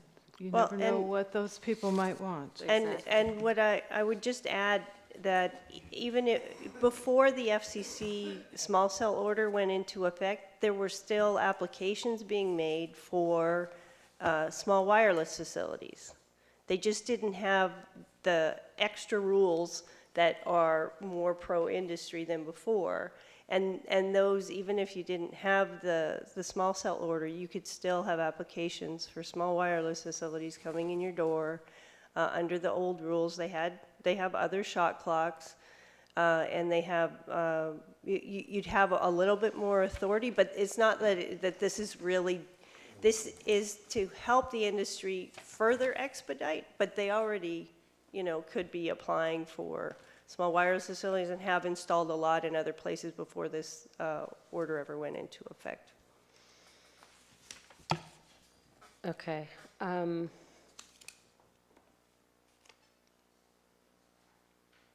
second. Oh, I had a big one that now I'm not. Does anyone else have any questions while I look through I'm mine? sure others have questions. Please so- do, and I'll return to mine if it's okay. I mean, I would like to return to mine. So did someone else want to speak on this item? I want to remind folks that, like I did on the cannabis, counting tonight, we've had at least 8 meetings of this town on this matter. And again, I realize these are very difficult issues and very troubling issues, but I think we do need to make decisions and move forward as quickly as possible, because I think we will continue to churn this and think of ways to make it better and better and better. And at some point, we do need to make a decision. Bruce, did you want to speak on this item? I just wanted to I'm first say still I just asking concur with questions, that. though, Okay, so you yeah, know. go ahead, yeah. No. I don't Well, have a I lot think of- we need to move along, so you can give your deliberations. You don't necessarily need to hear the questions. She's still looking for them. It's getting close to 11:30. If I might interrupt, was it about the shot clock and having the application completed? Was Who's it talking? It was. That was going to be my Yes. question, too. Yes, because, yeah, how does that work? There's a big gray area time in there from the time of submittal to the time it's deemed complete. And if we have to deal with shot clocks, how can we guide that in a way that makes sense? That's the wrong wording. But. The FCC rules we talk about the shot clocks, which is the time for the final action, but they also have what I call the shot clock within the shot clock. And for every shot clock, there is a rule on when the application comes in, how much time the local government has to issue their first notice of incompleteness, how much time they have to issue their second notice and following notices of incompleteness, and what impact that has on the overall shot clock. And so you can't substitute those rules for a different rule. It will just create a shot clock that may put you in a position where the federal shot clock requires you to act, otherwise you might be in a deemed granted position. And your own ordinance shot clock is saying, oh, you don't have to act yet. So Okay. to give you an example, for a small wireless facility, when an applicant files that application, you have 10 days as a local government to issue the notice of incompleteness. If you issue it within those first 10 days, then when they come back with their second submittal, you restart the shot clock at day 1, right? It's like a reset, your first notice.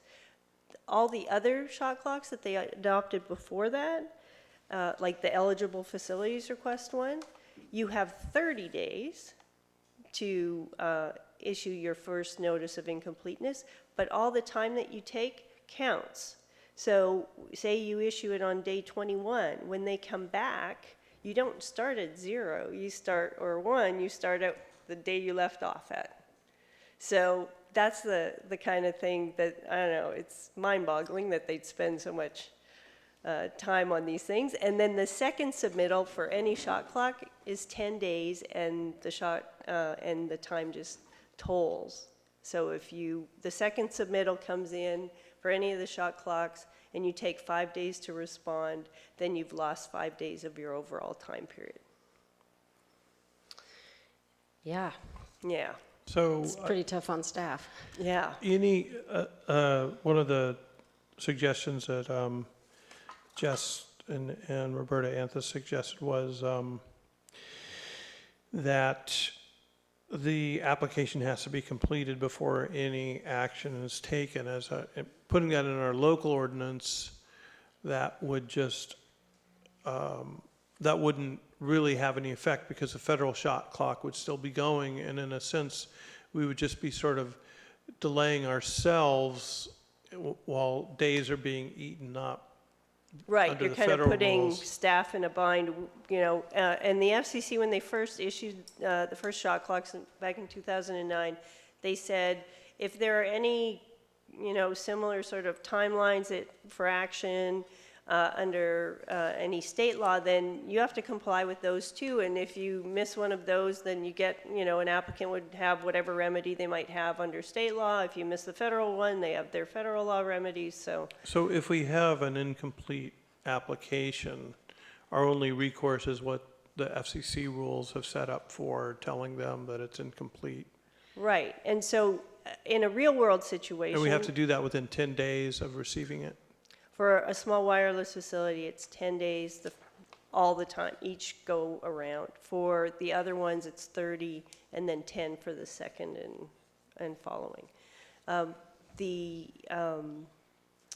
The best recourse, if staff is put in that position where they have incomplete information and they have to make a decision, is to deny, right? You can deny without prejudice, say we don't have enough information to fully act on this, and so we're going to deny it without prejudice. They can bring it back when they have a complete application. But that's a safer course than to not act at all And that have someone that would say you reset missed the it. clock when they resubmit it if you deny it without prejudice due to incompleteness. It may, or what happens is sometimes they appeal, then you can always agree with the carrier or an applicant if the parties are both interested in, you know, trying to work together to continue the process, to extend the time by mutual agreement. So there's a lot of things that can happen when you run into that sort of situation.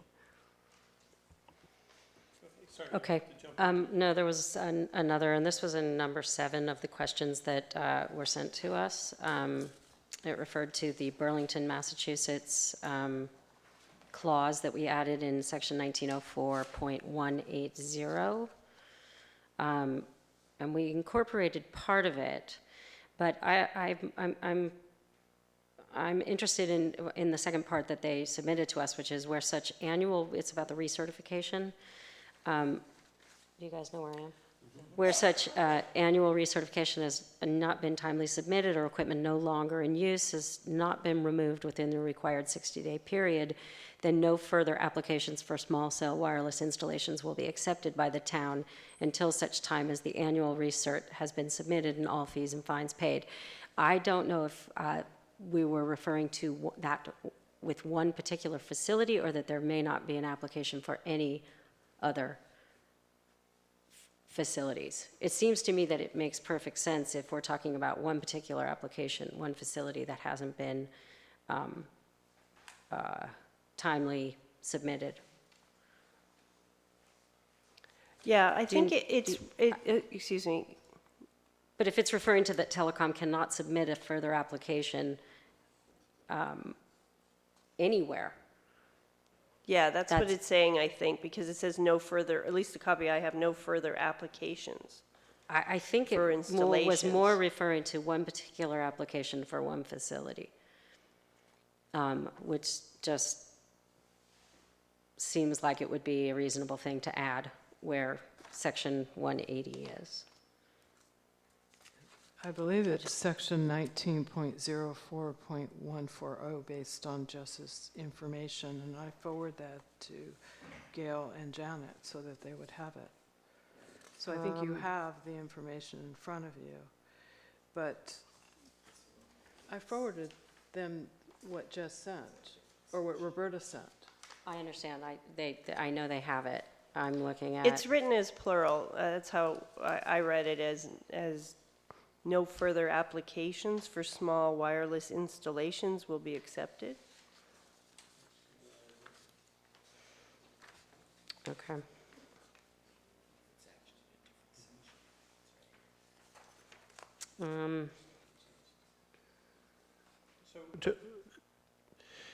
Can we refuse to accept a further application, let's say we change it to the singular, if a applicant has failed to timely submit a recertification?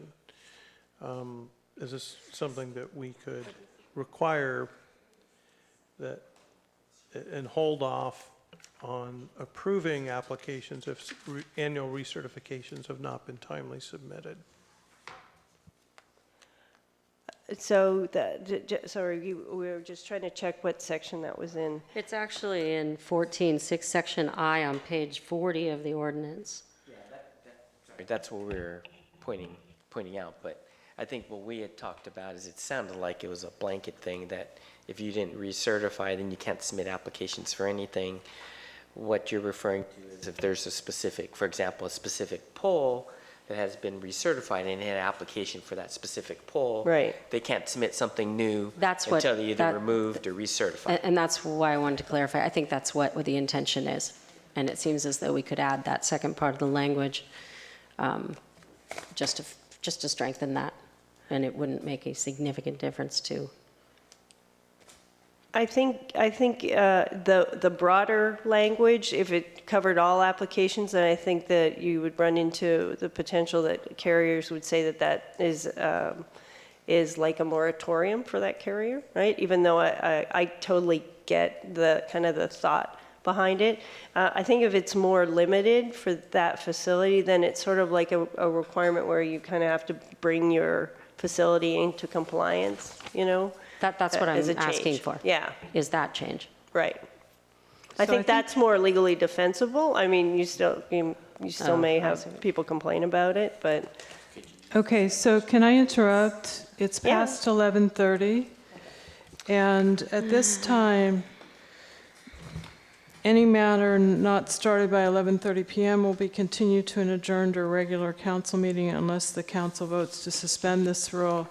I believe we have item 10 that we pulled from consent, and completing this item, I think you already gave the town manager's report, is that correct? I think we can dispense with the council reports and comments because we have council reports in the consent, the written. So I think we could vote to suspend this rule for the item we're on right now, as well as item 10. Would somebody like to make a motion to that effect? I'll move to suspend the 11:30 rule for this item and item 10. Okay, and all in favor? Aye. Aye. Aye. Aye. Excuse the interruption, but we passed 11:30. Okay, so continuing on. Anybody else have any questions? I think at some point we need to move along. So if you're still looking through your papers, I think people can start deliberating, or if they have questions, ask those. That's fine. Can I ask a practical question? Yes. With regard to, for example, what Renee was just speaking of, and seemed to agree on a change, is that a change that we can make tonight? Have you, so that we can Yeah, I get think this that can just be first read reading in. finished? Okay. Right. If you just make it singular for small cell wireless. So it'd say something for that small cell wireless installation. Right. Okay, so did other people want to deliberate, or did you have questions? I had a similar question for some language that Okay, why don't you go ahead? that Roberta suggested. There's some language about compliance with law at all times, and they brought it up with the discussion of the Americans with Disability Act, but I'm wondering if we are allowed to require compliance with all federal laws, or would that be construed as us sort of stepping into the role of seeing if they are in compliance with federal laws by passing our own judgment on whether or not they're in compliance with FCC rules, because there's sort of a preemption issue. Right. Well, we're not, it's very common to have that general sort of language that they have to, you know, in a lot of permit kind of conditions to say that you have to comply with all applicable laws or things like that, right? I think that's a little different than creating your own sort of enforcement sort of mechanism or your enforcement regime trying to apply those or enforce those laws. So I haven't encountered any pushback on having that general language. So that proposed language you think would be, would pass muster? Yes. Okay. I'd like to include that then, because I think I like the idea of requiring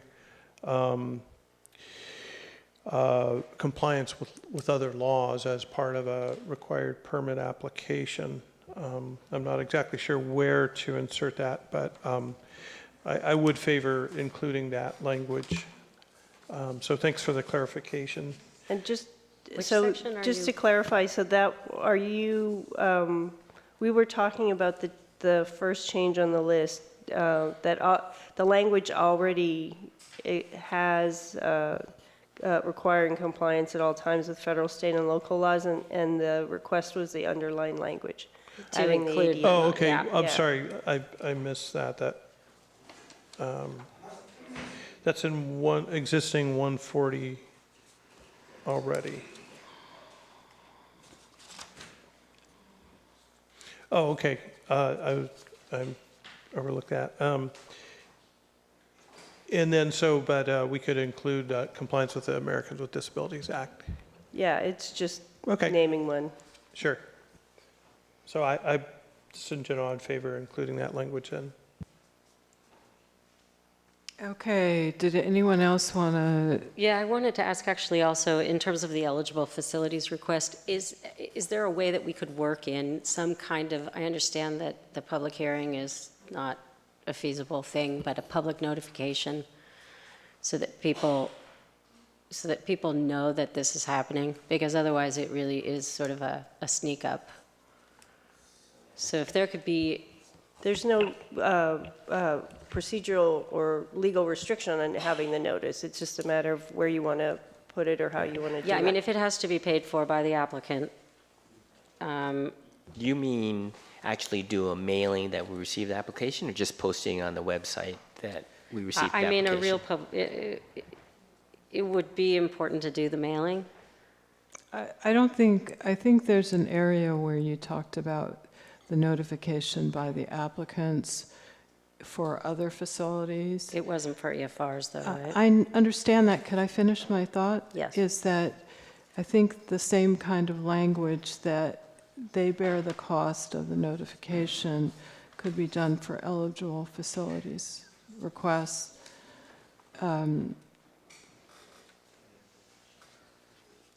So we can always do something like that, but you just need to recognize that we're going to need to be processing this at the same time, because if we wait, we're going to lose that time to do the notices.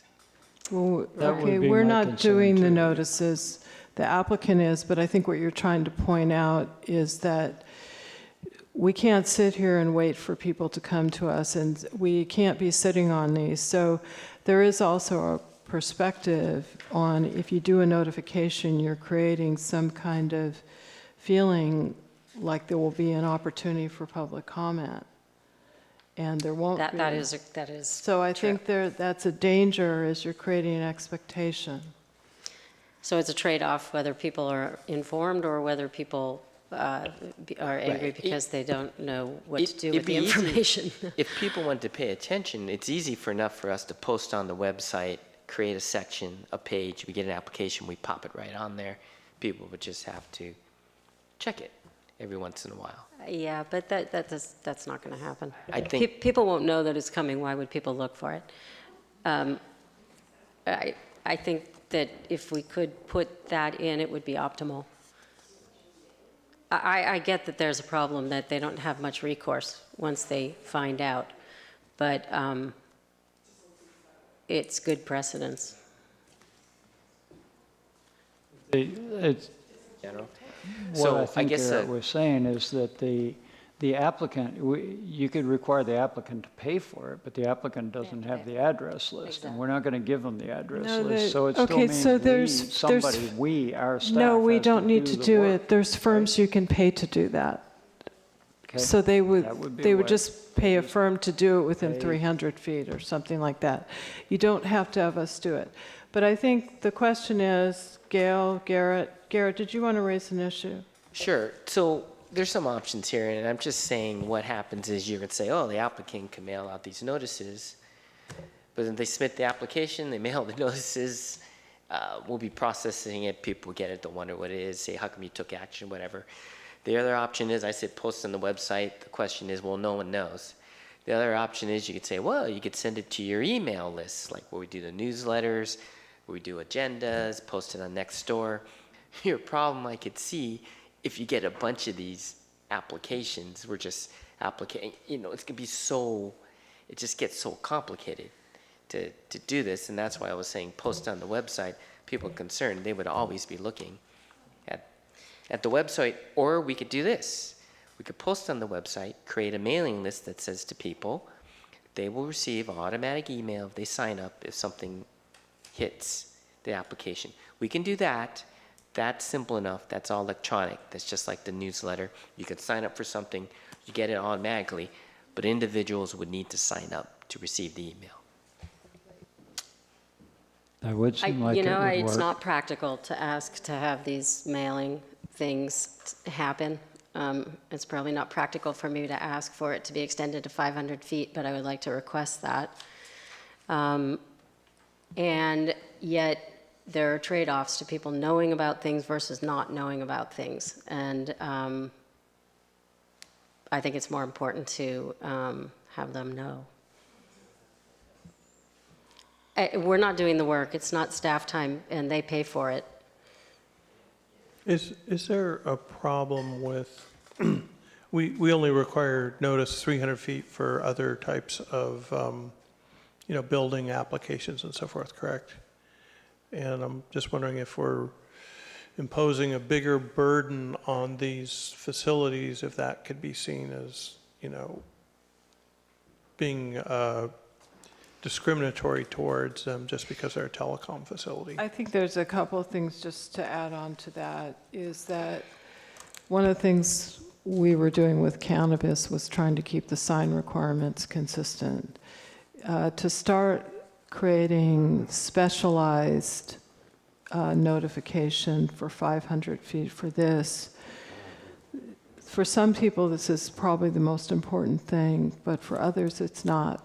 And I think I would say we should stay within the 300 feet so that we are consistent in the way we're noticing things, whether we're doing or an applicant is doing it.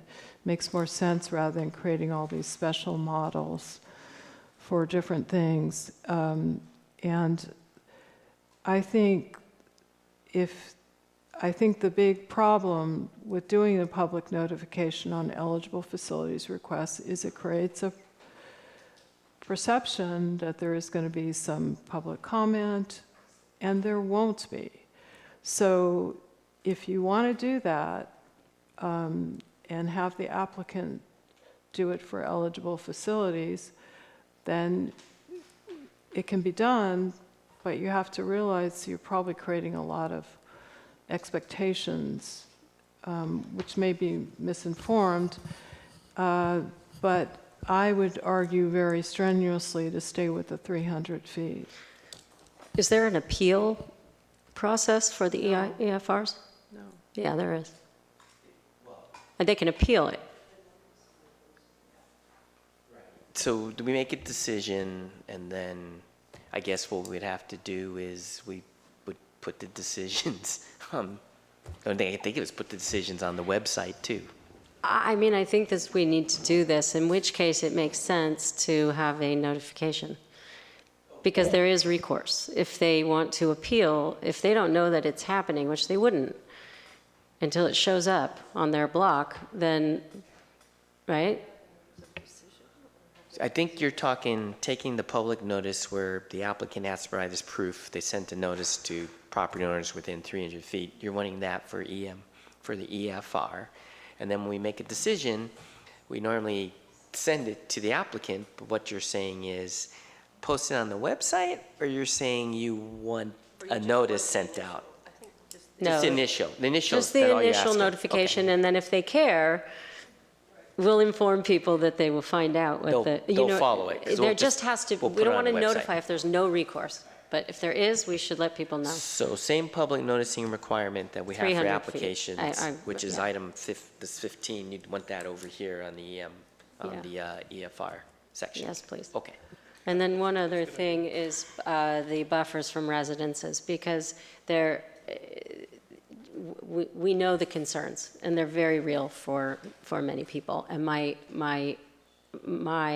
what I've looked at, and I can't absolutely say this for sure, is that if we were to extend the 50-foot buffer from residences to a minimum of 75, that would help people who are particularly concerned about this. So if we could bring ourselves to extend that buffer from where people are living and sleeping, it would be, I know it would be most appreciated. I don't think it would create too much more prohibition.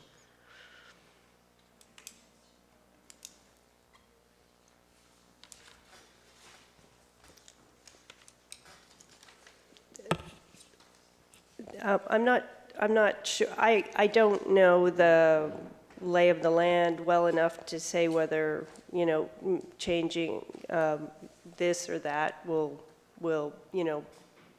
be the straw that broke the camel's back or something. Right. I know there are a lot of restrictions already in your ordinance. So to comment just on this one and say, would that be an effective prohibition? I can't do understand that you can't say. Yeah, right. Well, I just want to weigh in and say we have significantly limited this to very few locations. By adding the 75-foot setback, we're eliminating it even further. So I think 50 feet is fine, and I don't think it's perfect, but I think we've ratcheted this down to where there's very, very few locations. Does anybody else have any feelings about that? I kind of agree with Barbara that, if we have too big of a buffer zone, it could preclude any deployments. So I would be concerned about that.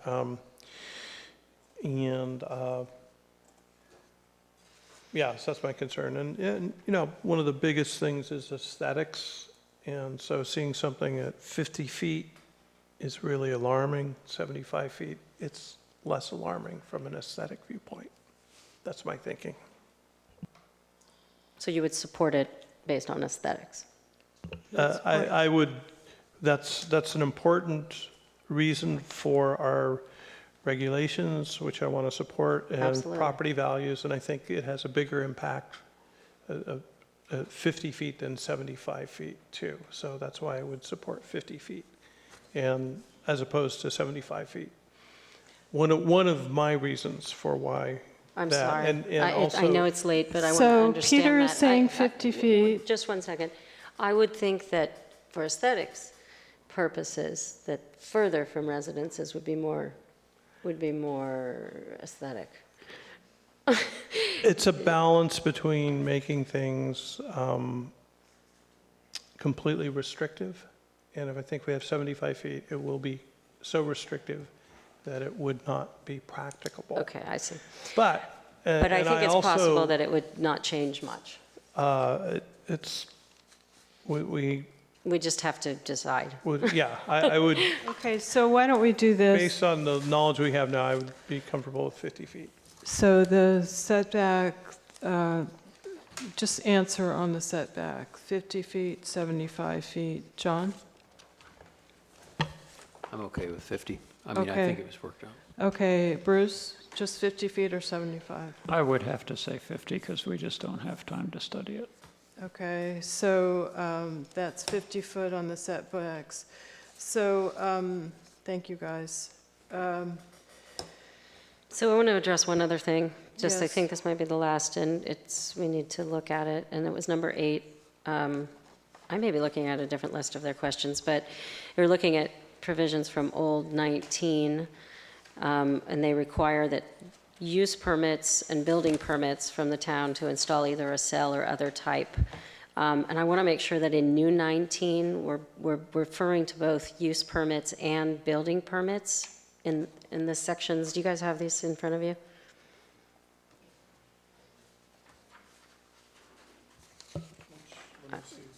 It's in sections, language from old 19.04, 050, 060, and 070. I want to make sure that we're covering both use permits and building permits in our language, that both would be required and that it's covered adequately. I mean, it's a basic thing. If you need a use permit, you get a permit. You need whatever permits. Permits includes building permits. But in 19.04.0, messed up, 19.04.040, permit required, it says in there, use permits and other permits that's set forth in table below, in addition to any other permits required pursuant to the Fairfax Municipal Code. That kind Is of there covers. anywhere where it says building permits without use permits, where we need to make sure we have use permits in It place? doesn't cite building permit specifically, but what it says is any other permit required pursuant to the Fairfax Municipal Code. A building permit So you is believe any it other covers both adequately in all sections? It says any permit, so it might be an electrical permit, it might be, who knows what other permits might be required, depends on the installation. Are you all It's all comfortable with that? encompassing, but you Yes. could always say, Okay. I think we're talking about, or any other permits, so I think that covers it. So can we sort of wrap this up? And then the question is, can we read in these changes tonight so that we can do the first reading? Yes. It's Okay, well- actually, if our notes are correct and what we added, it actually would be rather simple to do so. All right, do you want to, I think somebody needs to go through Okay. those to make sure we have them. Okay, And I think you need to state what sections you're on. sure. So if I'm going off the sheet that was the letter, Okay. and there is different section sites. So number 1 has to do with ADA. Yes. And that refers to section 19.04.140. Right. Okay, and that's number 7, and so let me make sure I grab the right. Let's see, 040, wait, 140, sorry. Give me a second. I believe that would be line 1278 on the red line. Oh, there you go. Exhibit A, page 35. Thank you. Thank you, Peter. So what we're adding in is under the compliance with laws, we're adding in the line, do you want me to read the whole section, or you just want to say within that Just paragraph? say what you're adding to Okay, that paragraph. we're adding into that paragraph compliance with laws, including but not limited to compliance with the Americans with Disabilities Act. Okay, thank you. Okay, let's see, and then, what do we have? Then we have, in the section where we talked about recertification, and that's actually 19.04.1801, or I mean, so I gotta find that section now, if someone, and that's in Peter was so good at the last one. There we go, 1466. So the line 1466, what we're gonna do is add another paragraph that reads, where such annual recertification has not been timely submitted, or equipment no longer in use has not been removed within the required 60-day period, no further application for that small cell wireless installation will be accepted by the town until such time as the annual recertification has been submitted and all fees and fines paid. Good. Okay. And one refinement that would actually be inserted at line 1472. I just added as a second paragraph, but okay. Okay. Yeah, right there. Okay.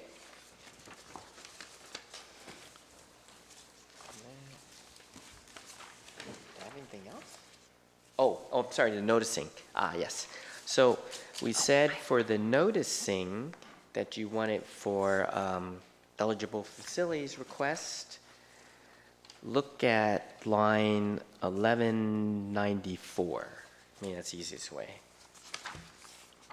So 1194, and so what that would be is we would add a number 7 under eligible facility requests that would read exactly the same as the public's noticing request for all applications, which reads as proof that the applicant has provided public notification at its own costs via mail to all property owners and applicants within a radius of 300 feet from its proposed facilities. Information regarding the application shall be displayed on the outside of the envelope. So it's the exact same language of public notification. For other permits, we'll stick that right in the eligible facilities section. Great. As a requirement for their Thank you. that application. Okay. I have actually one more thing. Don't get angry. I wanted to also request, as we're going through and putting these things in, Garrett and I spoke about this, is that we find some way through a decal or a small kind of placard of sorts that we would then be able to identify those poles that are 5G, should it come to be. And we did talk about that. That can be added. So it's an identification for identification purposes, so that people who are curious. Are you talking about something that actually gets installed on the pole? Mm-hmm. So the one issue there is that there are extensive general orders of the California Public Utilities Commission on what you can and can't do with construction and use of utility poles. And so I don't know if that would be allowed under their rules, or that would be something that would be preempted. Well, yeah, I mean, isn't it something that we can incorporate? And should it be that they don't allow it, then we don't do it? You can't, well, why don't we do this? I think that it's a important thing for people to know. I think you could put something that says if allowed under state and federal law, then they place that notice. But you can't really require it. That's better than nothing. So where would you put that? Because we're doing the first reading tonight, so we have to figure out where it goes. Okay. That would be a condition of approval.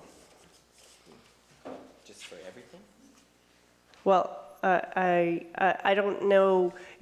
Where it gets complicated is, like I said, that 5G is not a particular type of facility.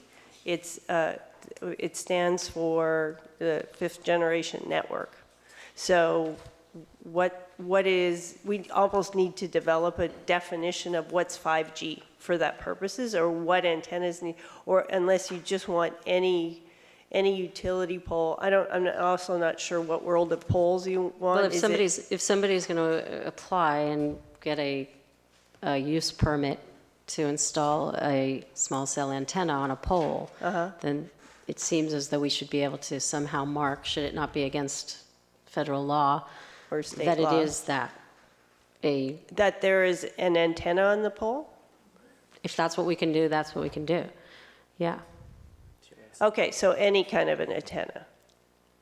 I think she's asking specifically for 5G. And what I'm saying is we don't have a definition I of would 5G, say this. and that is not a... My suggestion is let's not put it into the actual ordinance, but let's see if we could add it with the permits that we issue. Oh, well, should it be, I mean, in the permitting checklist? I think if it's not incorporated, it Well, won't why don't you let them talk it through for a second? Okay. Before you kind of get in the middle of it.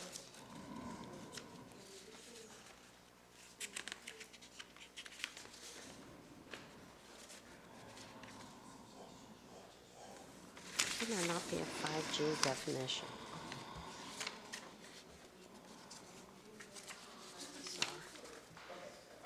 We think we have authority to All do right. that for some certain conditions. Okay, for and certain where would that permits. go? You don't need to add anything. It would be, the section right here says. I What can't- section are you at? I'm trying to get it. Eesh. Okay, there we go. So we're in section 19.04110. What line is that on in the So red line? 996. So that's the general section that allows you to add additional conditions of approval. So it lists a whole long list of conditions of approval, but the introductory language in A says that the following conditions of approval and any modification of these conditions or additional conditions of approval deemed necessary by the reviewing authority throughout the duration of the permit, right? So I didn't read the whole at the beginning, but upon the approval, you have a list, but you're also giving the approving authority the authority to add to or modify that And then list. on 1001, it says, section 1 of that section, the wireless telecom facility shall be subject to such conditions, changes, and limitations as are from time to time deemed necessary by the town manager or his or her designee. I don't know where you are. It's 1001. It's not. So it's page 28. 1001, page 28. I don't have the red line. I have the final Clinton copy. Just on mine. Sorry, I think I'm looking, not am I gonna looking be at the written clean in copy? there. No, it's a red Saying line. he It's could a red line version I'm looking at. She doesn't have it. I have the clean copy. I gave her my copy. I gave her my copy. Okay, so you're saying that it I already can't have be called out I already have specifically in- authority to do that for approval of facilities in the public right of way. Well, you have the authority, but if you weren't you, then Your town manager, you would just, whoever your town manager is, you could just tell them to do that. But I don't. So how about this? That's a stopgap is, right now, he is your town manager. You don't have an application in front of you. And if that, and we're not sure if it would be legally allowed, and there's some things to look into. So you Okay, can so leave for it with now, him we're for gonna now. cover it by it being yeah. him, And you and can then always make an amendment when we after the find whole out. thing gets So you'll adopted. keep us apprised of whether that's legal to do. Okay. That would be great. So with that, I think we've read in the changes, and I would say, remember, whoever makes this motion, you have to say with the changes as read in tonight. And so who would like to go ahead and make the motion? Can I? Yeah, go ahead. Since you probably not. Let's go ahead so we can move along. No, we've already closed public comment. Thank you. I actually don't have my staff report. Well, here, just read mine. Just read the recommendation and say as amended. She didn't have it, so I gave her mine. I know where to read. Just go ahead. Okay, everybody calm down. I would make a motion to introduce and read by title only an ordinance of the Town Council of the Town of Fairfax consolidating Titles 19 and 20 of the Fairfax Municipal Code into a revised Title 19, which establishes uniform and comprehensive regulations for wireless telecommunications facilities. As amended, The changes. The changes as as stated. incorporated, As read tonight. as incorporated, read tonight. As read Okay, tonight would and somebody like to incorporated. second that motion? I will second that motion. So that was Vice Mayor Goddard first, second Reed. All in favor? Aye. Aye. Aye. Any opposed? Seeing none, that matter passes. We've completed the first reading. The second reading will be next time, and at that time, there is no opportunity to make changes unless we went back to a first reading. So thank you. We're moving on to item 10.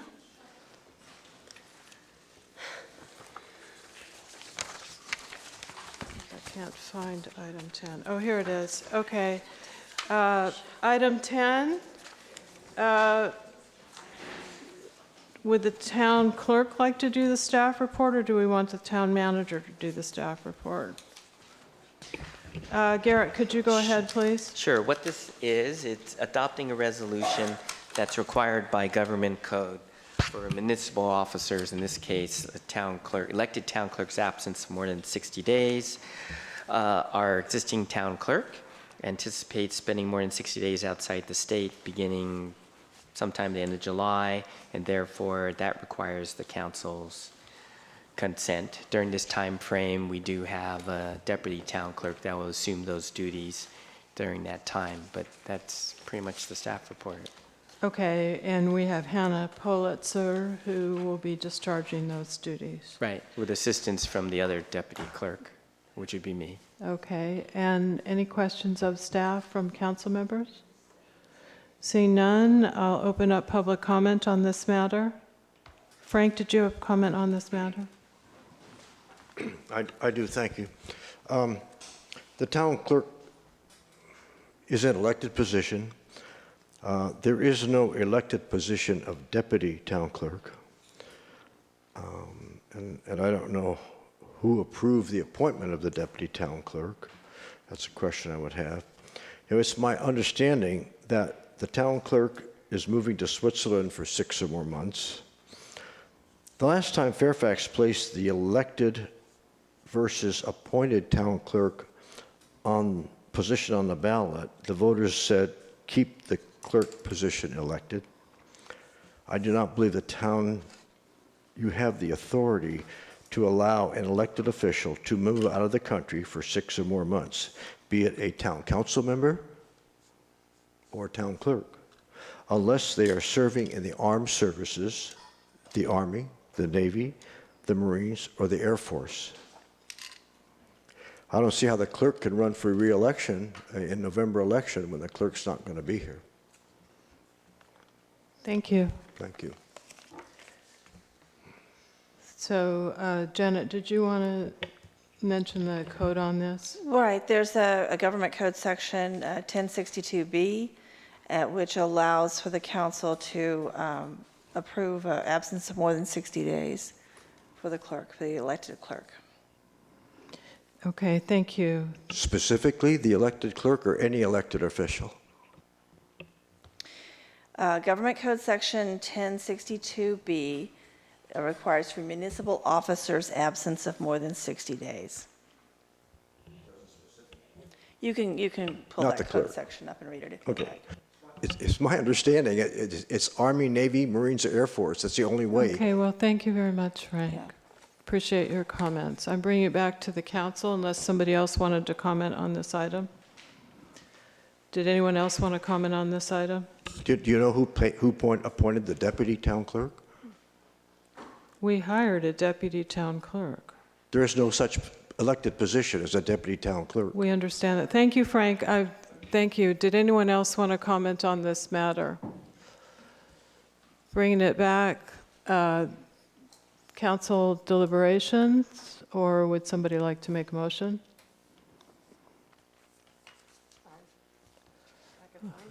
Oh, God.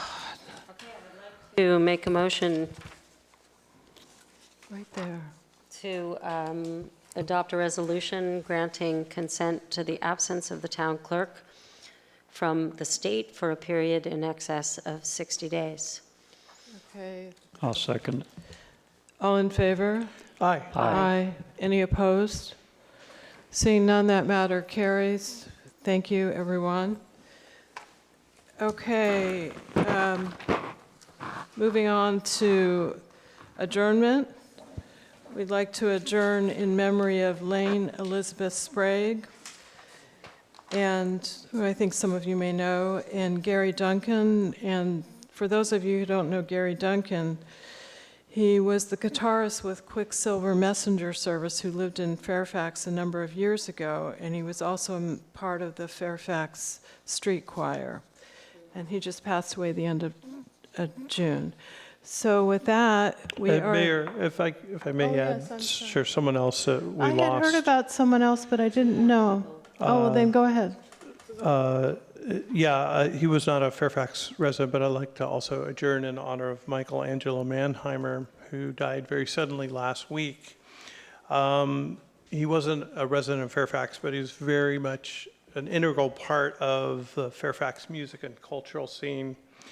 photographer, videographer, multimedia artist, and producer. Michael was a huge supporter of local music and musicians, kind of a constant chronicler of the Fairfax and Marin music scene, posting numerous videos on social media and promoting local music, and friend to many, many musicians, and a very kind man. And he will definitely be very missed by the Fairfax and Marin County music scene. So, Thank you for bringing that up. Did you have someone, Renee? It's okay, it was a fellow musician as well, who I didn't know. Okay. You see, she's pretty locally. It's okay. All right, well, thank you everyone for your patience. It's been a long night as usual, and welcome Hannah to Fairfax. Thank you very much.